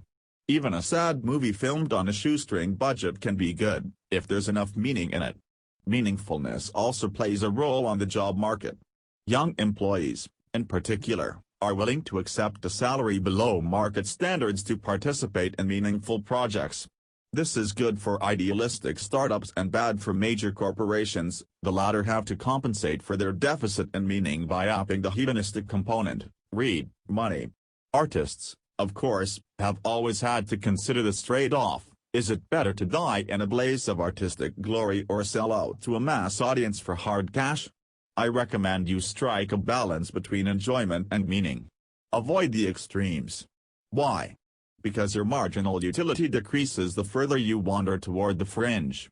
Chocolate, TV and sex become ineffectual after, at the most, the second kilogram of chocolate, the 24th hour of being watching or the fifth orgasm. Equally, it won't make you happy to spend all day and night saving the world, while denying yourself any pleasure. It's best to switch between meaningfulness and enjoyment. So if you've saved a small piece of the world, then I think you deserve a glass of fine red wine. 26. The Circle of Dignity, Part 1. But if not, in 1939, shortly after Germany invaded Poland and set in motion the Second World War, England began sending soldiers across the English Channel. They were intended to support the French in the imminent battle with the Germans. 1 year later, in May 1940, 300,000 British troops were stationed in and around Dunkirk, a port town in northern France. That same month, German forces attacked Belgium and Holland and marched into France. A few days later, the British found themselves surrounded. It was only a question of time before the Germans slaughtered them. The situation was hopeless. A British officer telegraphed 3 words to London, but if not? Question: how would you interpret those 3 words? A person familiar with the Bible, something taken for granted in those days, would have realized in a flash what those words meant. They come from the Old Testament, Daniel 3:18. The Babylonian king, Nebuchadnezzar, announces to 3 God-fearing Jews, "If ye worship not the image of my God, ye shall be cast the same hour into the midst of a burning fiery furnace." The king gives the 3 men time to consider. They reply, "O Nebuchadnezzar, we are not careful to answer thee in this matter. If it be so, our God whom we serve is able to deliver us from the burning fiery furnace, and he will deliver us out of thine hand, O king. But if not, be it known unto thee, O king, that we will not serve thy gods, nor worship the golden image which thou hast set up." The message that reached London in May 1940 said, "The situation here in Dunkirk is bleak. We're surrounded. It would take a miracle to get us out of this, but we're determined not to give up, come what may." All that was contained in the 3 words "but if not." It was an expression of total commitment.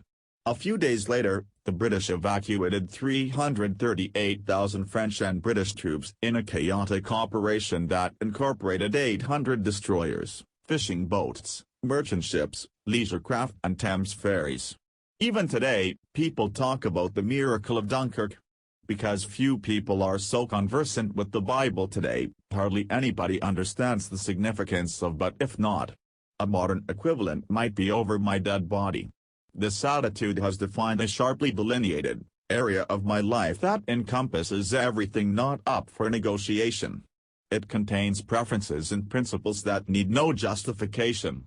For example, I never do anything for money that I wouldn't do for a tenth the offered sum. In other words, I never let money be the decisive factor. I never put photos of our children online. I would never badmouth my family or friends to anybody, even if I had a reason to, which has never happened. Analogously to the circle of competence, I've dubbed this the circle of dignity. The idea connects back to Chapter 3, where we encounter the pledge. The circle of dignity draws together your individual pledges and protects them from 3 forms of attack: A. Better arguments, B. Mortal danger, and C. Deals with the devil. This brings me to the first part of my trilogy about the circle of dignity, the threat of better arguments. We'll take a closer look at the second and third threats in the following 2 chapters. As with the circle of competence, the size of your circle of dignity doesn't really matter. What's vital is that you know exactly where its boundaries lie. Establishing a circle of dignity has little to do with the Enlightenment spirit. It conflicts with everything I otherwise hold sacred: clear thinking, rationality and the supremacy of better arguments. Is that allowed? Isn't progress based on consistently calling everything into question?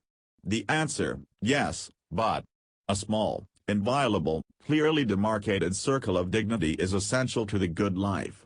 In fact, I'd go so far as to say that it's imperative the things within your circle aren't rationally justifiable. If they were, you'd never get any peace. Your life would have no solid ground. You'd always have to be prepared for a better argument to come along and toss all your preferences, principles and commitments overboard. How do you establish a circle of dignity? Not through deliberation. Rather, it's something that crystallizes with time, for most people, by middle age. This process of crystallization is an indispensable step toward becoming a mature adult. You need to have experienced certain things: wrong decisions, disappointments, failures, crises. And you need to be self-aware enough to know which principles you're ready to defend and which you're prepared to give up. Some people never develop a circle of dignity. Such people lack a foundation, so they're perpetually vulnerable to cutting arguments. Keep your circle of dignity tight. A small circle is more powerful than a large one, for 2 reasons. First, the more you pack into your circle, the more these things are in conflict. you can't satisfy a dozen priorities. Second, the less you pack into your circle, the more seriously you can commit to your beliefs and the better you can defend them. Commitments are so sacred that by nature they should be rare, warns Warren Buffett. That's true not only for promises made to other people, but also to promises made to yourself. So be highly selective in your choice of non-negotiables, the principles you refuse to abandon. So far so clear. But be prepared for one thing: you'll disappoint some people by defending your principles, especially people you care about. You'll hurt people. You'll snub people. You'll be disappointed, hurt and offended in turn. It's critical you be prepared to deal with all these emotions, because that's the price you pay for a circle of dignity. Only puppets live free of conflict. The circle of competence, that's 10,000 hours. The circle of dignity, that's 10,000 wounds. Is it worth the price? That's the wrong question. By definition, things that are invaluable have no price. If an individual has not discovered something that he will die for, he isn't fit to live, said Martin Luther King. Certainly not to live the good life. 27. The Circle of Dignity, Part 2. If you break on the outside, on September 9, 1965, the young American Marine pilot James Stockdale set off in his fighter jet from the aircraft carrier USS Oriskany, bound for North Vietnam. Returning from a successful routine attack on communist emplacements, he flew inadvertently into anti-aircraft fire. The ejector seat catapulted him out of the plane. I was below 1,000 feet, I had about 20 seconds and a parachute, and I looked down and I was going to land right over the main street of a little town. They were firing guns at me, holding up their fists.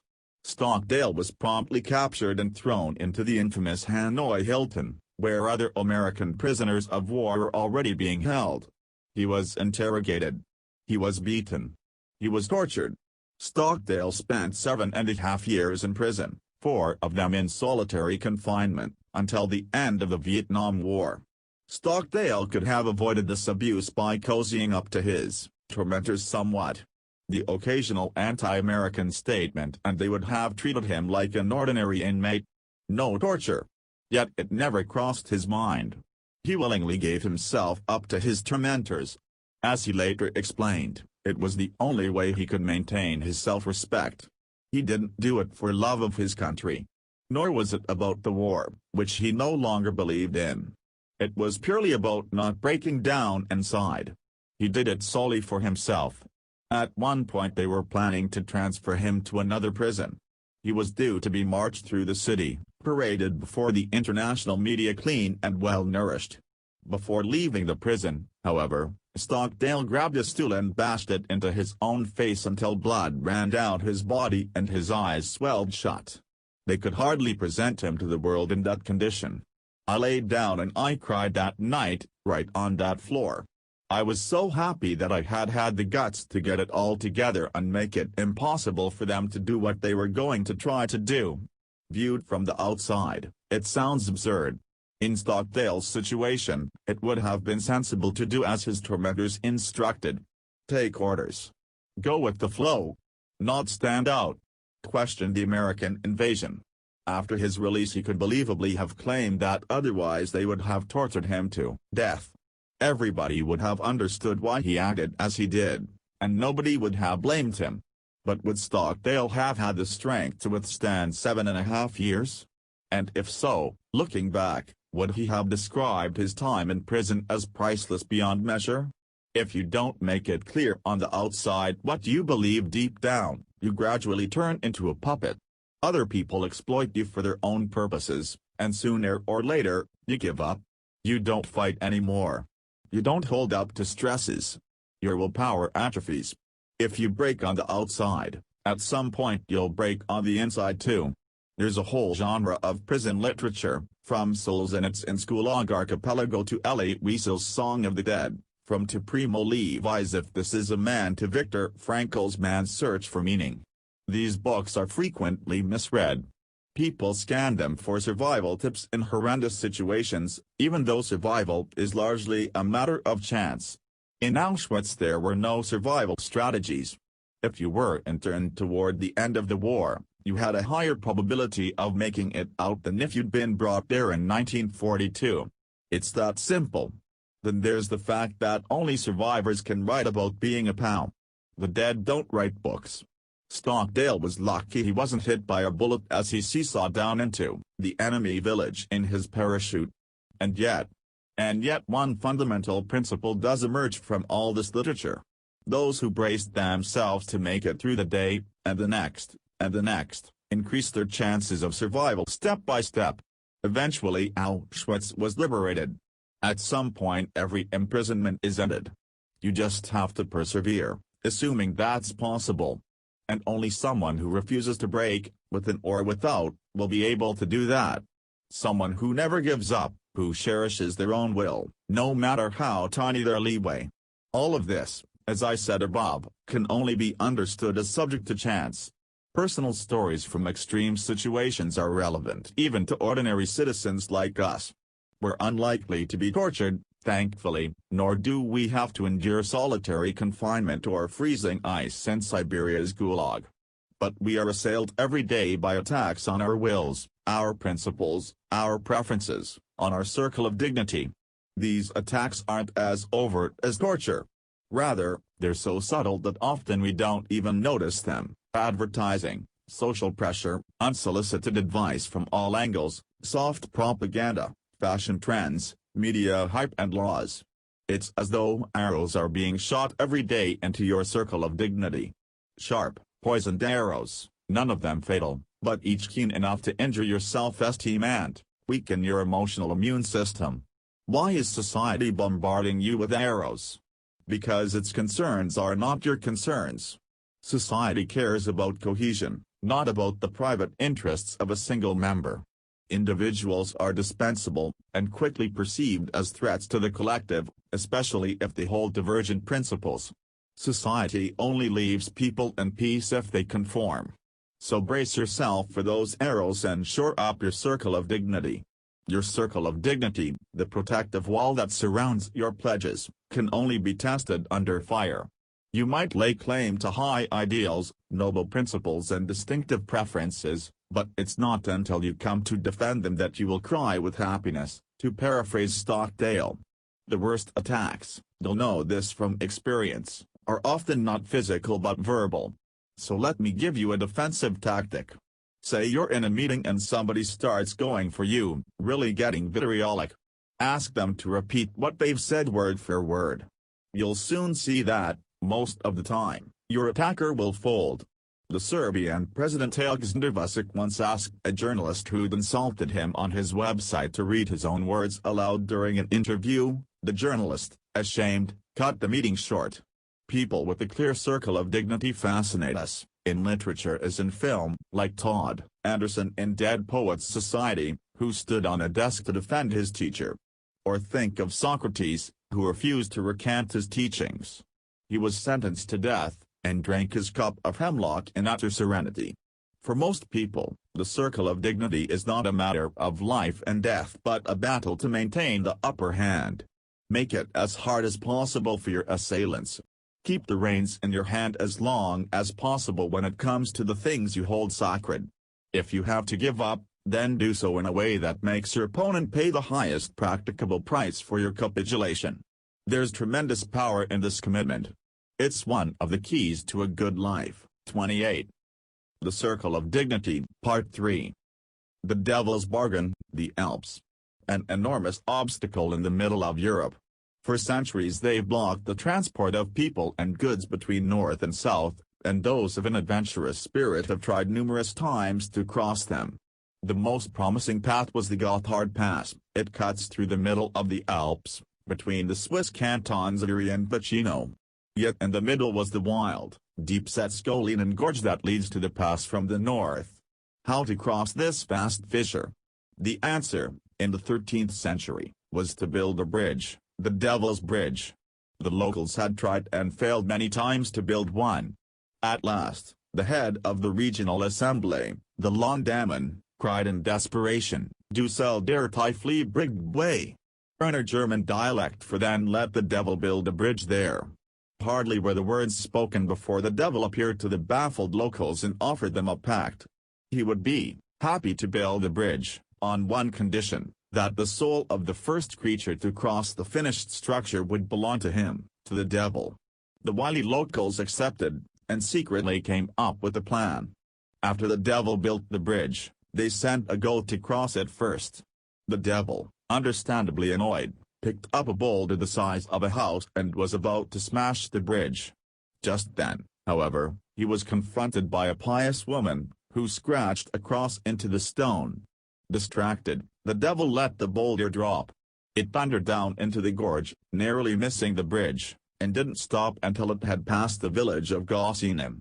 You can still see it there today, a few meters from the Autobahn. It's been called the Devil's Stone ever since. The people of Erie had sold their souls but wriggled out of it without a scratch and come away with the revolutionary transport bridge. Similar tales can be found in all cultures, though most of them are less mild. In Oscar Wilde's novel The Picture of Dorian Gray, the hero sells his soul to the devil in exchange for remaining permanently young and beautiful while his portrait ages instead. Gray spirals into debauchery as his portrait grows ever more hideous. Eventually he can bear it no longer and destroys it, thereby killing himself. More famous still is the Pact of Faustian legend, in which the alchemist Johann Georg Faust sold his soul to acquire all the world's knowledge and indulge in all its possible and impossible pleasures. Goethe turned the story into a classic, and it's now required reading at German schools. To sell your soul, what does that mean? Evidently, in financial transactions, certain things are considered taboo across all ages and cultures. No deals. No trades. No money changing hands. These things are sacred, they are priceless. For an economist, of course, nothing is priceless. Sacred things are just massively overvalued, the economist would say. Offer enough money and the owner weakens. This is what makes narratives like Friedrich Dürrenmatt's The Visit so compelling. In Dürrenmatt's play, Clara Zachanassian offers the inhabitants of an impoverished town $1 billion Swiss francs if they kill her former lover, and she gets what she wants. Ask yourself the following question: are there things you hold so sacred that you wouldn't sell them for any price, even $1 billion? Write down your answer in the margin. What's on your list? The obvious candidates are your life, the lives of your immediate and extended family, of your friends, perhaps any human life. What about your health? Would you accept being ill, say with leukemia or depression, for £1 billion? What about your opinions? Do your opinions have a price? Some politicians are willing to sell their vote to whichever company has the biggest budget. Would you consider doing the same? Would you reconsider if you were living on the breadline? What about your time? Your attention? Your principles? Are there some you would never throw overboard, even to become a billionaire? A few of these decisions may be black and white, but others are not. My point is that, as we have seen elsewhere, part of a good life is having a small but clearly delineated circle of dignity, which brings me now to the third part of my trilogy. We've got to defend our circle from 3 types of attack: A. Better arguments, B. Mortal danger, and C. The deal with the devil. I'm now talking about the third type. If you don't outline your circle of dignity clearly enough, you'll have to rethink every time a new deal or tempting offer comes along. Not only is this a huge waste of time, but it also erodes your self-respect and reputation, making you yet more vulnerable to future offers. It's a vicious circle. I'm sure you're not short of offers in your own life. In his book What Money Can't Buy, Harvard professor Michael Santa reveals how the deal has increasingly infiltrated new areas of life over the last 50 years. Things that were formerly non-negotiable are now open to discussion. One woman in America, for instance, accepted $10,000 to get the name of an online casino tattooed on her forehead, so that she could finance her son's education. This is a voluntary transaction, of course, but it involves something that was once sacrosanct, the human body, now degraded into a billboard. Meanwhile, banks routinely invest in pensioners' life insurance. The earlier the pensioners die, the more money the banks earn. Hundreds of similar examples show that the monetary economy is expanding its assault on formerly sacred subjects. You can't expect legislators to prevent the encroachment of financial logic. It's up to you to repel these attacks on your own circle of dignity. The upshot: define your circle of dignity sharply. Don't let yourself be infected when the financial virus tries to penetrate your values' immune system. The things inside your circle of dignity are non-negotiable, always, no matter how much cash is offered in return. Anything else would be a devil's bargain, and you're not likely to escape as unscathed as the people of Uri. 29. The Book of Worries. How to switch off the loudspeaker in your head. Suppose you're God and you're creating a new species. You've already chosen the hardware. The new animal is going to resemble a chimpanzee. Now you're wondering about the software. How strongly, quickly and sensitively should it react to dangers, especially to the indistinct, purely conjectural kind? If you set your creation's danger sensor too low, the species will soon fall off a cliff or be eaten by its natural enemies. It will die out in 2 seconds flat. But if you set the danger sensor too high, your new species will be perpetually rooted to the spot in terror. It will starve to death before it has the chance to reproduce, giving you the same result: extinction. So you need the right amount of anxiety, the right setting on the worry detector. Yet what is the right amount? Precisely in the middle between the two fatal extremes? No. You program your species to err on the side of caution. Better to run from a moving shadow once too often than the other way around. So you give your species a hefty dose of anxiety, concern and fear, just not so much that it won't seek food. This is precisely what evolution has done with every species on Earth, including us. That's why we're plagued by anxiety morning till night. This unease is a totally normal software component of our brains, biologically hardwired and virtually impossible to switch off.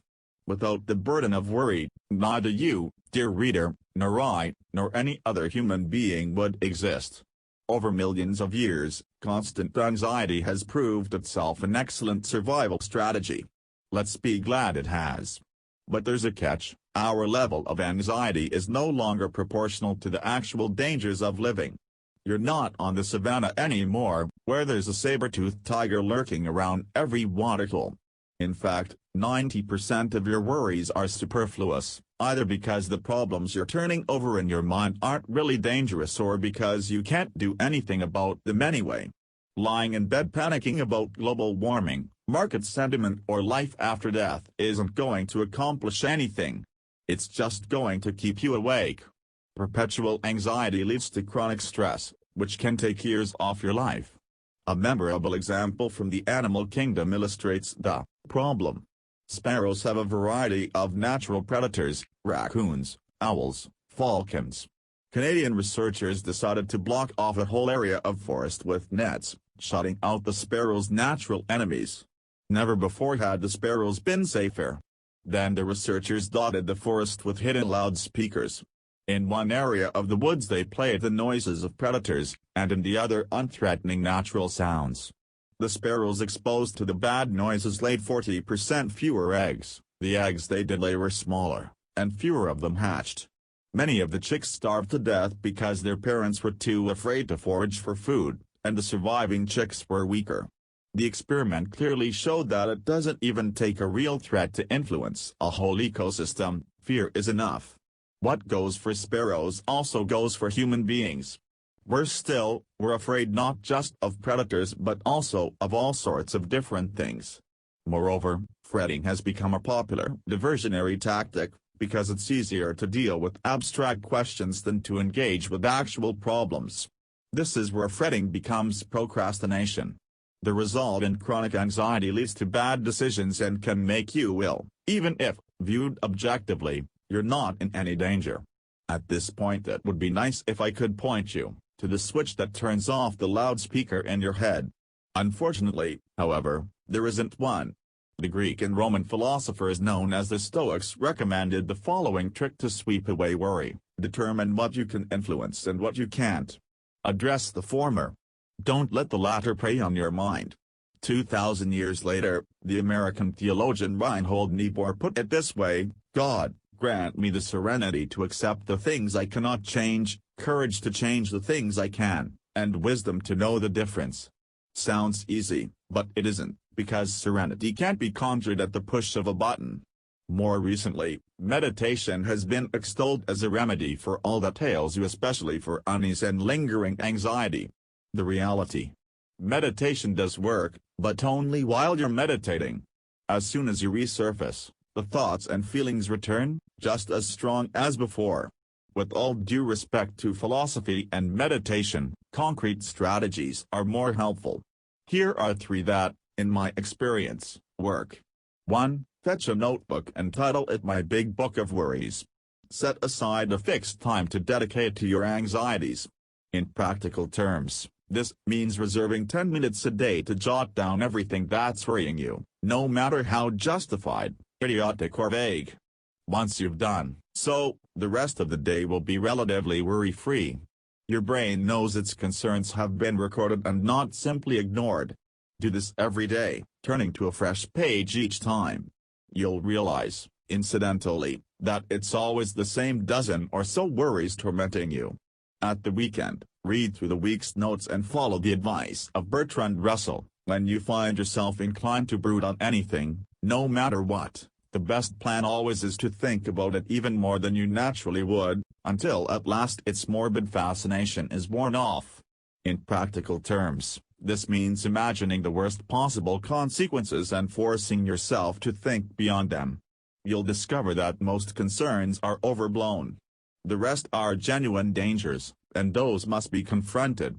2. Take out insurance. Insurance policies are a marvelous invention. They're among the most elegant worry killers.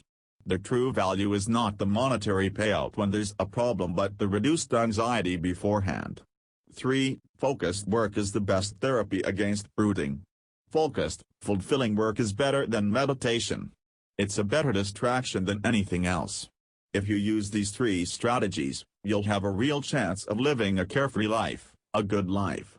Then perhaps even in your younger years or, at least, in middle age, you'll be able to chuckle over Mark Twain's late-in-life insight, "I am an old man and have known a great many troubles, but most of them have never happened." 30. The opinion volcano. Why you're better off without opinions. Should the minimum wage be increased? Should shops be allowed to sell genetically modified foods? Is it a fact that global warming is caused by human activity, or is it the hysterical fantasy of environmentalist politicians? Should advocates of Sharia law be deported from Europe? I'm sure you have an answer at the ready for all these questions. As politically interested people, you don't need more than a second to decide. In reality, however, these questions are far too complicated to be settled in the blink of an eye. Each of them demands at least an hour's concentrated deliberation for a sensible resolution to be reached. The human brain is a volcano of opinions. It spews out viewpoints and ideas non-stop. No matter whether the questions are relevant or irrelevant, answerable or unanswerable, complex or simple, the brain tosses out answers like confetti. In doing so, it makes 3 mistakes. The first: we express opinions on topics in which we have no interest. In a recent discussion with friends, I caught myself professing a heated opinion on a doping scandal, even though I'm not remotely interested in elite sports. You can open any popular newspaper and your opinion volcano will begin to seethe. Keep a lid on it, as I should have done. The second mistake: we spew out opinions on unanswerable questions. When can we expect the next stock market crash? Is there more than one universe? What will the weather be like next summer? Nobody can say for sure, not even experts. So here, too, be wary of blurting out opinions. The third mistake: we tend to give over hasty answers to complex questions like those at the beginning of this chapter. This mistake is the most serious of the 3. The American psychologist Jonathan Haidt has done extensive studies into what happens inside our brains when we do this, revealing that we tend, especially with difficult questions, to instantly pick a side. Only then do we consult our rational mind, looking to justify and shore up our position. This has to do with the affect heuristic. An affect is an instantaneous, one-dimensional emotion. It's superficial and has only 2 settings, positive or negative, I like or I don't like. We see a face, I like. We hear about a murder I don't like. Affects are entirely legitimate, just not in responding to difficult questions, where we confuse them with the right answer. An affect appears at lightning speed, we hurriedly ransack our brains for reasons, examples and anecdotes to back it up, and there we have our opinion. It's a pretty inadequate process when it comes to complex topics. Poor decisions based on half-baked opinions can be disastrous, but there's another good reason to prevent opinion incontinence. Not always feeling like you need to have an opinion calms the mind and makes you more relaxed, an ingredient vital to a good life. My suggestion? Get yourself a too complicated bucket. Throw in all the questions that don't interest you, that are unanswerable or too much hard work. Don't worry, you'll still be left with a handful of topics every day on which you can or must offer an opinion. Recently a journalist asked me about my political beliefs. Apparently being a writer qualifies you to answer all the major world questions. Was I in favor of more or less state interference? Did I think a consumption tax was fairer than income tax? I looked him in the eye and said, I don't know. He lowered his pen. His expression twisted into a pained smile, as though he didn't understand the meaning of the simple sentence. What do you mean, you don't know? I haven't thought it through, I said. But you must have an opinion. No, I don't. That topic is in my too complicated bucket. It's immensely liberating not having to hold an opinion on all and sundry. And there's no need to worry that opinionlessness is a sign of intellectual weakness. It isn't. It's a sign of intelligence. Opinionlessness is an asset. It's not information overload besetting our era, it's opinion overload. Select your topics of interest very carefully. Why should you let journalists, bloggers or tweeters dictate what's on your mind? They're not the boss of you. Be extremely selective. Dump everything else into your too complicated bucket. When you're asked to pass judgment on this or that, refrain. You'll find, astonishingly, that the world keeps spinning even without your commentary. But when you do want to form an opinion, how should you do it? Set aside some time to write about it in peace. Writing is the ideal way to organize your thoughts.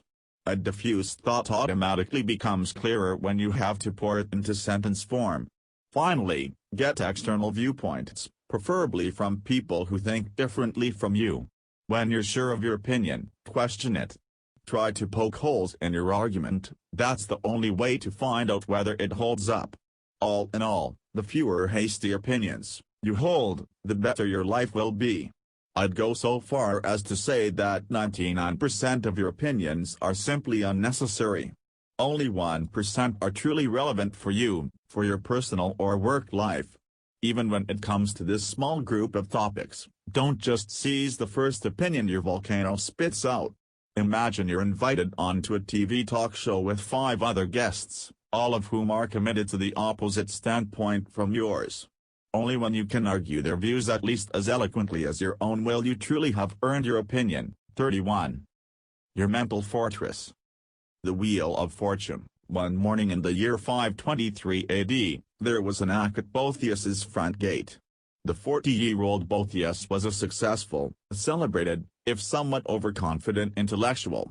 Born into an aristocratic family, he had received the best education. Under King Theodoric he occupied the highest offices in Rome. He had the perfect marriage and wonderful children. And he could dedicate himself day in, day out to his greatest passion, translating books from Greek into Latin. In those days hardly anybody could still read the Greek classics in the original. Boethius's wealth, reputation, social status and creative energies were at their peak when the aforementioned knack came at his door, and Boethius was promptly arrested. Accused of having supported a conspiracy against Theodoric, he had been sentenced to death in his absence. His assets, his money, his library, his houses, his pictures and his beautiful clothes, all, were confiscated. He wrote his final book, The Consolation of Philosophy, in Gaul. 1 year after his arrest he was executed, by the sword, as was the custom. Today Boethius's grave can be visited at the Church of San Pietro in Ciel d'Oro in Pavia, about 30 miles southwest of Milan. The Consolation of Philosophy became one of the most read books of the Middle Ages, although unlike nearly all successful medieval books it has nothing to do with the Christian faith. What's the book about? As Boethius sits and Gowl, fearful, desperate, awaiting execution, a striking, somewhat older female figure appears, Philosophy. She explains the world to him, providing him with some mental tools. In this regard it's not dissimilar to the aspirations of this book, to help him cope with his new, inescapable situation. The following is a summary of Philosophy's recommendations, which are of course Boethius's. First, accept the existence of fate. In Boethius's day, people liked to personify fate as Fortuna, a goddess who turned the wheel of fortune, in which highs and lows were endlessly rotated. Those who played along, hoping to catch the wheel as it rose, had to accept that eventually they would come down once more. So don't be too concerned about whether you're ascending or descending. It could all be turned on its head. Second, everything you own, value and love is ephemeral: your health, your partner, your children, your friends, your house, your money, your homeland, your reputation, your status. Don't set your heart on those things. Relax, be glad if fate grants them to you, but always be aware that they are fleeting, fragile and temporary. The best attitude to have is that all of them are on loan to you, and may be taken away at any time. By death, if nothing else. Third, if you, like Boethius, have lost many things or even everything, remember that the positive has outweighed the negative in your life, or you wouldn't be complaining, and that all sweet things are tinged with bitterness. Whining is misplaced. For, what can't be taken from you are your thoughts, your mental tools, the way you interpret bad luck, loss and setbacks. You can call this space your mental fortress, a piece of freedom that can never be assailed. I'm sure you've read and heard all this before, and even for Boethius they weren't new ideas. They are the fundamental principles of Stoicism, an ancient, highly practical philosophy of life that originated in the 4th century BC, that is, a millennium before Boethius, in Athens. In the first 2 centuries AD, it underwent revival in Rome. Famous Stoics include Seneca, a multimillionaire, Epictetus, a slave, and Marcus Aurelius, a Roman emperor. Remarkably, Stoicism is still the only branch of philosophy that offers practical answers to life's everyday questions. The other twigs and branches are intellectually stimulating, but offer little help dealing with life. Boethius was one of the last Stoics, before Christianity thoroughly befogged the European mind and delegated responsibility for one's own life to a fiction, God. Not for another 1,000 years did the fog lift. Yet even after the glorious sunrise of the Enlightenment, Stoicism was sorely neglected, and remains essentially insider's knowledge even today. Flashes of Stoic thinking have emerged here and there, as when the Holocaust survivor Viktor Frankl wrote, "The last of the human freedoms is to choose one's attitude to things," perfectly describing the mental fortress. If you read Primo Levi, you'll be amazed how stoically he recounts his experiences in the concentration camp. And in chapter 27 we met fighter pilot and Stoic James Stockdale, who spent 7 years as a prisoner of war, 4 of them in solitary confinement. On the whole, however, the Stoics' ideas are alien to us these days. If you use the word fate, you probably mean a systemic failure rather than the wheel of fortune. Unemployment, hunger, war, sickness, even death itself, we blame the system for everything. We assume we've fallen through the cracks. But that's the wrong way of thinking about it. Precisely because fate strikes more rarely, in our neck of the woods, at least, it hits us harder emotionally. Moreover, the more complex and interconnected the world becomes, the greater the likelihood of radically new and totally unexpected blows of fate. In short, it's more worthwhile than ever to invest in an intellectual toolkit that emotionally prepares you for loss. You don't have to be Boethius, Jews under the Third Reich or ordinary people caught up in the Syrian civil war to be struck by fate. An internet shitstorm can wipe you out. A global financial crisis can decimate your savings. Your partner falls in love with a Facebook friend and throws you out of the house. All of that's bad, but none of it's deadly. The greatest trials of fate you've already overcome. Think of the improbability of your conception, of the thousands of agonizing births your mother, your two grandmothers, your grandmother's grandmothers and so forth had to endure, some of them bleeding to death, just to bring you into the world. And now you're moaning about your stock portfolio having a value. Simply put, the world is full of unrest and chance, and every so often your life will be upturned. You won't find happiness in status, in expensive cars, in your bank account or in social success. All of it could be taken from you in a split second, as it was with Boethius. Happiness can be found only in your mental fortress. So invest in that, not in a Porsche collection. 32. Envy. Mirror, mirror, on the wall, whenever a friend succeeds a little something in me dies, confessed the acid-tongued American writer Gore Vidal in an interview. In doing so he expressed an emotion that nobody likes to admit to, even though it overcomes all of us from time to time. It's the most pointless, useless and toxic of all emotions. It's envy. Not that the pointlessness of envy is a fresh insight. Even the Greek philosophers warned against it. The Bible illustrates its destructive power with dozens of stories, above all in the parable of Cain and Abel. Snow White, that criminological fairy tale, is an exemplary tale of envy. Nobel Prize winner Bertrand Russell likewise considered envy one of the most important sources of unhappiness. Envy has a bigger impact on your life satisfaction than physical affliction or financial ruin, and the ability to manage it is fundamental to the good life. If you can pull that off, that's a major breakthrough. Unfortunately, we're dealing with an evolutionary program that's tough to outwit. Envy is not only a human emotion, it's actually an animal instinct. The primate researchers Franz de Waal and Sarah Brosnan rewarded two capuchins for simple tasks with a piece of cucumber each. Seemingly satisfied, the monkeys gratefully accepted their pieces of cucumber. Next time, however, the researchers rewarded one capuchin with another piece of cucumber but the other with the sweet grape. When the first monkey saw that, it threw its piece of cucumber out of its cage and refused to cooperate.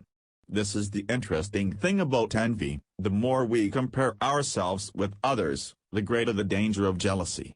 Above all, we envy those who are similar to us in terms of age, career, environment and lifestyle. Tennis pros compare themselves with tennis pros, top executives with top executives, writers with writers. You're not comparing yourself with the Pope, so you're not jealous of him. Ditto for Alexander the Great or a super successful Stone Age human from your part of the world. Ditto for someone on another planet, a majestic great white shark, or a gigantic redwood tree. None of them, magnificent beings though they may be, is a suitable object of envy. And here we have the solution to the problem. Stop comparing yourself to other people and you'll enjoy an envy-free existence. Steer well clear of all comparisons. That's the golden rule. Easier said than done. Sometimes comparisons are practically shoved down your throat. The University of California, for instance, is obliged by law to make the salaries of its researchers public. There's a website where researchers can see what their colleagues earn. If you're in the bottom half, you'll be less satisfied with your job than before you were given that information. In other words, transparency has squashed happiness. Another much larger, frankly enormous experiment in comparison is social media. By now it's common knowledge that Facebook leaves many users frustrated and tired.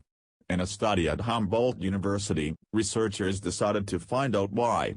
Top of the list? You guessed it, envy. Understandably so, because Facebook is practically designed to make similar people compare themselves with each other. It's a perfect breeding ground for resentment. I'd recommend giving social media a wide berth. All those silly statistics, likes, followers, friends, etc., generate a hyperpropensity for comparison that begets unhappiness. And not only that. The images uploaded have nothing to do with your friends' normal lives. They've been meticulously curated, giving the fake impression that others in your social circle are doing better than they really are. Never before have so many people compared themselves with so many others. The internet has turned jealousy into a modern-day epidemic. So after you withdraw from social media, You should try to minimize the urge to compare yourself with others in everyday life. 2. Avoid school reunions, for example. Unless you're top dog in all possible respects, income, status, health, family well-being. Yet how will you know that unless you attend? You can't, that's why you don't go in the first place. Choose a place to live, a city, a neighborhood where you're in the local elite. The same goes for your peer group. Don't join a Rotary Club full of millionaires unless you're also wealthy. You might be better off with the volunteer fire service, and you'll be doing something meaningful. Above all, however, be aware of the focusing illusion, which we discussed in Chapter 11. Let's say you're envious of your neighbor because he's inherited a glossy silver Porsche 911 Turbo. You can see the silver kitten, as your neighbor affectionately calls his vehicle, neatly parked outside from your living room window.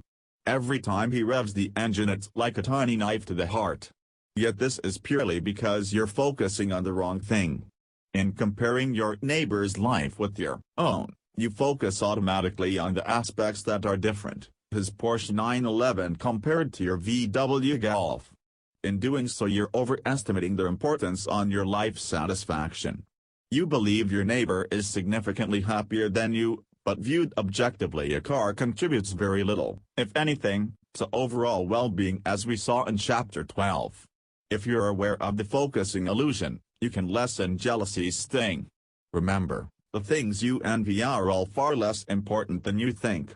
If none of that works and you're still seething with jealousy, it's time to bring out the big guns, deliberately identifying the worst aspects of the person's life and imagining them struggling with those problems. It'll make you feel instantly better. Admittedly, it's not a very noble solution, but it's something to fall back on in an emergency. If your own life happens to be especially enviable, stay modest. That way you'll be doing your bit to protect others from the worst pangs of jealousy. Modesty is your contribution to the greater good. The greatest challenge of success is keeping quiet about it, as they say. If you're going to be proud of anything, be proud of that. So what should you take away from all this? That there's always going to be someone in your neighborhood, your social circle or your field of work who's doing better than you. Accept it. The sooner you can wipe envy from your repertoire of emotions, the better. 33. Prevention. Avoid problems before you have to solve them. Before you read this chapter, take a moment to answer the following question: what is wisdom? Maybe you're getting spontaneous images of wise old ladies and wise old men popping into your head, people who have vast reservoirs of experience. Maybe you're thinking of professors whose books could fill a small library.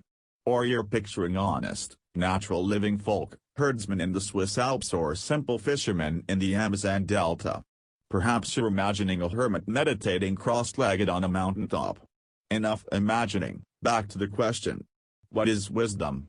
Someone on a TV quiz show who can list the names and star signs of all the winners of the Eurovision Song Contest might be a wise person, but they probably aren't, or they wouldn't have filled their brain with a load of guff.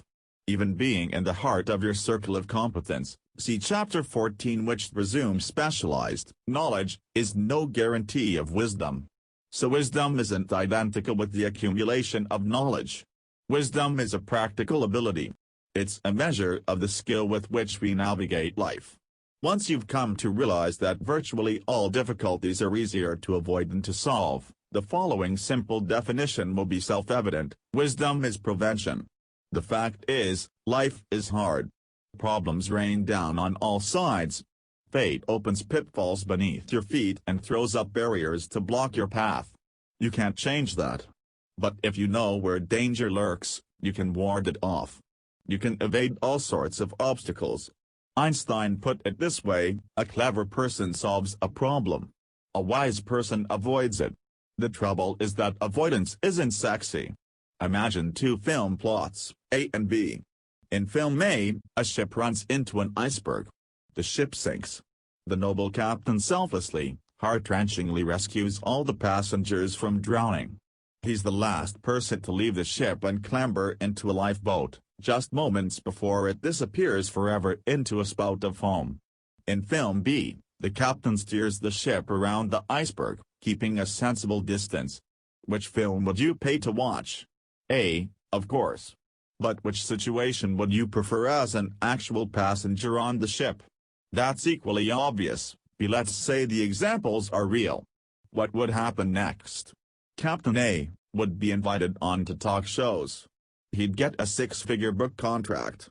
He'd hang up his captain's hat and earn a living as a motivational speaker at client events and team meetings for major corporations. His hometown would name a street after him, and his children, for the first time ever, would feel something like pride in their father. Captain B, on the other hand, would keep avoiding obstacles until his retirement many years later, sticking to Charlie Munger's maxim, "I have a rule in life. If there is a big whirlpool you don't want to miss it with 20 feet, you round it with 500 feet. Although B is demonstrably the better captain, A is the one we celebrate. Why? Because successes achieved through prevention, that is, failures successfully dodged, are invisible to the outside world. The financial press loves nothing better than a turnaround manager, and that it's all well and good, but they should applaud managers who prevent companies needing a turnaround in the first place even louder. Yet because preventative successes aren't externally apparent, they fly under the media's radar. Only the individual manager and his or her team know how wisely they acted, and even then to a limited degree. As a result, we systematically overemphasize the role of successful generals, politicians, emergency surgeons and therapists, while underemphasizing the role of people who help society and individuals from veering into catastrophe. They are the true heroes, the truly wise, competent GPs, good teachers, sensible legislators, skillful diplomats. What about your own life? Even if you don't believe it, the reality is that at least half your successes are preventative. I'm sure you botch things occasionally, as we all do, but more often you evade stupid mistakes. Think of the dangers you've steered around using the wisdom of foresight, in terms of your health, career, finances and relationships. Prevention isn't trivial. In his book The Most Important Thing, the American hedge fund manager Howard Marks tells a story about a gambler. One day he heard about a race with only one horse in it, so he bet the rent money. Halfway around the track, the horse jumped over the fence and ran away.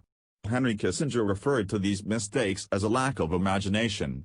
Prevention requires more than just knowledge, it requires imagination, and imagination, sadly, is frequently misunderstood. Many people assume it means letting your mind wander while you're drinking a glass of wine. Unfortunately, this is unlikely to produce any new ideas. Imagination means forcing yourself to think possibilities and consequences all the way through, until the last drops of juice have been squeezed out. Yeah, imagination is hard work. Especially so, you might be thinking, when it comes to looming problems. Do you really have to keep harping on potential disasters? Won't that just get you down? Experience says no. According to Charlie Munger, all my life I've gone through life anticipating trouble. It didn't make me unhappy to anticipate trouble all the time and be ready to perform adequately if trouble came. I recommend spending 15 minutes a week focusing intently on the potential catastrophic risks in your life. Then forget all about it and spend the rest of the week happy and carefree. What you're doing in those 15 minutes is called a pre-mortem. Imagine, for example, that your marriage is on the rocks, you've suddenly gone bankrupt or you've had a heart attack. Now track back, analyzing what led to this imagined catastrophe, right down to the underlying causes. As a final step, try to address these issues so that the worst never actually happens. Of course, even if you do all this regularly and conscientiously, you'll still overlook dangers and make the wrong decisions. Those unavoidable disasters can be mitigated by facing up to reality and tackling problems straight away. But in terms of foreseeable difficulties, it's easier to avoid them than to resolve them. Wisdom is prevention, it's invisible, so you can't show it off, but preening isn't conducive to a good life anyway. You know that already. 34. Mental relief work.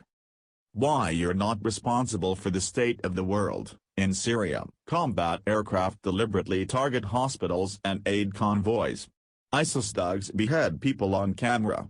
In Libya, gangs of smugglers enslave men, women and children, work them until they're exhausted, then float them across the Mediterranean on rubber dinghies, where half of them drown. In East Africa, one famine after another has brought devastation to millions of people. Across the world, babies are born with AIDS, condemned to a brief and bitter life. Domestic violence rages behind countless closed doors. The world is full of atrocities. And you're reading a book about the good life. How does that fit together? Anyone with a modicum of empathy will react to these horrors with outrage. Yet few people have a plan to deal with that outrage. Every story is a cry for help. We feel like traveling to Ethiopia with an enormous supply of water and personally giving it to the people there dying of thirst. But then it occurs to us that our kids haven't done their homework, someone needs to descale the showerhead, and we've run out of butter. Yet we're bothered by the injustices of the world. We need a personal strategy, a mental toolkit, to cope with its calamities without losing our inner equanimity. Here are 5 recommendations. 1. There's not much you can do personally, unless your name happens to be Augustus, Caesar, Charlemagne or John F. Kennedy. Bear that in mind. Most man-made catastrophes, conflicts, wars, terrorism, are far more complex than they appear, which is why no one can foresee how they will turn out. It's also why they always last longer than predicted. You don't need a doctorate in military leadership to understand that most conflicts cannot be resolved by purely military means. Nearly all the inhabitants of Libya and Iraq were better off before the Western powers' well-intentioned intervention, an unplanned side effect. Even as President of the USA, with the best possible team of advisors, you would overestimate yourself, make mistakes and get your fingers burned, not because of a lack of empathy, firepower or intelligence but because of the escalating complexity of such hostilities. Even an organization like the World Economic Forum, the WEF, whose stated aim is to make the world a better place, has thus far failed to accomplish its mission. Despite forging many close relationships with the rich and powerful, the WEF has, viewed objectively, achieved nothing since its foundation. So don't overestimate yourself. You can't resolve this or that crisis all on your own. And if you think you've found the magic bullet that will bring an end to some war or other, think again. In all likelihood, somebody closer to the situation and professionally concerned with the issues will already have rejected your solution long ago, for good reason. 2. If you want to help reduce suffering on the planet, donate money. Just money. Not time. Money. Don't travel to conflict zones unless you're an emergency doctor, bomb disposal expert or diplomat. Many people fall for the volunteer's folly, they believe there's a point to voluntary work. In reality, it's a waste. Your time is more meaningfully invested in your circle of competence, Chapter 14, because it's there that you'll generate the most value per day. If you're installing water pumps in the Sahara, you're doing work that local welders could carry out for a fraction of the cost. Plus, you're taking work away from them.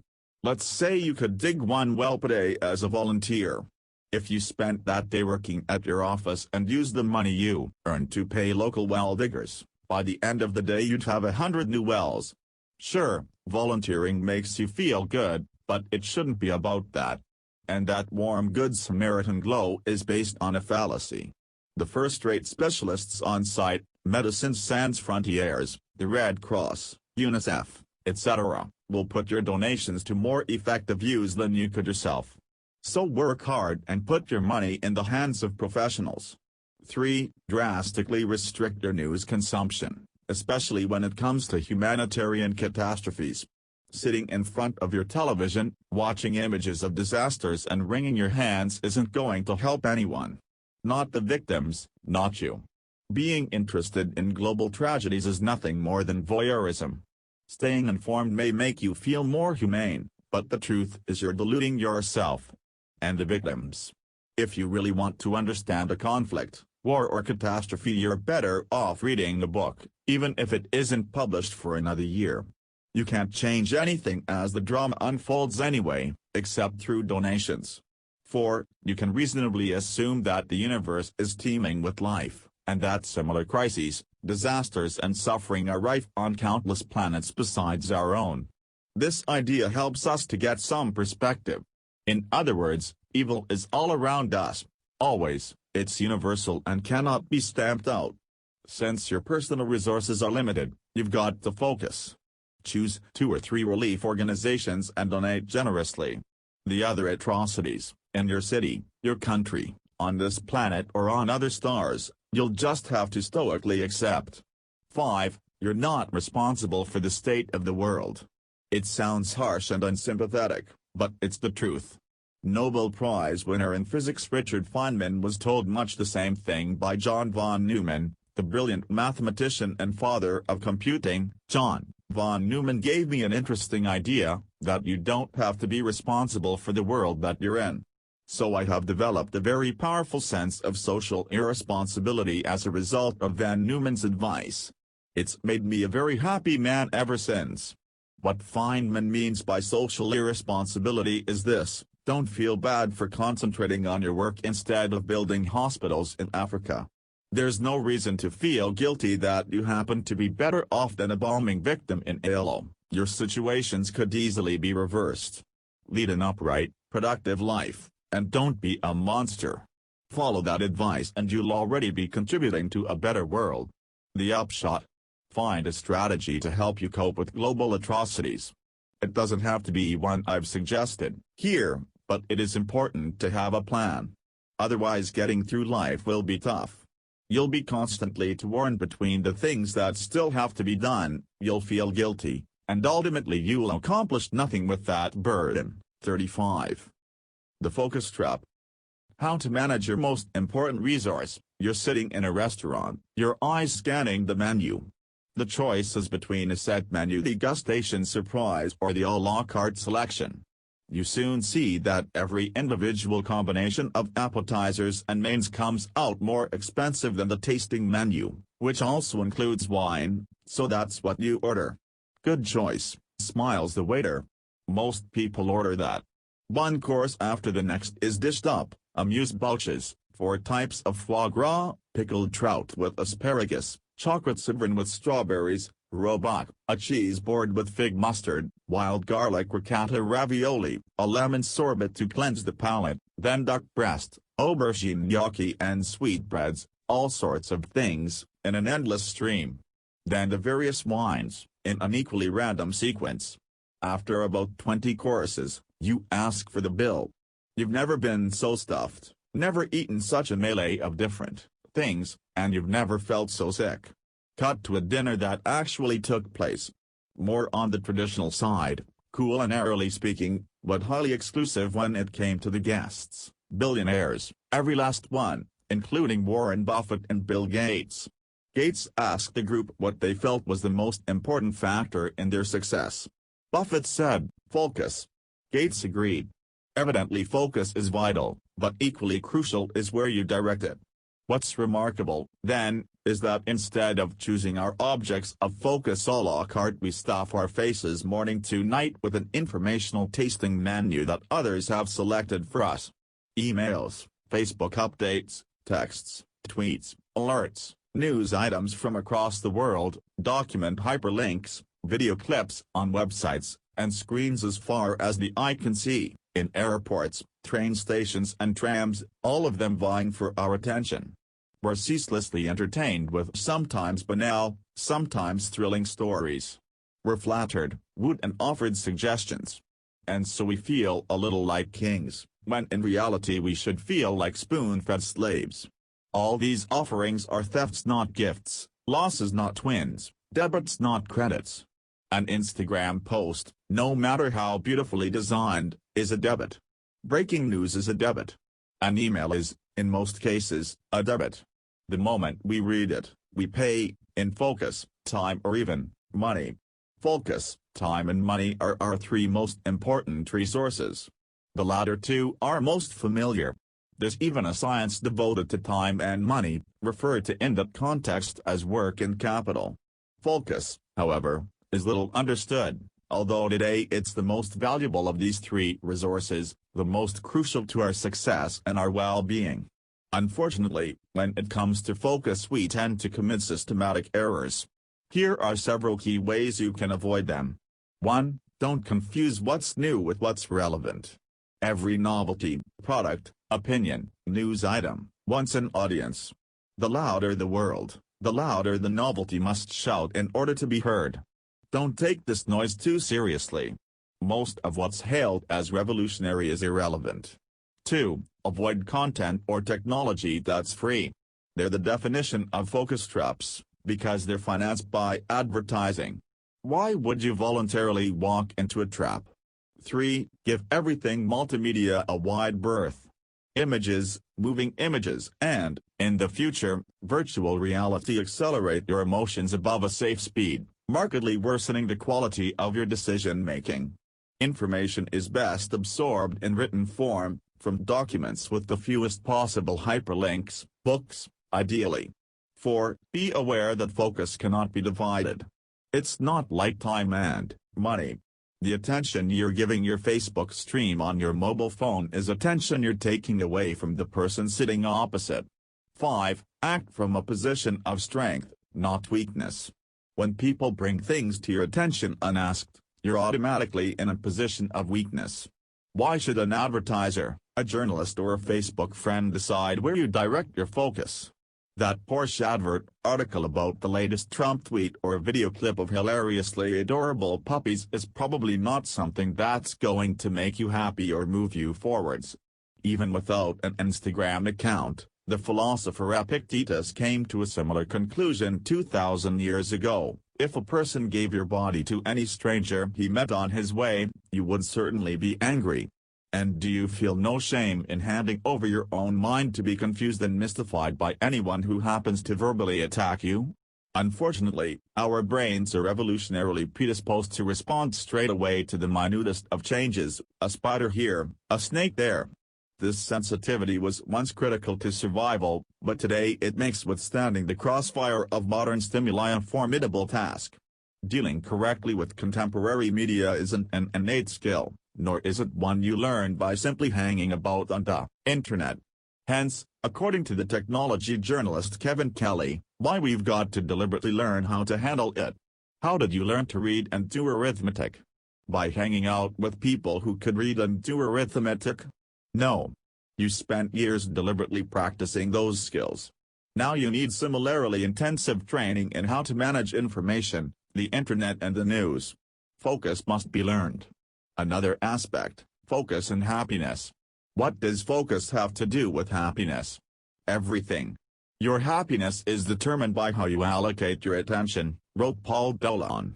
The same life events, positive or negative, can influence your happiness strongly, weakly or not at all, depending on how much attention you give them.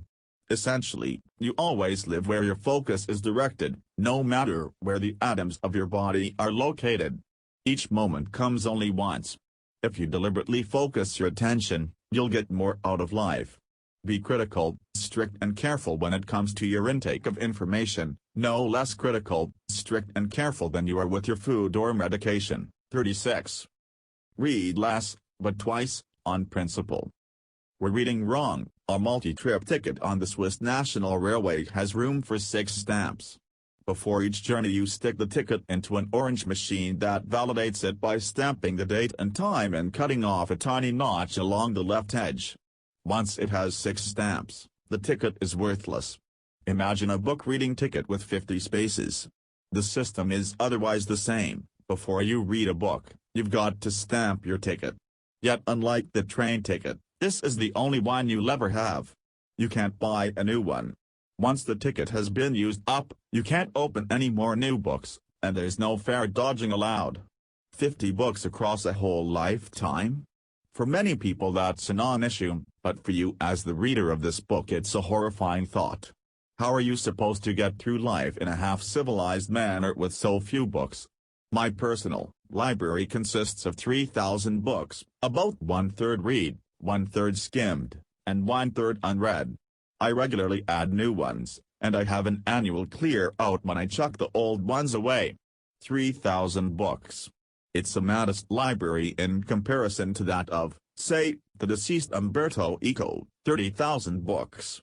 Yet often I can only faintly recall its contents. As I let my gaze wander over the spines, my mind is filled with wispy shreds of memory mixed with vague emotions and the occasional flashes of a particular scene. Sometimes a sentence will drift by, like an abandoned rowboat in the silent fog. Rarely do I remember a compact précis. There are a couple of books I can't even say with certainty I've actually read. I have to open them and hunt for crinkled pages or notes in the margin. At such moments I don't know what's more shameful, my Swiss cheese memory or the apparently negligible impact of so many of these books, though I do find it reassuring that lots of my friends have had the same experience. For me it happens not just with books but also with essays, articles, analyses and all kinds of texts I have read and enjoyed. Little of them has stuck. Dismally little. What's the point of reading a book, when the content largely seeps away? The felt experience at the moment of reading matters, of course, no question. But so does the felt experience of crème brûlée, and you don't expect it to shape the character of the person gobbling it down. Why is it we retain so little of what we read? We're reading wrong. We're reading neither selectively nor thoroughly enough. We let our attention off the leash as though it were a dog we're happy to let roam, instead of directing it toward its splendid quarry. We fritter our most valuable resource on things that don't deserve them. Today I read differently than I did a few years ago. Just as much, but fewer books, only I read them better, and twice. I've become radically selective. A book earns 10 minutes of my time, maximum, then I give my verdict, to read or not to read. The multi-trip ticket metaphor helps me be more drastic. Is the book I'm holding in my hands a book for which I'd be willing to sacrifice a space on my ticket? Few are. Those that do make the cut I read twice in direct succession. On principle. Read a book twice. Why not? In music we're used to listening to a track more than once. And if you play an instrument, you'll know you can't master a score on the first attempt. It takes several concentrated iterations before you can hurry on to the next piece. Why shouldn't the same go for books? The effect of reading twice isn't twice the effect of reading once. It's much greater, judging by my own experience. I'd put it at a factor of 10. If I retain 3% of the content after one reading, after 2 readings it's up to 30%. I'm continually astonished by how much you can absorb during slow, focused reading, how many new things you discover on a second pass, and how greatly your understanding deepens through this measured approach. When Dostoevsky saw Holbein's The Body of the Dead Christ in the tomb in Basel in 1867, he was so captivated by the painting that his wife had to drag him away after half an hour. 2 years later he could describe it in near photographic detail in The Idiot. Would a snapshot on your iPhone have the same degree of effectiveness? Hardly. The great novelist needed to be immersed in the painting in order to make productive use of it. Immersed is the key word here. Immersion, the opposite of surfing. Let's refine this a little. 1. Degree of effectiveness. That sounds technical. Can you make that sort of judgment about books? Yes, this type of reading is use-oriented and unromantic. Leave romanticism for other activities. If a book leaves no trace in your brain, because it was a bad book or you read it badly, I'd count that as a waste of time. A book is something qualitatively different from crème brûlée, a scenic flight over the Alps or sex. 2. Crime novels and thrillers are excluded from the ticketing system, because with few exceptions you can't read them twice. Who wants to identify a killer? 3. You've got to decide how many spaces your personal reading ticket should have. I've limited mine to 100 for the next 10 years. That's an average of 10 books per year, criminally few for a writer. Yet, as I said, I read these excellent books twice or even 3 times, with great enjoyment and 10 times the effectiveness. 4. If you're still young, say in the first third of your active reading life, you should devour as many books as possible, novels, short stories, poetry, non-fiction of all stripes. Go nuts. Pay no attention to quality. Read your fill. Why? The answer has to do with a kind of mathematical optimization called the secretary problem, see chapter 48. In the classic formulation, you're trying to select the best secretary from a pool of applicants. The solution is to establish the basic distribution by interviewing and rejecting the first 37% of applicants.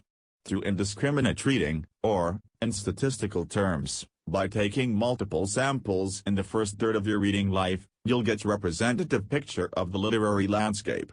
You'll sharpen your powers of judgment, too, which will enable you to be drastically selective later. So don't start stamping your reading ticket until you're about 30, but be ruthless thereafter. Once you hit 30, life's too short for bad books. 37. The Dogma Trap. Why audiologs oversimplify things. How does a zipper work? Rate your understanding on a scale from 0, no clue, to 10, easy peasy. Write the number down. Now sketch out on a piece of paper how a zipper actually works. Add a brief description, as though you were trying to explain it very precisely to someone who'd never seen a zipper before. Give yourself a couple of minutes. Finished? Now reassess your understanding of zippers on the same scale. Leonid Rosenblatt and Frank Keel, researchers at Yale University, confronted hundreds of people with equally simple questions. How does a toilet work? How does a battery work? The results were always the same. We think we understand these things reasonably well until we're forced to explain them. Only then do we appreciate how many gaps there are in our knowledge. You're probably similar. You were convinced you understood more than you actually did. That's the knowledge illusion. If we mess up with such simple contraptions as zippers and toilets, imagine how ignorant we must be when it comes to the really big questions. Questions like, how much immigration is good for society in the long term? Or, should gene therapy be allowed? Or, does private gun ownership make society safer? Even with these unwieldy questions, interestingly, especially with these unwieldy questions, answers come shooting out like bullets from a pistol. But let's be honest, we haven't thought them through. Not even on a superficial level. Social issues are far more complex than zippers, toilets and batteries. Why? Because any intervention into social structures has consequences infinitely more far-reaching than flushing glue. It's not enough to consider the first wave of effects. You've got to account for the effects of the effects of the effects. Thinking through the chain reaction properly would take days, weeks, even months. And who's got the time or the energy for that? So we take comfortable shortcuts. At this point something peculiar happens. Instead of reading books on the topic or consulting experts, we merely adopt the opinions of our peers. This may be a political party, a profession, a social group, a sports club or a street gang. Our opinions are therefore much less objective than we'd like to believe, being sourced primarily from a community of knowledge, as Stephen Sloman and Philip Fernbach call it in their book The Knowledge Illusion. Sadly, we're not the independent thinkers we'd like to imagine we are. Instead, we treat our opinions rather like our clothes. We'll wear whatever's in fashion, or, more specifically, whatever's in fashion among our peers. When this inclination to toe the party line spreads beyond individual topics and starts constituting a whole worldview, it can spell disaster. That's when we start talking about ideologies. Ideologies are party lines raised to the power of 10, and they come with a pre-packaged set of opinions. Ideologies are highly dangerous. Their effect on the brain is like a high-voltage current, causing an array of rash decisions and blowing all kinds of fuses. It's like, for example, when young European men with a university education swear loyalty to ISIS and fight to reintroduce the medieval teachings of Islam. Avoid ideologies and dogmas at all cost, especially if you're sympathetic to them. Ideologies are guaranteed to be wrong. They narrow your worldview and prompt you to make appalling decisions. I don't know of a single dogmatist with anything approaching a good life. So far so clear. The problem, however, is that many people don't notice that they're falling for an ideology. How do you recognize one? Here are 3 red flags. A. They explain everything. B. They're irrefutable. And C. They're obscure. An excellent example of an irrefutable ideology with an explanation for everything is Marxism. If the concentration of wealth in a society increases, the faithful will immediately attribute it to the fundamental evil of capitalism, as described by Marx. If inequality decreases, however, they will explain it as the development of history toward a classless society, as predicted by Marx. At first glance, such irrefutability appears to be an advantage. Who wouldn't want a theory on hand that's so powerful it means you're always right? In reality, however, irrefutable theories are anything but invulnerable. In fact, they're very easily exposed. When you meet someone showing signs of a dogmatic infection, ask them this question: tell me what specific facts you'd need in order to give up your worldview. If they don't have an answer, keep that person at arm's length. You should ask yourself the same question, for that matter, if you suspect you've strayed too far into dogma territory. To be as unassailable as possible, ideologies often hide behind the smokescreen of obscurantism. That's the third red flag by which to recognize an ideology. Here's an example. The ordinarily clear and articulate theologian Hans Kung describes God as the absolute relative, hereafter, transcendent, immanent, all-embracing and all-permeating most real reality in the heart of things, in man, in the history of mankind, in the world. All-explaining, irrefutable and utterly obscure. This type of language is a sure sign of ideological gibberish. Watch out for it, including in your own speech. Try to find your own words to express things. Don't just mindlessly adopt the formulations and imagery of your peer group.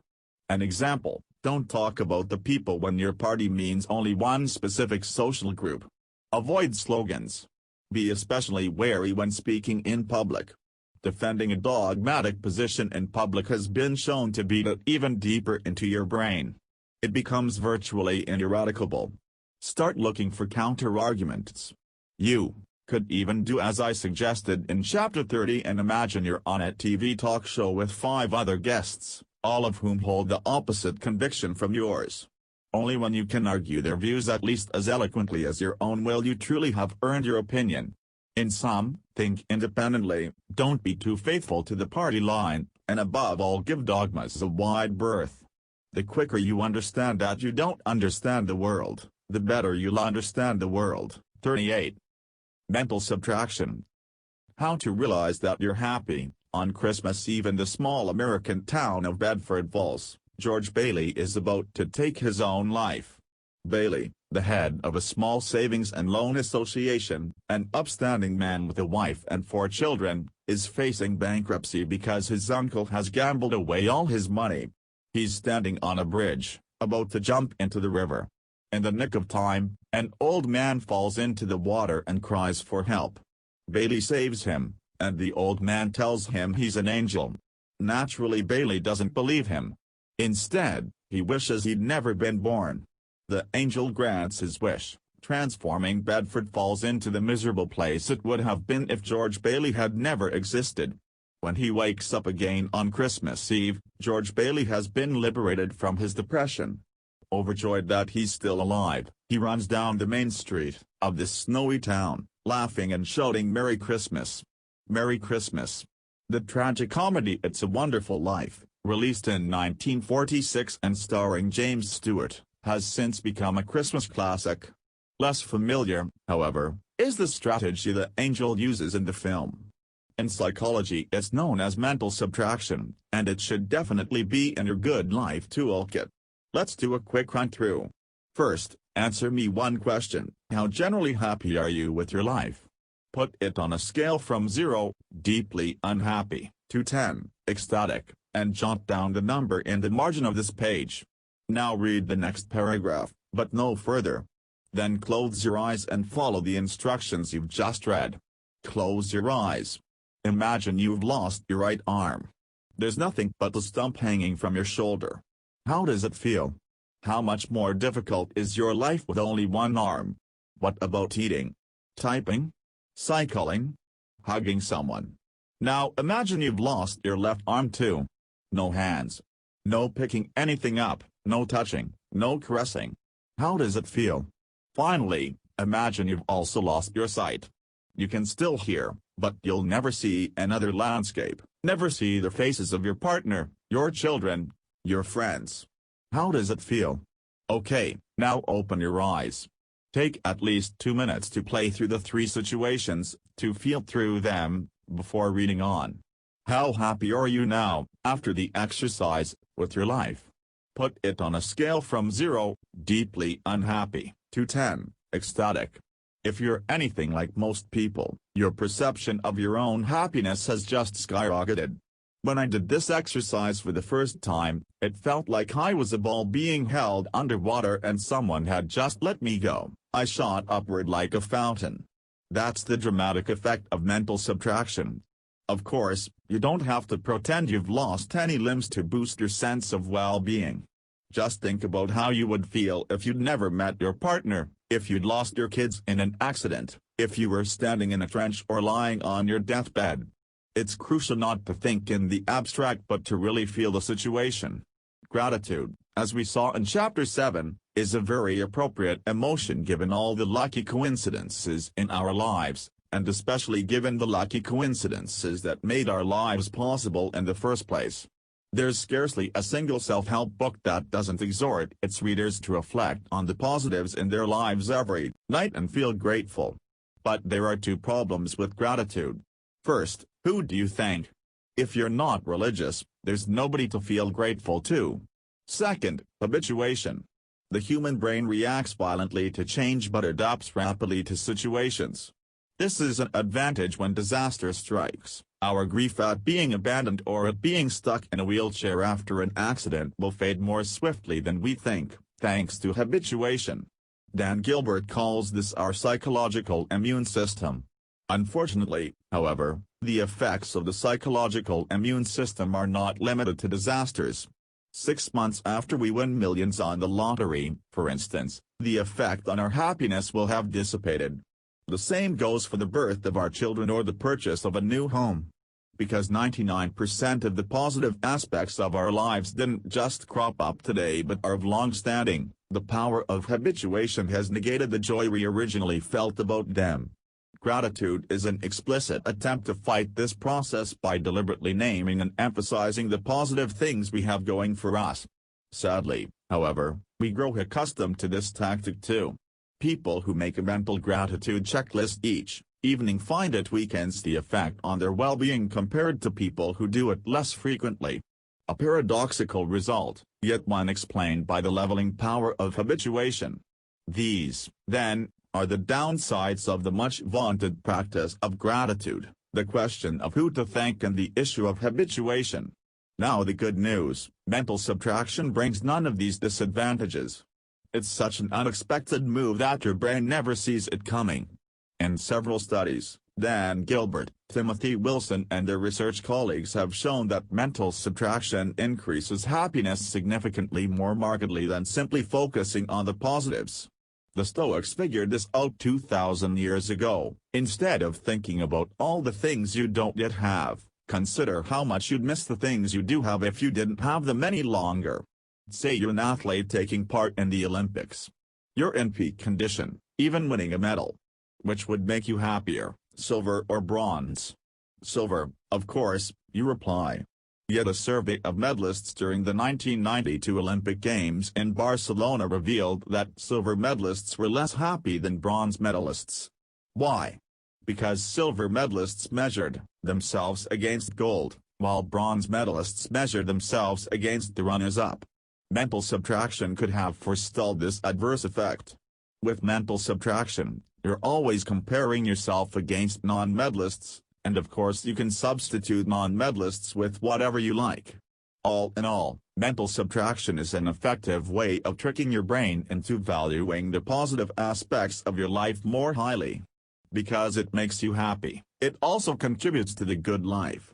Our happiness is sometimes not very salient, wrote Paul Dolan. We need to do what we can to make it more so. Imagine playing a piano and not being able to hear what it sounds like. Many activities in life are like playing a piano that you do not hear. With mental subtraction, you'll finally experience the music's true sonority. 39.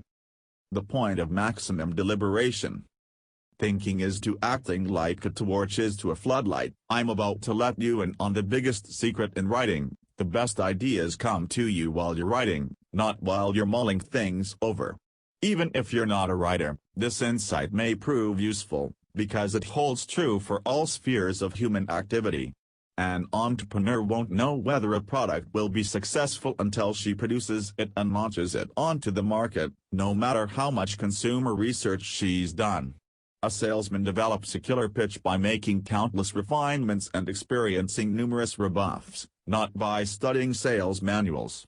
Parents become proficient at child rearing by dealing with their own kids on a daily basis, not by reading handbooks. And musicians develop mastery through practice, not by debating the potential of their instruments. Why should this be? Because the world is opaque to us, non-transparent, cloudy as frosted glass. Reality is never fully illuminated. Even the most erudite among us can see only a few meters in a particular direction. If we want to go beyond the limits of our knowledge, we've got to forge ahead instead of standing still. We've got to act, not agonize. I have a friend, an intelligent man with an MBA, but let's not hold that against him, and a good middle management job at a pharmaceutical company, who has spent more than 10 years setting up his own firm. He's devoured hundreds of books about entrepreneurship, spent thousands of hours considering his product offering, pored over stacks of market research and written 24 business plans. The upshot? So far, nothing. He always reaches a point at which his deliberations tell him, your idea's got a lot of promise, but so much depends on how well you implement it and how your competitors behave. And no amount of contemplation will take him a millimeter beyond this point. This is a moment at which the amount of additional information that can be gleaned by pondering an issue drops to zero. This is a moment I like to call the point of maximum deliberation. Not that I've got any objection to mulling things over. Even brief periods spent considering an idea can produce tremendous insights. Yet this process gives rapidly diminishing returns, and it's astonishing how quickly the point of maximum deliberation is reached. Take investment decisions, for instance. Once you've got all the available facts on the table, you need at most 3 days to chew them over. Decisions about your private life? Perhaps a week. A career change? 5 days, max. You might give yourself a bit of extra time so that passing mood swings don't have an undue impact on your decision. But after that, meditation won't get you any further. If you want new information, you've got to act. Compared with a pocket torch of deliberation, action is a veritable floodlight. Its beam carries far further into the unfathomable world beyond. And once you've reached a place that's new and interesting, you can always switch your torch back on. The following question illustrates the importance of enterprise. Whom would you choose to keep you company on a desert island in the middle of the ocean? Take a moment to think about it before you read on. Your partner? Your boyfriend or girlfriend? A consultant? The cleverest professor you know? Or an entertainer? Of course not. You'd choose a boat builder. Theorists, professors, consultants, writers, bloggers and journalists like to imagine that the world reveals itself to them through contemplation. Sadly, this is rarely the case. Thinkers like Newton, Einstein and Feynman are exceptions. Nearly all progress toward greater understanding, whether in the sciences, the economy or everyday life, is achieved through physical interaction with the invisible world. Through exposure to the unknown. This is easier said than done. Even I tend to give things far too much thought, going well beyond the point of maximum deliberation. Why? Because it's more comfortable. It's much nicer to mull things over than to seize the initiative. Speculation is more agreeable than realization. As long as you're still weighing up your options, the risk of failure is nil. Once you take action, however, that risk is always greater than zero.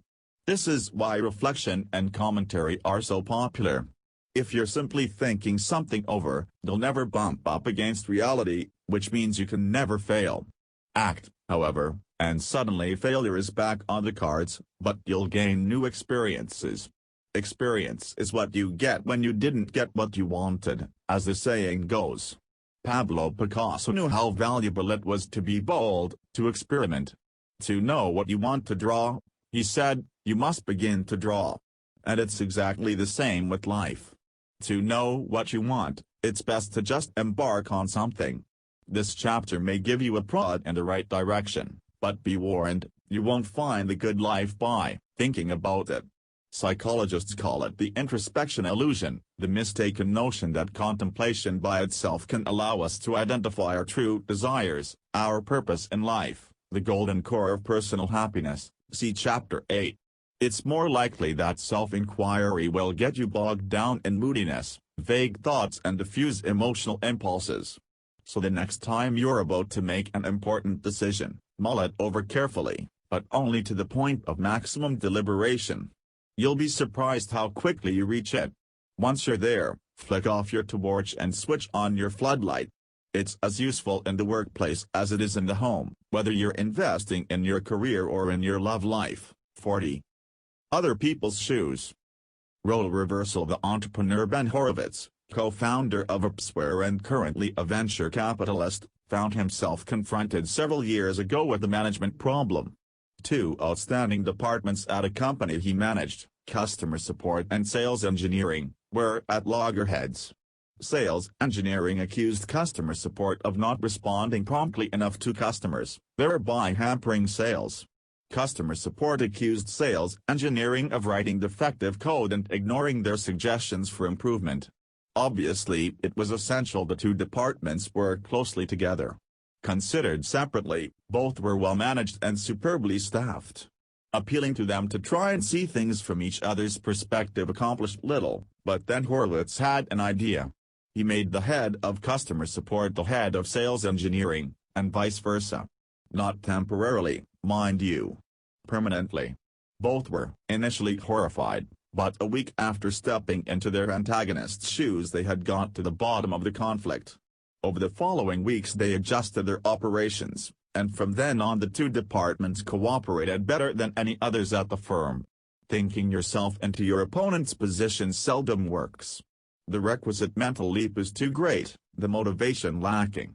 In order to genuinely understand someone, you have to adopt their position, not intellectually but in actual fact. You have to step into their shoes and experience your opponent's situation firsthand. I never took mother's work seriously until we had children of our own and I occasionally looked after the babies, twins, by myself. After half a day I was more exhausted than after a 10-day business trip. Of course, various mothers had already told me that, and it's also in countless parenting books. Yet all that had left me cold. Only by doing could I begin to understand. It's surprising how rarely we use this simple trick. We've got to see things from the customer's perspective, is a platitude of every corporate mission statement. It's a noble idea, but it's not enough. Really, it should be we've got to be customers. There are firms that have understood that. Schindler is the leading worldwide supplier of lifts and escalators. In their first year, every Schindler employee, from secretary to CEO, has to spend 3 weeks on site. He or she climbs into blue overalls and helps install lifts or escalators. This is how novices not only learn about the complicated inner life of their products but also experience what it's like to work on a building site. It also makes a statement, look, I'm not too good to get my hands dirty. This alone fosters deep goodwill between the individual departments. Companies love pretending they're in touch with their workforce. You know the kind of thing I mean. Hardly a company report gets published without photos of the ladies and gentlemen in senior management posing in front of an assembly line. Only 1 in every 100 reports features images of top executives actually working on the factory floor, dressed in work clothes and hard hats. Evidently they're not too good to ruin their hairdo for at least one photograph. Those are the firms whose stock I tend to buy. Thinking and doing are two fundamentally different ways of comprehending the world, although many people confuse the two. Business studies is an ideal degree if you want to obtain a business studies professorship, but not if you want to work in business. Studying literature is perfect if you want to be a literature professor, but don't imagine it's going to make you a good writer. Does thinking at least translate into doing when it comes to abstract areas like morality? Eric Schwitzgebel and Joshua Rust tested precisely this question. Are professors of ethics, who are occupied day in and day out with moral questions, better people? It seems a reasonable assumption. The researchers compared ethicists with other professors across 17 categories of behavior, from how often they gave blood to whether they slammed doors or cleared up after themselves at conferences. The result? The moral philosophers behaved no more morally than anyone else. Once you've accepted that thinking and doing are separate spheres, you can put this knowledge to good use. Churches, armies and universities are among the most stable organizations in the world.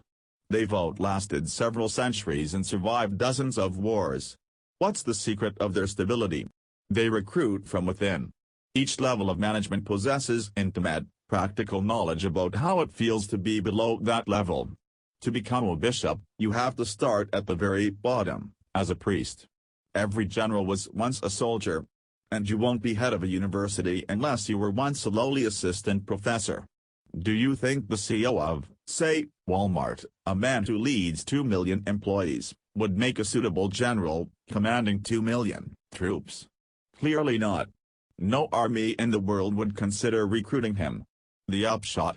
It's worth slipping into other people's shoes and actually walking around in them.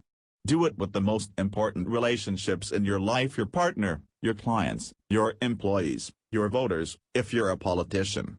Role reversal is by far the most efficient, quick and cost-effective way of building mutual understanding. Be the proverbial king who dressed as a beggar to mingle among his subjects. And because that's not always possible, here's another recommendation: read novels. Being immersed in a good novel, accompanying the protagonist throughout both highs and lows, is an efficient workaround that sits somewhere between thinking and doing. 41. The Illusion of Changing the World, Part 1. Don't fall for the great men theory. We can change the world and make it a better place. It is in your hands to make a difference. Nelson Mandela. The people who are crazy enough to think they can change the world are the ones who do. Steve Jobs. These are powerful words. Words that spark our imaginations. Words that communicate a sense of meaning, vitality and hope. But can we really change the world? Despite the doomsday tenor that newspapers love to evoke, or perhaps precisely because of it, today such messages are repeated mantra style. Never before has such optimism about the influence of the individual been so widespread. To people in the Middle Ages, classical antiquity or the Stone Age, the two quotations above would probably have been incomprehensible. For them, the world was as it had always been. When there were upheavals, it was because kings were waging war or sullen gods were exacting revenge by making the earth tremble. That an individual citizen, an individual farmer, an individual slave might change the world, such an absurd notion never entered their heads. Not so with Earth's contemporary inhabitants. We see ourselves not merely as citizens of the world but as its engineers. We're obsessed with the idea that we can reshape it through startups, crowdfunding and charity projects, just as the fabulously successful entrepreneurs of Silicon Valley or the inventive geniuses of world history have done before us. It's no longer enough to change our lives, we want to change the world. We work for organizations committed to this goal, and, grateful for a sense of purpose, we're even willing to do it for half the salary. The notion that an individual can change the world is one of the greatest ideologies of our century, and one of its grandest illusions. In it, two cognitive biases are intertwined. One is the focusing illusion, which we saw Daniel Kahneman explain in Chapter 11, nothing in life is as important as you think it is while you are thinking about it. When you peer at a map through a magnifying glass, the areas you're looking at are enlarged. Our attention functions in much the same way. When we're engrossed in our campaign to change the world, its significance appears much greater than it actually is. We systematically overestimate the importance of our projects. The second cognitive bias is known as the intentional stance, a term coined by the American philosopher Daniel Dennett. Under the intentional stance we assume an intention behind every change, regardless of whether or not it was actually intentional. So when the Iron Curtain fell in 1989, it was because somebody had deliberately brought about its collapse. The end of apartheid in South Africa would not have been possible without a campaigner like Nelson Mandela. India needed Gandhi to gain independence. Smartphones needed Steve Jobs. Without Oppenheimer, no atomic bomb. Without Einstein, no relativity theory. Without Benz, no cars. Without Tim Berners-Lee, no World Wide Web. Behind every global development we posit a human being willing it into existence. This supposition of intent is rooted in our evolutionary past. Better to assume too much than too little. Better, if you hear a rustle in the bushes, to imagine the source is a hungry saber-toothed tiger or an enemy warrior than the wind. There must have been a few people who regularly assumed it was the wind, saving themselves the energy of running away, but sooner or later they would have been abruptly and messily removed from the gene pool. Human beings today are the biological descendants of the hominids with the hyperactive intentional stance. It's hardwired into our brains. That's why we see intention and active agents even where there are none. Yet how could something like the dissolution of apartheid have happened without Nelson Mandela? How could someone other than the visionary Steve Jobs have come up with something like the iPhone? The intentional stance leads us to interpret the history of the world as the history of great men. Sadly, they were predominantly men. In his excellent book The Evolution of Everything, the brilliant British polymath Matt Ridley proposes a radical rejection of the great man theory. We tend to give too much credit to whichever clever person is standing nearby at the right moment. Enlightenment philosophers had come to the same conclusion long before. Montesquieu wrote, Martin Luther has been credited with the Reformation. But it had to happen. If it had not been Luther, it would have been someone else. In the years around 1500, a handful of Portuguese and Spanish conquerors subdued the whole of Central and South America. The empires of the Aztecs, Maya and Incas crumbled with remarkable speed. Why? Not because great men like Cortés were especially cunning or talented, but because the foolhardy adventurers had unknowingly brought with them illnesses from Europe, illnesses to which they were immune but which proved deadly to the indigenous population. These viruses and bacteria are the reason why today half the continent speaks Spanish or Portuguese, and why they pray to a Catholic God. But if it wasn't great men who wrote the story of the world, then who was it? The answer, nobody. Events are the accidental byproduct of an infinite number of trends and influences. It works like traffic, not like cars. There's nobody directing it. World history is fundamentally disorderly, fortuitous and unpredictable. If you study historical documents for long enough, you'll come to see that all major developments have a touch of the coincidental about them, and that even the most prominent figures in world history were simply puppets of their age. Key to the good life is not idolizing great men and not clinging to the illusion that you can be one yourself. 42. The Illusion of Changing the World, Part 2. Why you shouldn't put anyone on a pedestal, least of all yourself. In the previous chapter we exposed the great men theory as a fallacy. Yet there have been some great men, you might object, a few have shaped the fate of whole continents. One example would be Deng Xiaoping. In 1978 he introduced China to a free market economy, liberating several hundred million people from poverty, the most successful development project of all time. Without Deng Xiaoping, China would not be a world power today. Wouldn't it? The analysis of British author Matt Ridley offers a different picture. The introduction of a market economy was never Deng Xiaoping's intention. It was a development from below. In the remote village of Zhejiang, 18 desperate farmers decided to share state land among themselves. Each one would be allowed to farm for himself. Only by this criminal act, they believed, could they make the land productive enough to feed their families. In fact, in the first year alone they produced more than in the previous 5 years combined. The generous harvest attracted the attention of the local party functionary, who suggested expanding the experiment to other farms. Eventually the proposal landed in the hands of Deng Xiaoping, who decided to let the experiment run its course. A less pragmatic party boss than Deng might have delayed the reform, but surely one day it would have come, wrote Ridley. Fine, You may be thinking, but there are exceptions. Without Gutenberg, no books. Without Edison, no light bulbs. Without the Wright brothers, no plane trips. But not even that's true, because those three were also products of their age. If Gutenberg hadn't figured it out, someone else would have developed printing technology, or sooner or later the technology would have found its way from China, where it had long been known, to Europe. The same goes for the light bulb. After the discovery of electricity, it was only a matter of time before the first artificial light was switched on. It wasn't even Edison who got there first. 23 other tinkerers are known to have made wires glow before he did. Ridley explains, for all his brilliance, Edison was wholly dispensable and unnecessary.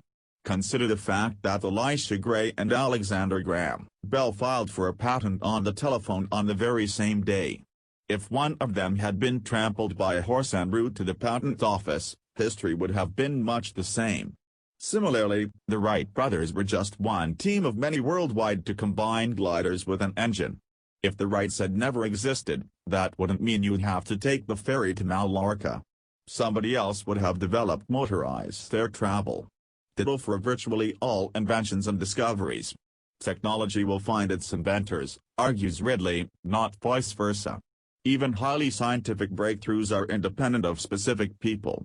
As soon as measuring instruments achieve the necessary precision, eventually the discoveries will happen of their own accord. That's the curse of science. Individual researchers are fundamentally irrelevant. Everything there is to discover will, at some point, be discovered by someone. The same goes for entrepreneurs and captains of industry. When the home computer was launched onto the market in the 80s, somebody urgently needed to design an operating system for it. That person happened to be Bill Gates. Somebody else might not have met with quite the same success, but we would have similar software solutions today. Our smartphones might not look as elegant without Steve Jobs, but they would function in more or less the same way. My circle of friends includes a number of CEOs. Some lead major corporations with hundreds of thousands of employees. They take their jobs seriously, some working themselves into the ground and earning plenty of money in recompense. Yet they're fundamentally interchangeable. A few short years after their retirement, nobody even remembers their names. Huge firms like General Electric, Siemens or Volkswagen must have had outstanding CEOs. But who knows their names today? It's not just that they're interchangeable, even their company's strong results have less to do with their decisions than with market trends as a whole. Warren Buffett puts it like this: a good managerial record, measured by economic returns, is far more a function of what business boat you get into than it is of how effectively you row. Ridley is a little blunter. Most CEOs are along for the ride, paid well to surf on the waves their employees create. The illusion that they are feudal kings is maintained by the media as much as anything. But it is an illusion. Mandela, Jobs, Gorbachev, Gandhi, Luther, the famous inventors and the great CEOs, all were children of their age, not its parents.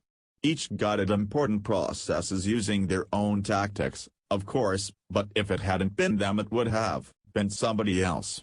So we should be hesitant about putting great men or great women on a pedestal, and modest about our own achievements.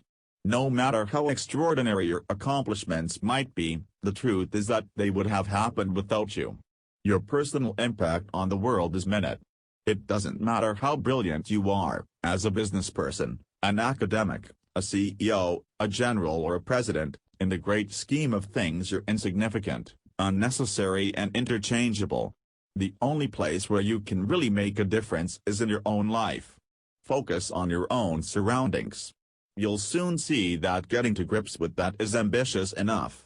Why take it upon yourself to change the world? Spare yourself the disappointment.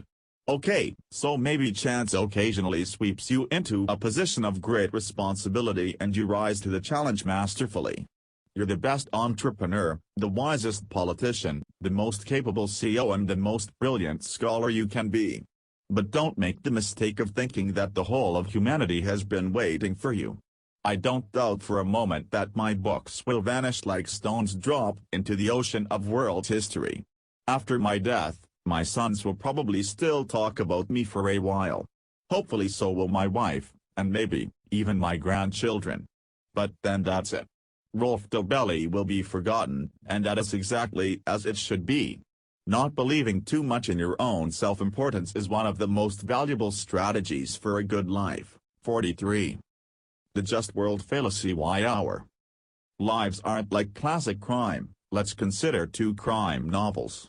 In the first one, after a thrilling search, the detective finally identifies and arrests the killer. The murderer is taken to court and sentenced. In the second novel, after a thrilling search, the detective doesn't find the killer. The detective closes the file and turns to his next case. Which novel is more satisfying for the audience? The first, obviously. Our desire for justice is so great that we can hardly bear the thought of injustice. Yet this is no ordinary desire, because it's one we assume will be fulfilled. If not now, then in the future. Most people are deeply convinced that the world is fundamentally just. That good deeds will be rewarded and bad deeds punished. That evil people will eventually be called to account and that murderers will end up behind bars. Reality, I'm afraid, is not like that. The world isn't actually just, it's immensely unjust. What should we do with this disagreeable fact? It's my belief that you'll have a better life if you simply accept the unfairness of the world as fact and endure it with stoicism. In doing so you'll spare yourself a lot of disappointments along the way. One of the most powerful and complex stories in the Bible is that of Job. Job is a much-loved, successful, pious businessman who leads an upstanding life, a man of character with a stable marriage and 10 wonderful children. In short, he's the kind of enviable person for whom things always run smoothly. The devil says to God, "No wonder Job's so pious. Everything's going swimmingly. If he had more problems, his faith would soon be shaken." God is offended. Intending to refute the devil's claim, he allows him to bring a little disorder into Job's life. At a single stroke, Job loses all his money. The devil kills all his children, 7 sons and 3 daughters. Even his slaves die. Finally, for good measure, the devil afflicts Job with an illness, making agonizing sores erupt all over his body. He's mocked and cast out. Job is at the end of his rope. As he sits in the ashes of his burned-out house, his wife gives him the following piece of advice: curse God and die. Yet Job continues to praise the Lord. He is eager to die, if only to deaden the pain, but God won't permit even that.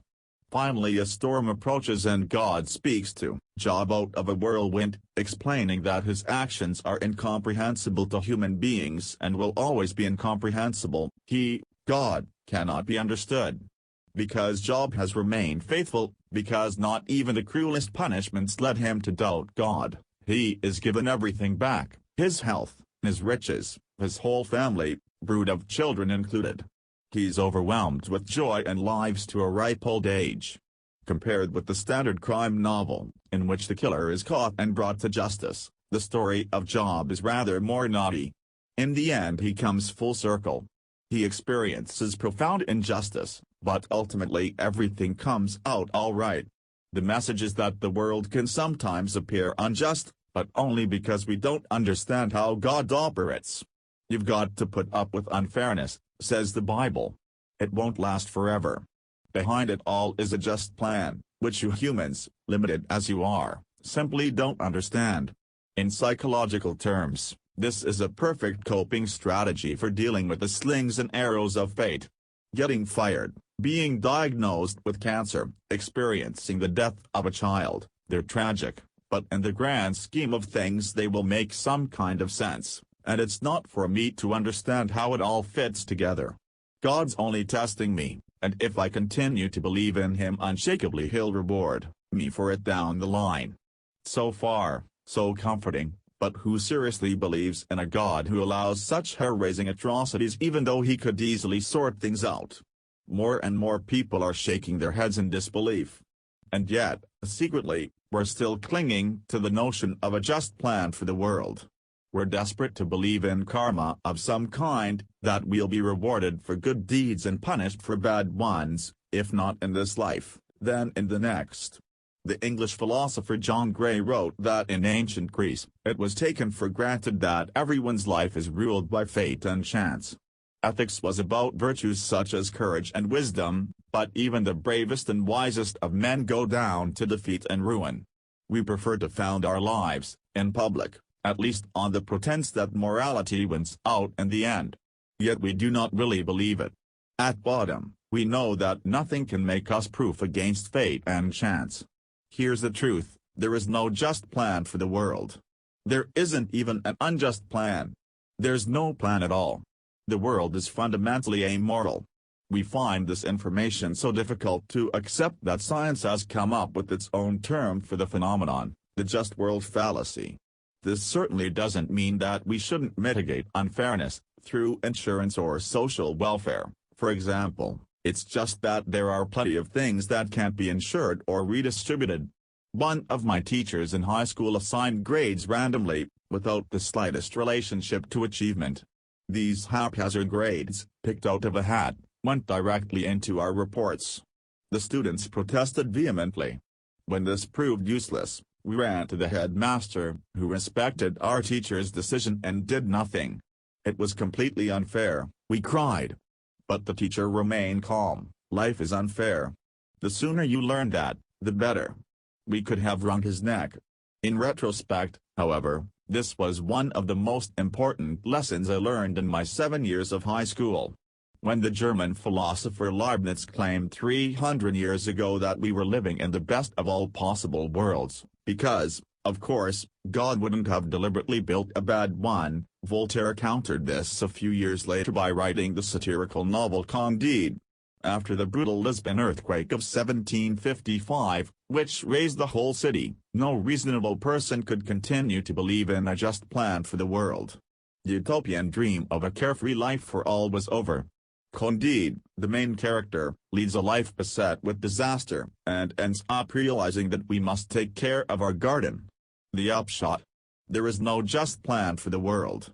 Part of the good life is to radically accept that. Focus on your garden, on your own everyday life, and you'll find enough weeds to keep you busy.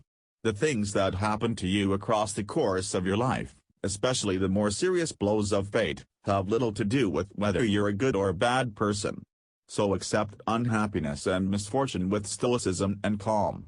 Treat incredible success and strokes of luck exactly the same. 44. Cargo cults. Don't build planes out of straw. In the Second World War, a few tiny islands in the Pacific played host to one of the fiercest battles between Japanese and American troops. The local people, who had never seen soldiers before, to say nothing of jeeps and walkie-talkies, watched the violent spectacle unfolding outside their straw huts in astonishment. People in strange uniforms held bones to their faces and spoke into them. Enormous birds circled the skies, dropping packages that floated down to earth on billowing pieces of cloth. The packages were full of tin cans. Nothing seemed to approximate more closely the idea of paradise than nourishment falling from the sky. The soldiers shared the tinned food with the locals. Nobody had ever seen the strangers hunt or gather. Evidently they were doing something right. But how were they managing to lure these cargo birds? After the war, when the troops had withdrawn and the locals were alone again, something peculiar happened. A new cult sprang up on many of the islands, a cargo cult. The locals had taken to burning down the foliage on hilltops and encircling the cleared area with stones. They built full-scale planes out of straw and placed them on the artificial runways. Then they constructed radio towers out of bamboo, carved headphones out of wood, and mimicked the movements of the soldiers they'd seen during the war. They lit fires to imitate signal lights and tattooed emblems on their skin like the ones they'd seen on the troops' uniforms. Basically, they were mocking up an airport, hoping to attract the enormous birds that had dropped so much food during the war. Richard Feynman described cargo cults in one of his talks. In the South Seas there is a cargo cult of people, they're doing everything right. The form is perfect. It looks exactly the way it looked before. But it doesn't work. No airplanes land. Feynman was pillorying a tendency that was encroaching even into the sciences, the adherence to form without a real understanding of content. It's not just indigenous peoples and scientists who fall for cargo cults. I had a friend who dreamed of becoming a great novelist. Ever since studying English at university, he'd spoken of nothing else. Hemingway was his idol. Not a bad example to follow. Hemingway looked fantastic, he had all sorts of women, and his books sold millions of copies. Hemingway was the first superstar author of international fame. What did my friend do? He grew a mustache, wore his shirts unironed and unbuttoned, and experimented liberally with cocktails. He stocked up on Moleskine notebooks, because apparently Hemingway used them, which isn't actually true. Tragically, none of those habits had any impact whatsoever on his success, or lack thereof. My friend had fallen victim to the cargo cult. You might be laughing at cargo cults, but they're astonishingly widespread.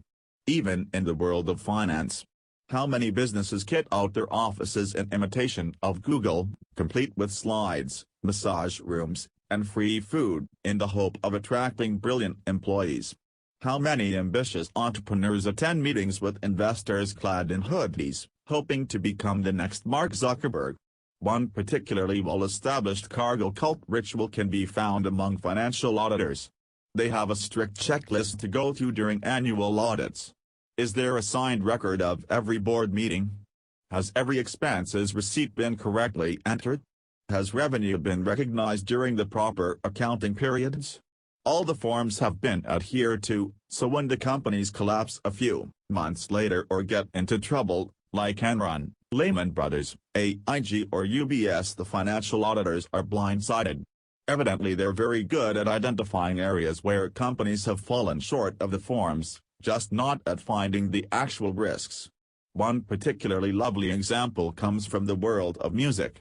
After navigating the intrigues of the French court and rising to become Compositeur de la musique instrumentale du Roi, chief composer and later director of music for the Sun King at Versailles, Jean-Baptiste Lully defined down to the smallest detail how music for the court should be composed.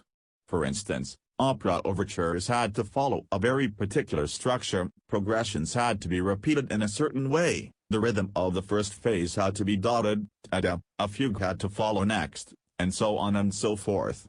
In time Lully convinced the king to give him a monopoly over all opera, not just in Paris but across the whole of France. He made eager use of this power, ruthlessly disposing of the competition. Lully gradually became the most hated musician of all time, Robert Greenberg, yet suddenly all the courts of Europe were demanding music à la Lully. Even in the shabbiest, most secluded castles in the Swiss Alps, courts adopted the conventions of Paris, cargo cultism in its purest form, because it allowed the aristocrats to feel a bit like they were at Versailles.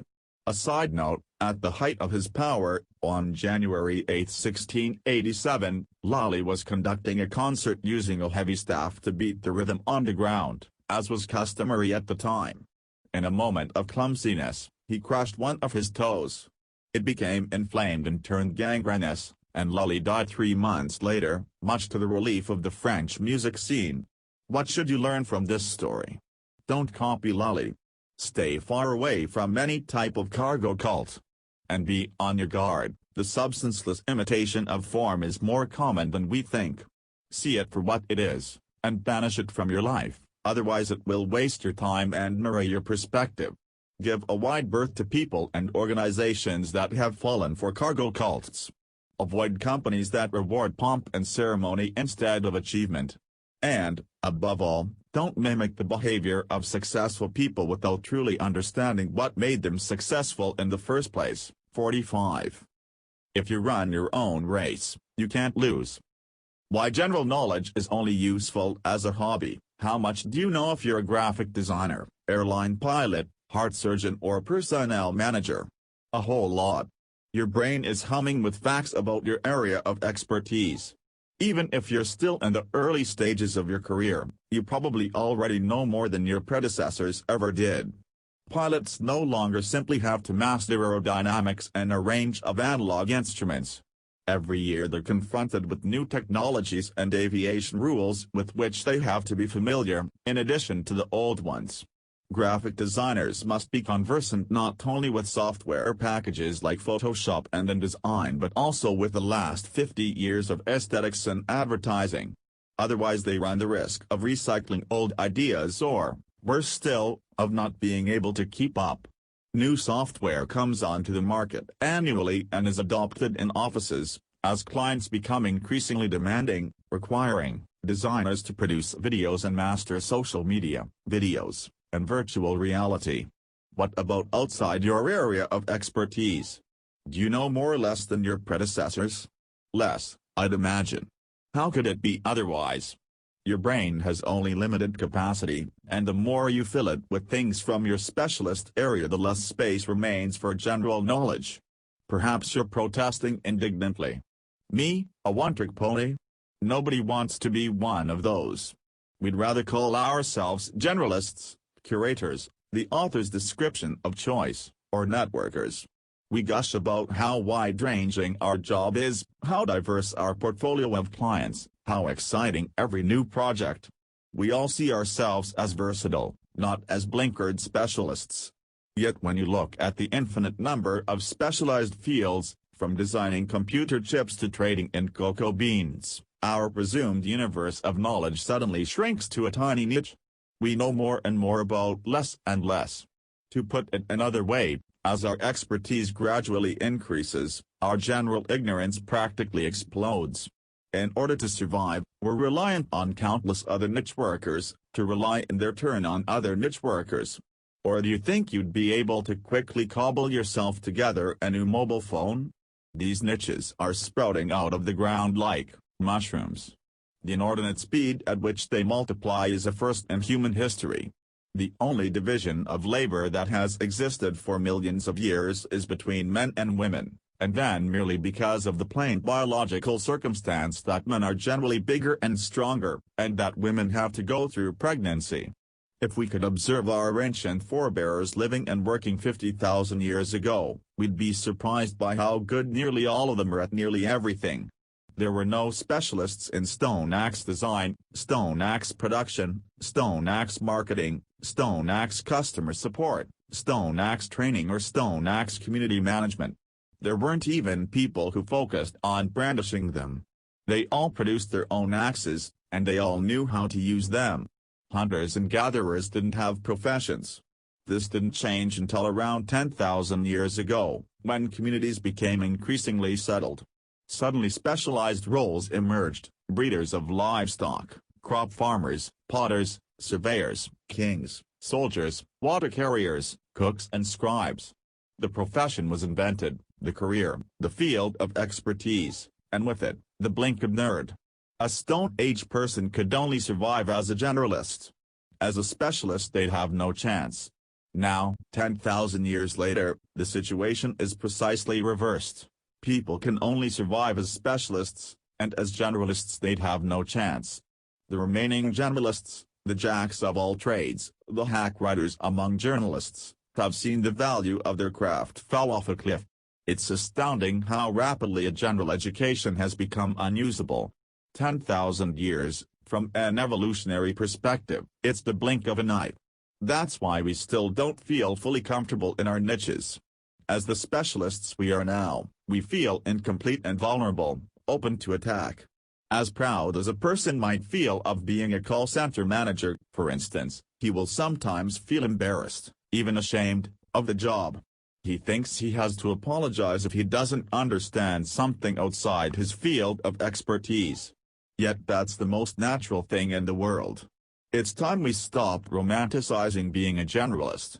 For 10,000 years the only path to professional success, and to social prosperity, has been through specialization. During that time, however, two things have happened that no one could have foreseen. Globalization fused niches that previously had been geographically separate. A tenor in one city and a tenor in the neighboring city, both of whom had formerly earned a comfortable income and never got in each other's way, abruptly found themselves in the same, now global, niche, thanks to the advent of recorded discs. All at once, the world no longer needed 10,000 tenors. 3 was enough. The winner takes it all effect led to stark income inequality. A few victors dominated almost the entire market, while the remaining majority were relegated to scavenging on the periphery. Something else happened, too. The niches began to subdivide endlessly into sub-niches and sub-sub-niches. The number of specialisms exploded. What previously was regionally separate but professionally integrated is now globally integrated but professionally separate. The competition within fields is huge, the number of those fields equally so. There's an infinite number of winners, Kevin Kelly has said, as long as you're not trying to win somebody else's race. What does this mean for you and me? First, often we don't specialize radically enough, then we react with surprise when other people overtake us.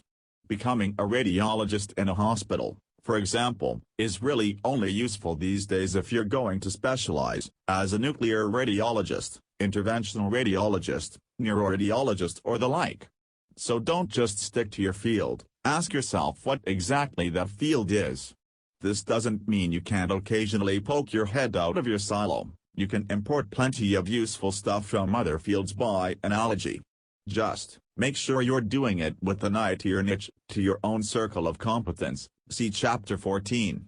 Second, the winner takes it all effect will help you out if you're the best in your niche, and I mean worldwide. If that's not the case, you'll have to specialize further. You've got to run your own race if you want to emerge the victor. And, finally, third, stop hoarding all the knowledge you possibly can in the hopes of improving your job prospects. Financially speaking, there's no longer any benefit to that. These days accumulating general knowledge makes sense only as a hobby. So relax and read a book about Stone-Age humans, if you're genuinely interested. Just be careful you don't become one yourself. 46. The Arms Race.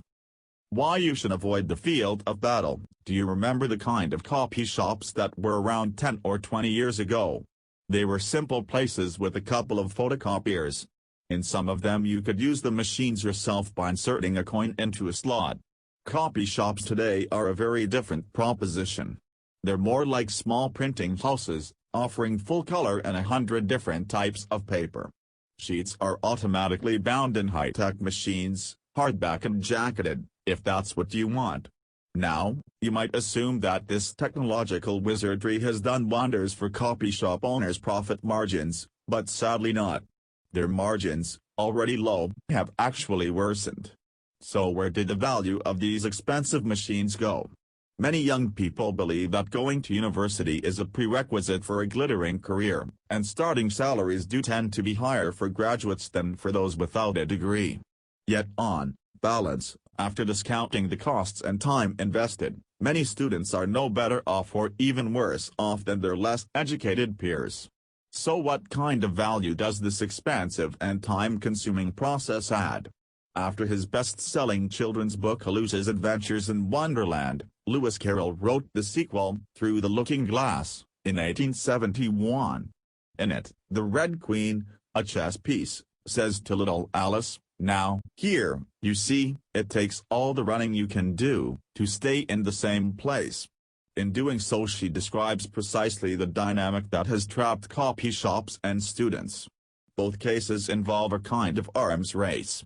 Originally a military term, its treacherous underlying dynamic can be seen everywhere. People are forced to arm themselves because others are doing the same, even if, taken as a whole, the process makes no sense.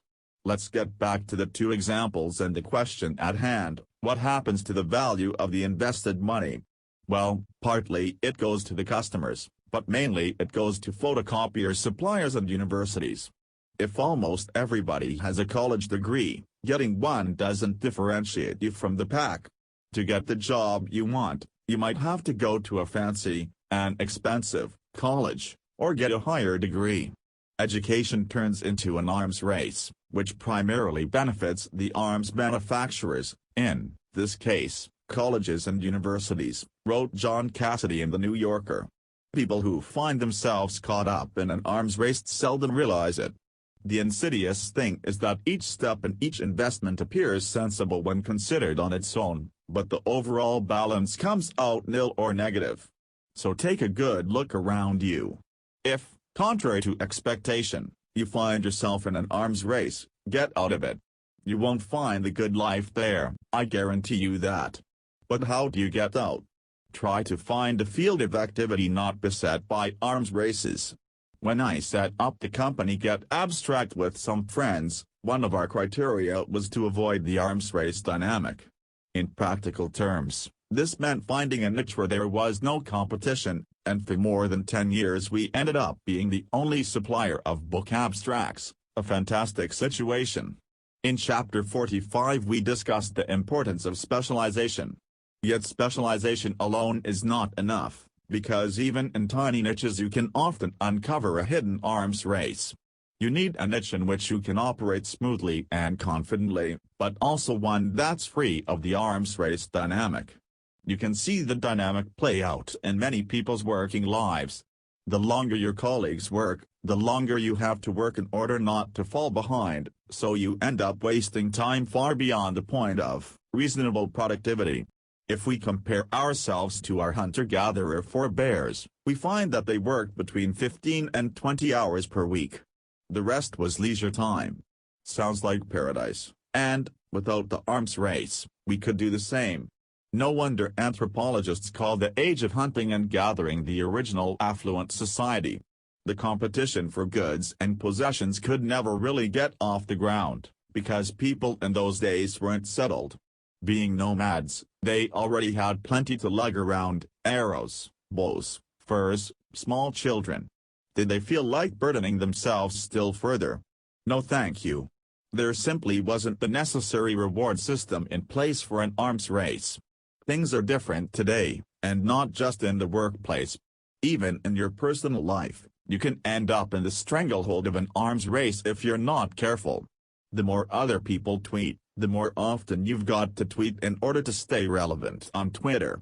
The more effort other people put into their Facebook pages, the more you've got to make, so that you don't fade into social media irrelevance.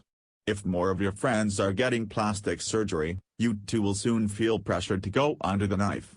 The same goes for clothing trends, accessories, the size of your apartment, fitness and sporting pursuits, marathons, triathlons, gigathlons, the horsepower of your car and other social yardsticks. 2 million scientific studies are published every year. 100 years ago, in Einstein's time, the figure wasn't even 1% of that. Yet the frequency of scientific breakthroughs has remained roughly constant. Even in the sciences, the perverse dynamic of the arms race has taken hold. Academics are paid and promoted on the basis of the number of papers they have published and the frequency with which those papers are cited. The more other scholars publish and the more frequently they're cited, the more everyone has to publish in order to keep pace. This competition is only loosely connected to the pursuit of knowledge. The profiteers are the academic journals. If you're keen on a career as a musician, don't under any circumstances choose the piano or the violin. Pianists and violinists are the unhappiest musicians on the planet, because the pressure of competition is at its most brutal for those instruments. Moreover, it's continually ratcheting up, because concert halls across the world are flooded every year with thousands of brand new piano and violin virtuosos from Asia. You're better off choosing a niche instrument. That way it will be much easier to find a spot in an orchestra, and people will be much more impressed by your ability even if you're not world-class. As a pianist or a violinist, you'll perpetually be compared with Lang Lang or Anne-Sophie Mutter. You'll compare yourself, too, sapping your spirit further. The upshot? Try to escape the arms race dynamic. It's difficult to recognize, because each individual step seems reasonable when considered on its own. So retreat every so often from the field of battle and observe it from above. Don't fall victim to the madness. An arms race is a succession of Pyrrhic victories, and your best bet is to steer clear. You'll only find the good life where people aren't fighting over it. 47. Making friends with weirdos. Get to know outsiders but don't be one yourself. By the decree of the angels, and by the command of the holy men, we excommunicate, expel, curse and damn Baruch de Espinosa. Cursed be he by day and cursed be he by night, cursed be he when he lies down, and cursed be he when he rises up, cursed be he when he goes out, and cursed be he when he comes in. The Lord will not spare him. We are told that no one should communicate with him orally or in writing, or show him any favor, or stay with him under the same roof, or within 4 ells of him, or read anything composed or written by him. With this writ of excommunication, published in 1656 and in the unabbreviated version approximately 4 times as long and 5 times as harsh, the 23-year-old, highly-strung Spinoza was cast out of the Jewish community in Amsterdam. He had been denounced at the highest official level as persona non grata, as an outsider. Although Spinoza hadn't published anything by that point, the young intellectual's free-thinking views had put him on a collision course with the establishment. Today, Spinoza is considered one of the greatest philosophers of all time. We might chuckle about the excommunication, but poor Baruch probably didn't find it so amusing. Imagine if the authorities cursed you in all the newspapers, on billboards, and on every single social media platform, and if agents were posted everywhere to make sure that nobody approached you or spoke to you. It must have stunned him. If you're a member of a business club, you'll know all about the advantages of membership. You'll have free access to club facilities, where the plush armchairs are comfortable enough to sleep in, the tables are spread with the latest magazines, and you can always find someone for a congenial chat. Basically, the whole infrastructure is set up to cater to your needs. Most people are members of one or more clubs as employees at a company, pupils at a school, professors at a university, citizens of a city, members of an association and so on. All these groups meet our needs, we've grown comfortable in them. We feel looked after. Yet there are always people who are not members of any club. Either they avoid them on purpose, they were never let in the first place, or they were kicked out, like Spinoza. Most of these outsiders are crazy people, but not all. Occasionally one of them turns out to be somebody who pushes the world one step forward, all by themselves. The number of breakthroughs in science, economics and culture that can be attributed to outsiders is astonishing. Einstein, for example, couldn't find a job at a university, so he eked out a badly paid living as a third-class patent officer in Bern and revolutionized physics in his spare time. 200 years earlier, Newton developed the law of gravity and invented a whole branch of mathematics, even though his club, Trinity College, Cambridge, had been forced to close due to rampant bubonic plague and he'd spent 2 years living in the country. Charles Darwin was an independent researcher, never salaried at an institution and never employed as a professor. Margaret Thatcher, one of the strongest British prime ministers, was a housewife who exploded onto the political scene out of nowhere. Jazz is a musical genre created entirely by outsiders. So is rap. The list of great writers, thinkers and artists includes countless nonconformists: Kleist, Nietzsche, Wilde, Tolstoy, Solzhenitsyn, Gagin. And let's not forget that the founders of all religions, without exception, were outsiders.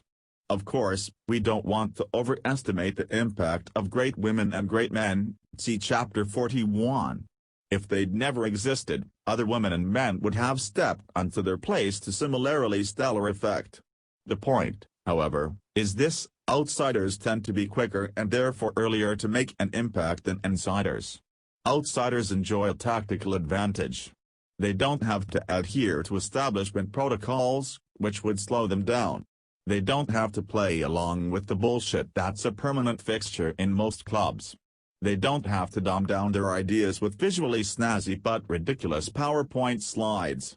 They can sidestep the kind of nerve-wracking power plays you get in meetings. They can happily ignore convention, and are under no pressure to accept invitations or take part in events simply to show their face because they were never invited in the first place. They don't have to be politically correct for fear of expulsion, because they're already on the outside.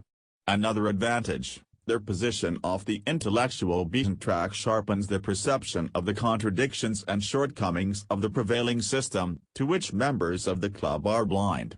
Outsiders look more deeply, meaning that their critique of the status quo is not cosmetic but fundamental. There's a certain romance, about the idea of living as an outsider, but don't make the mistake of becoming one yourself. The forces of society will be arrayed against you. The headwinds will be pitiless and sharp. Virtually all outsiders are broken by the world, which opposes them with all its might. Only a few shine as bright as comets. No, the life of an outsider is the stuff of movies, not of the good life. So what to do? Keep one foot firmly planted in the establishment. That way you'll secure all the advantages of club membership. But let your other foot wander. I know that sounds like a bit of a challenge, flexibility-wise. In practice, however, it works well. Make friends with outsiders. It's easier said than done. Here are the rules for getting along with them. 1. No flattery. Just be genuinely interested in their work.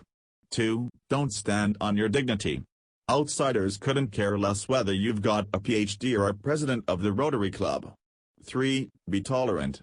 Outsiders are rarely on time. Sometimes they're unwashed or wearing colorful shirts. 4. Reciprocity.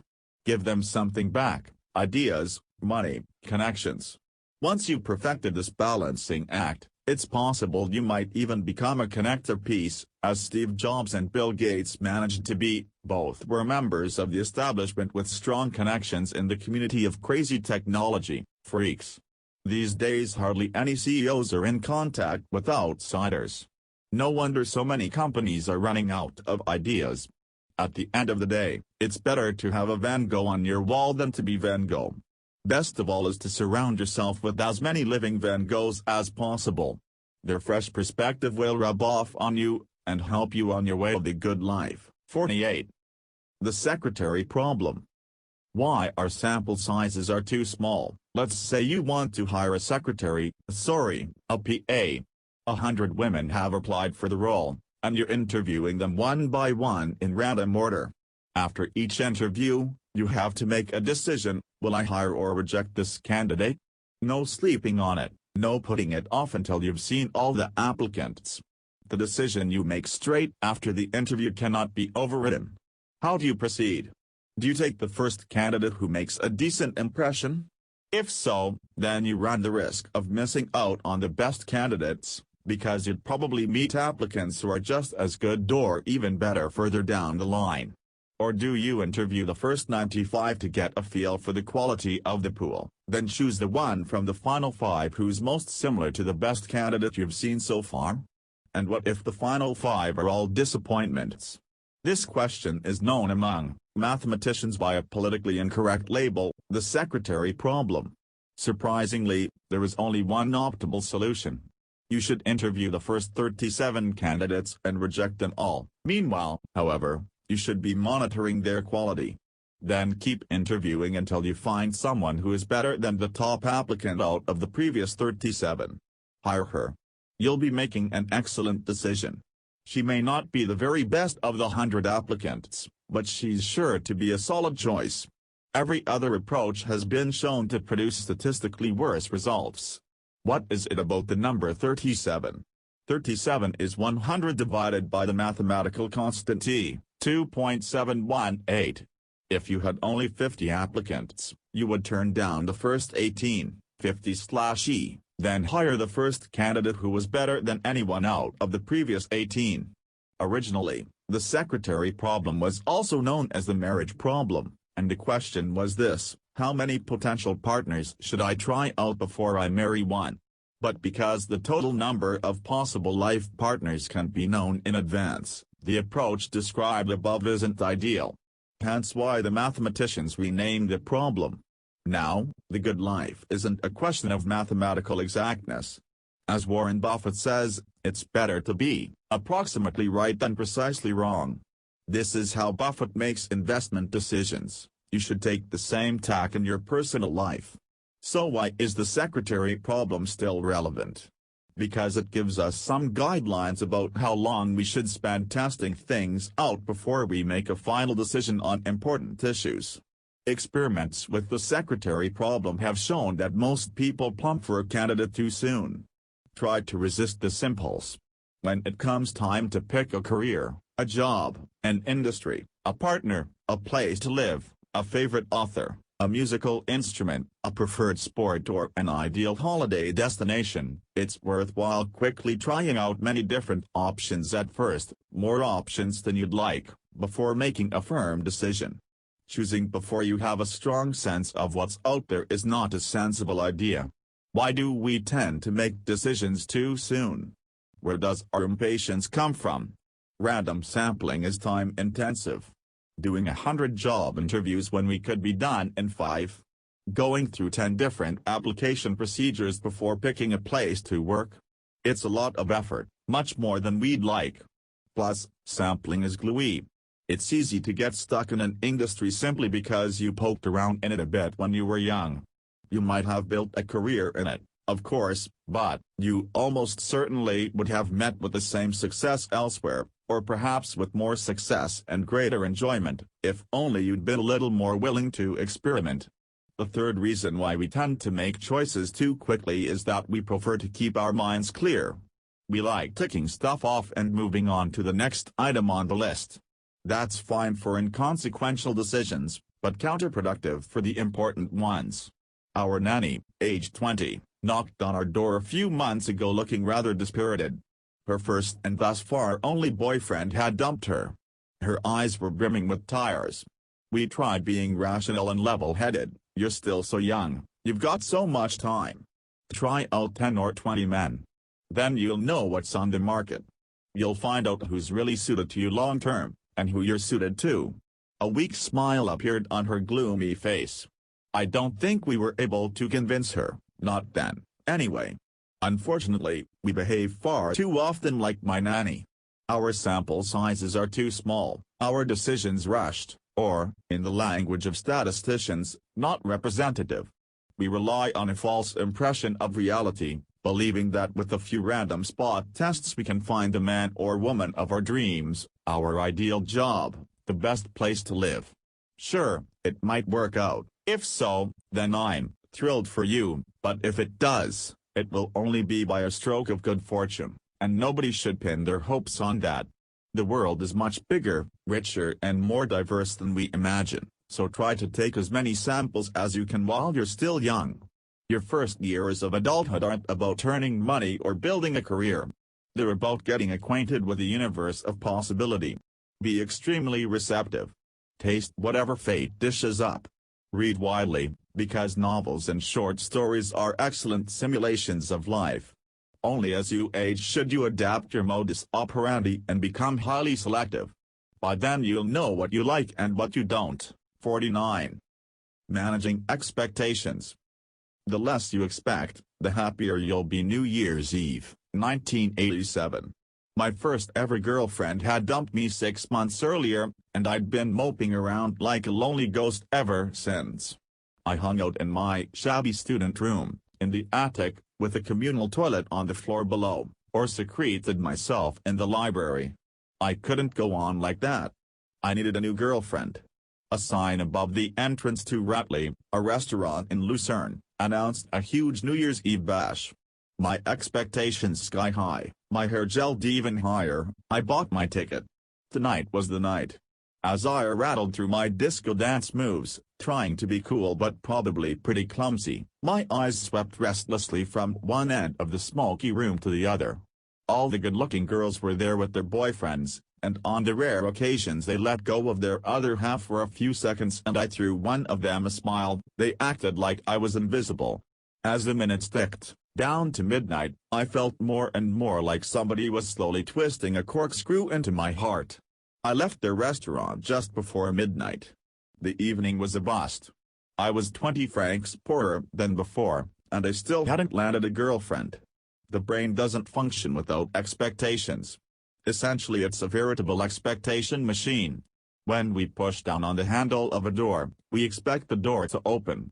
When we turn on a tap, we expect water to come out. When we board a plane, we expect the laws of aerodynamics to keep us in the air. We expect the sun to rise in the morning and set in the evening.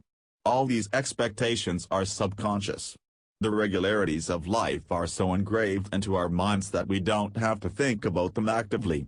Unfortunately, however, The brain also generates expectations when it comes to out-of-the-ordinary situations, as was painfully brought home to me at the New Year's Eve party. If I'd given myself time to consciously discern my expectations and assess them realistically, I could have spared myself the disappointment. Research confirms that expectations have a profound impact on happiness, and that unrealistic expectations are among the most effective killjoys. One example, a higher income bolsters well-being only up to approximately $75,000 per year, and beyond that point money no longer plays much of a role. Chapter 13. Even below that threshold, well-being can be negated in a way that seems paradoxical if expectations regarding income rise more quickly than income itself, as established by Paul Dolan. So how best to handle expectations? I recommend organizing your thoughts like an emergency doctor during triage. Constantly distinguish between I have to have it, I want to have it, and I expect it.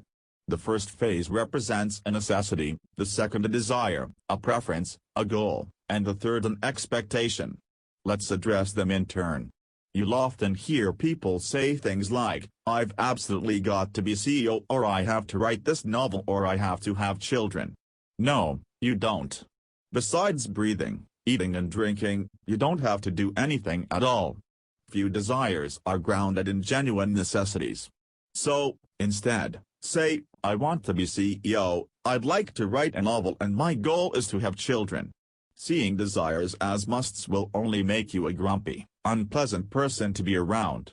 And no matter how intelligent you are, it will make you act like an idiot. The sooner you can erase supposed necessities from your repertoire, the better. Now, on to desires. A life without goals is a wasted life. Yet we mustn't be shackled to them. Be aware that not all your desires will be satisfied, because so much lies beyond your control. It's not just the board of directors that determines whether you're made CEO, it's the competition, the stock market, the press, your family, none of which you can totally control. The same goes for writing novels and having children. The Greek philosophers had a wonderful expression for the things we want: preferred indifference, indifferent here in the sense of insignificant. So I might have a preference, for example, I'd prefer a Porsche to a VW Golf, but ultimately it's insignificant to my happiness. We now come to the third strand in our triage, expectations. Many of your unhappiest moments are down to sloppily managed expectations, particularly expectations of other people. You can't expect others to conform to them any more than the weather would. Our expectations possess very limited external force, but hold immense internal sway. Because we're so lax in the way we deal with them, we allow others to gain influence. Advertising, for example, is nothing more than the engineering of expectations. Sales is the same. When a banker sells you a financial product, presenting you with complicated projections of future cash flows, that's expectation engineering, plain and simple. So not only are our expectations built on sand, but we also throw open the floodgates and let other people dig around in our sandboxes. Don't. How do you foster realistic expectations instead? Step 1. Before every meeting, every date, every project, every party, every holiday, every book and every undertaking, draw a sharp distinction between necessities, desires and expectations. Step 2. Rate your expectations on a scale from 0 to 10. Are you expecting a disaster, 0, or the fulfillment of your life's dream, 10? Step 3. Deduct 2 points from your rating, then mentally readjust to that number. The whole exercise takes 10 seconds, max. Rating your expectations interrupts the automatic process of plucking them out of thin air, and you're also giving yourself a kind of buffer, because now your expectations are not simply moderate but have actually been lowered fractionally below their proper value. I run through these 3 steps once a day, with enviable results for my sense of well-being. So what should you take away from all this? That we treat our expectations like helium balloons, letting them climb higher and higher until finally they burst and fall in crumpled shreds from the sky. Stop lumping together necessities, goals and expectations. Keep them meticulously separate. The ability to manage your expectations is part of the good life. 50. Sturgeon's Law. How to tune your bullshit detector. It's tough being a science fiction author, especially if you're writing for the mass market. Literary critics treat you like dirt, and, frankly, much of the vast output of science fiction writing actually is third-rate, which makes it all the more difficult for the few works of quality to boost the genre's standing. Ted Sturgeon was one of the most productive sci-fi authors of the 50s and 60s. With success came malice, and he had to put up with relentless jabs from critics who declared that 90% of all sci-fi was crud. Sturgeon's answer: yeah, that's true, but 90% of everything that's published is crud, regardless of genre. His answer has gone down in history as Sturgeon's Law. At first glance, Sturgeon's assessment seems a trifle harsh, but only at first glance. Think about how few books you enjoy all the way to the end and how many you throw aside in disappointment after a couple of pages. Or, think about how few TV movies you watch all the way through, and how many times you channel hop away. The ratio is probably consistent with Sturgeon's Law. According to Daniel Dennett, Sturgeon's Law holds not just for books and films but more broadly, 90% of everything is crap. That is true, whether you are talking about physics, chemistry, evolutionary psychology, sociology, medicine, you name it, rock music, country western. Whether it's exactly 90%, a mere 85% or as much as 95% is debatable, but it's not worth the argument, and it doesn't matter. For simplicity's sake, let's stick with 90%. Ever since I first heard Sturgeon's Law, it has been a huge relief. I grew up convinced that most of what people produced was important, well considered and valuable, so I always assumed I must be in the wrong when something seemed inadequate to me. Today I know it's not because of my lack of sophistication if I think an opera production is a flop. It's not my tenuous grasp of commerce if a business plan makes a shoddy impression. It's not poverty of human kindness if 90% of the people at a gala dinner bore me. No, it's not me. It's the world. It bears repeating, 90% of all products are junk. 90% of all advertising is tripe. 90% of all emails are verbal diarrhea. 90% of all tweets are nonsense. 90% of all meetings are waste of time. 90% of everything said in those meetings is hot air. 90% of all invitations are traps best circumvented. In short, 90% of all the material and intellectual things put into the world are bullshit.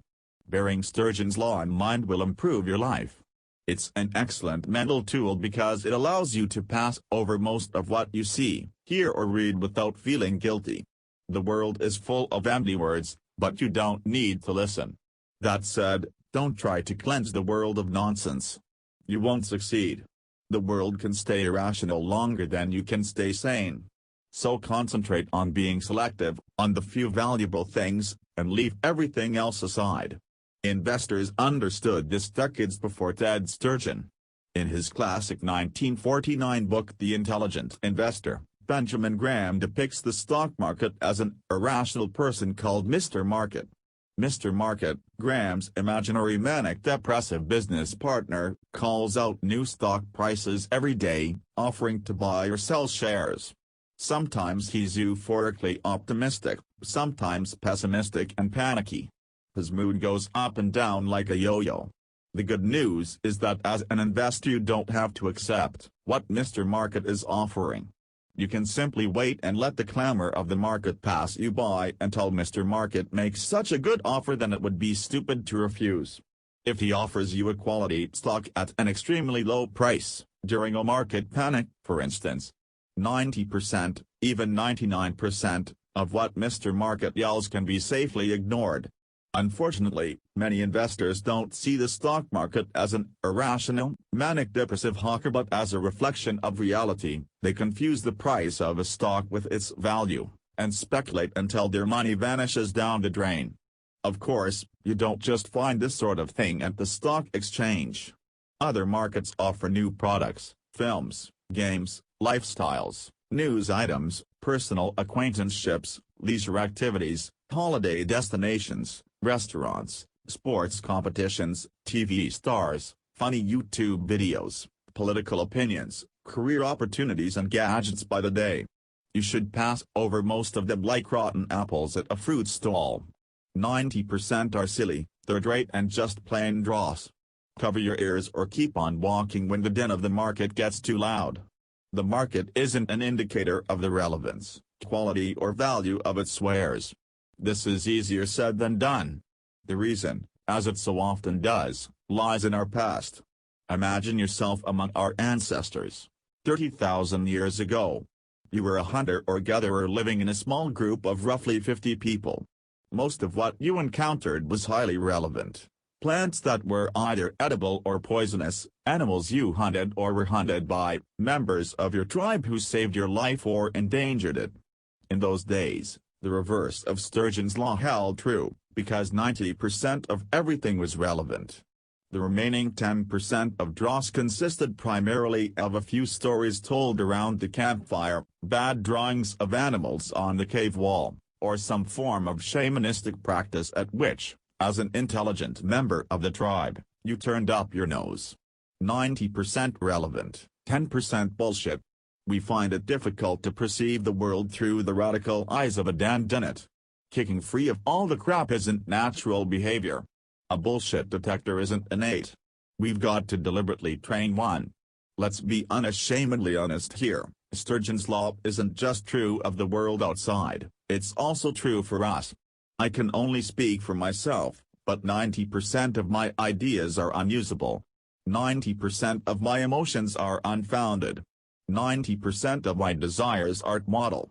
Because I'm aware of that, I'm much more careful about which of my inner products I take seriously and which I pass over with a smile. So don't just take any old crap that's offered to you. Don't give in to every urge simply because you happen to feel like doing it. Don't try every gadget merely because it exists. Precious few things are valuable, first-rate or essential, and applying Sturgeon's law will save you plenty of time and frustration. Recognize the difference between ideas and good ideas, between products and good products, between investments and good investments. Recognize bullshit for what it is. Oh, and one other rule, which in my experience has proved well-founded, if you're not sure whether something is bullshit, it's bullshit. 51. In praise of modesty. The less self-important you are, the better your life will be. Boulevard Houseman, Avenue Foch, Rue du Dr. Lansrix, Avenue Paldmer, Rue Theodule Ribbet, Avenue Kleber, Boulevard Raspail, all the names of large Parisian streets. But who knows these days whom they were named after? Try to guess who those people were. All major figures of their era, no doubt, city planners, generals, scientists. A dinner invitation from George's Eugene Houseman, for instance, would have thrilled his contemporaries. And today? Today you step out of the galleries Lafayette onto the Boulevard Houseman without a second thought, shopping bags full of things you don't need dangling from the crook of your arm. It's summer, the air shimmers like fluid glass above the boulevard, and your vanilla ice cream drips onto your shirt and Bermuda shorts. Your fingers are sticky, and you're annoyed at the throng of tourists, even though you're a tourist, yourself. Mostly, however, it's the aggressive, whooshing traffic that gets on your nerves, rushing over the paving stones of the venerable city planner, whose name means nothing to you. Houseman, who? He's already been consumed by the dust mites of history. If the expiry date of such important figures as Houseman, Foch or Raspail extends only 4 generations or so, then even the colossal names of the present day will have faded in a few more. In 100 or 200 years at the most, hardly anybody will know who Bill Gates, Donald Trump or Angela Merkel were. And as for the two of us, you, dear reader, and me, a few decades after we're gone nobody will spare us a second thought. Imagine two hypothetical types of people. A and B type A individuals possess boundless self-esteem. Type B individuals, on the other hand, possess very little. When somebody steals their food, challenges them for their cave or runs off with their mate, the Bs react passively. That's just life, they say. I'll find more food, another cave, a different mate. Type A's react in the opposite manner, flying off the handle and vehemently defending their possessions. Which type of person has a better chance of passing on their genes to the next generation? A, of course. It's impossible to live without a certain degree of ego. Try going a single day without using the words I or mine. I tried it, and failed miserably. Simply put, we're type A. The problem here is that the sense of self-esteem we've inherited from our type A ancestors is so sensitive that it messes things up for us. We explode at the tiniest affronts, even if they're minuscule in comparison to Stone Age threats we're not praised enough. Our attempts to impress aren't met with a suitable response, we're not invited to something. In most cases, other people turn out to be right, we're not as significant as we think. I recommend viewing your own importance from the perspective of the next century, from a point when your good name will have dwindled to a zero, no matter how fabulous you might be today. A fundamental part of the good life is not being too full of yourself. In fact, there's an inverse correlation: the less you stand upon your ego, the better your life will be. Why? 3 reasons. 1. Self-importance requires energy. If you think overly highly of yourself, you have to operate a transmitter and a radar simultaneously.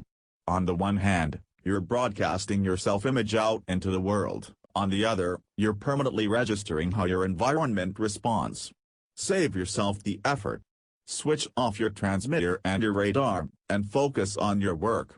In concrete terms, this means, don't be vain, don't name drop, and don't brag about your amazing successes. I don't care if you've just had a private audience with the Pope, be pleased about it, sure, but don't put up the photographs in your apartment. If you're a millionaire, don't donate money so you can have buildings, professorships or football stadiums named after you. It's affected. While you're at it, why not take out TV ads raving about how marvelous you are? At least Houseman and Company got their streets for free. 2. The more self-important you are, the more speedily you'll fall for the self-serving bias. You'll start doing things not to achieve a specific goal but to make yourself look good. You often see the self-serving bias among investors. They buy stocks in glamorous hotels or sexy tech companies, not because they're solid investments but because they want to enhance their own image. On top of this, people who think highly of themselves tend to systematically overestimate their knowledge and abilities. This is termed overconfidence, leading to grave errors in decision-making. 3. You'll make enemies. If you stress your own importance, you do so at the expense of other people's, because otherwise it would devalue your relative position. Once you're successful, if not before, other people who are equally full of themselves will shit on you. Not a good life. As you can see, your ego is more antagonist than friend. This is hardly news, of course. In fact, it's been the default perspective for 2,500 years. The Stoics, for instance, were always on their guard against overweening self-esteem. A classic example is Marcus Aurelius, who found being a Roman emperor almost unpleasant. By keeping a diary, his meditations, he forced himself to stay modest, no mean feat when you're the most powerful person on earth. Religion, too, provides intellectual tools to keep the ego in check. In many religions, self-esteem is actually considered a manifestation of the devil. Yet over the last 200 years our culture has released the brakes on ego, and today everybody seems to be their own little brand manager. Think about this, every one of us is merely one person among billions. We're all living inside an infinitesimal sliver of time with a random beginning and a random end. And we have all, the author included, already crammed many stupid things into this brief span. So be glad nobody's named a street after you, it'd only stress you out. Stay modest. You'll improve your life by several orders of magnitude. Self-esteem is so easy that anyone can do it. Modesty, on the other hand, may be tough, but at least it's more compatible with reality. And it calms your emotional wave pool. Self-importance has developed into a malady of civilization. We've got our teeth into our egos like a dog into an old shoe. Let the shoe go. It has no nutritional value, and it'll soon taste rotten. 52. Inner success. Why your input is more important than your output. Every country has its own version of the list. In Switzerland it's called the Balance 300 list, and it identifies the 300 richest people in Switzerland. In Germany, Manager magazine publishes an annual list of the 500 wealthiest Germans. The Sunday Times announces its rich list in the UK, Challenges publishes an equivalent for France. Forbes puts together a list each year of all the billionaires in the world. The impression they give is always the same: these, then, are the most successful people in the world, all of them business people, or their heirs. Similar rankings exist for the most powerful CEOs, the most cited academics, the most read authors, the highest paid artists, the most successful musicians, the most expensive sports stars and the highest earning actors. Every industry has its own version. Yet how successful are these success stories, really? It depends very much on how you define success. Society can control the way in which individual people spend their time through the way it measures success and bestows prestige. It is no accident, writes the American psychology professor Roy Baumeister, that in small societies struggling for survival, prestige comes with bringing in large amounts of protein, hunting, or defeating the most dangerous enemies, fighting. By the same token, the prestige of motherhood probably rises and falls with the society's need to increase population, and the prestige of entertainers rises and falls with how much time and money the population can devote to leisure activities. Modern societies brandish the Forbes lists, as I'll call these rankings collectively from now on, like bright flags, saying, "This is the way." Why are modern societies trying to steer their sheep toward material success and not, say, toward additional leisure time? Why are there lists of the richest people, but no lists of the most satisfied? Quite simply because economic growth keeps societies together. The prospect of improvements in living standards, however remote, limits pressure for wealth redistribution, writes former banker Satyajit Dawes, before quoting Henry Wallach, a former governor of the U.S. Federal Reserve, "So long as there is growth there is hope, and that makes large income differential tolerable." If we don't want the Forbes lists to drive us crazy, there are two things we've got to understand. First, definitions of success are products of their time. 1,000 years ago, a Forbes list would have been unimaginable. In another 1,000, it will be equally so. Warren Buffett, who along with Bill Gates has topped the Forbes list for years, admits he'd never have made it onto the Stone Age equivalent. "If I'd been born thousands of years ago I'd be some animal's lunch because I can't run very fast or climb trees." Depending on the century in which you were born, society would have extolled some other kind of success, but always doing its best to convince you of its particular definition. Don't just blindly follow the flags. Wherever they lead, you certainly won't find a good life. Material success is also 100% a matter of chance. We're not fond of chance as an explanation, but it's just a fact. Your genes, your postcode, your intelligence, your willpower, fundamentally there's nothing you can do about any of it, as we saw in Chapter 7. Obviously, successful business people worked hard and made smart decisions. Yet these factors themselves are the results of their genes, their origins and their environmental opportunities. This is why you should regard the Forbes lists as basically haphazard. And why you should stop idolizing them. Recently a friend of mine proudly informed me that he'd been invited to dinner with multimillionaire so-and-so. I shrugged. Why be proud? Why so keen to meet a multimillionaire? The likelihood he'll be given any money is nil. What matters is whether this person is an interesting conversationalist or not. His wealth is utterly irrelevant. Let me give you a completely different definition of success, one that's at least 2,000 years old. Success, according to this definition, neither hinges on how society distributes prestige nor suits vulgar rankings. Here it is: true success is inner success. Voila! This has nothing to do with incense sticks, self-contemplation or yoga. Striving for inner success is one of the most sensible approaches there is, and one of the roots of Western thought. As we saw in Chapter 8, Greek and Roman philosophers called this type of success soteriaxia. Once you've attained the ataraxia tranquility of the soul, you'll be able to maintain your equanimity despite the slings and arrows of fate.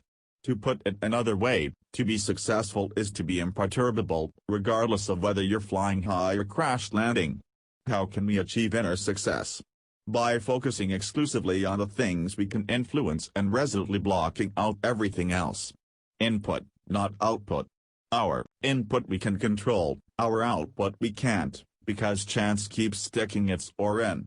Money, power and popularity are things over which we have only limited control. Losing them will send you into a tailspin if they're the focus of your attention. If, however, you've trained yourself to be serene, imperturbable and ataraxic, you'll mostly be happy, no matter what fate throws your way. Simply put, inner success is more stable than the external kind. John Wooden was far and away the most successful basketball coach in American history. Wooden insisted his players define success in radically different terms. Success is peace of mind, which is a direct result of self-satisfaction in knowing you made the effort to do your best to become the best that you are capable of becoming.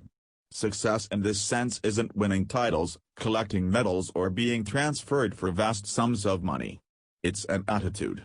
Ironically, President George W. Bush awarded him the Medal of Freedom, the USA's most prestigious accolade, which Bush presumably found more moving than Wooden did. Let's be honest, nobody's going to strive 100% for inner success and pay no heed whatsoever to the external kind. Yet we can edge closer to the ideal of ataraxia through daily practice. Every evening, take stock. When did you fail today? When did you let the day be poisoned by toxic emotions? What things beyond your control did you let upset you? And which mental tools are required for self-improvement? You don't have to be the richest person in the cemetery, instead, be the most inwardly successful person in the here and now. Make each day your masterpiece was what Wooden hammered into his players' heads. Take his advice. Inner success is never fully attainable, and you'll have to practice it your whole life long. Nobody is going to do that work for you. Those seeking external success, wealth, a job as CEO, gold medals or honors, are actually striving for inner success too, they just don't realize it. A CEO might use his bonus to buy a €200,000 IWC Grand Complication watch, maybe because he likes the way it looks on his wrist, but probably so that he'll be envied. Either way, he wants the IWC because it makes him feel good. Otherwise he wouldn't buy it. Whichever way you look at it, the truth is that people desire external gain because it nets them internal gain. The question that suggests itself is obvious: why take the long way round? Just take the direct route.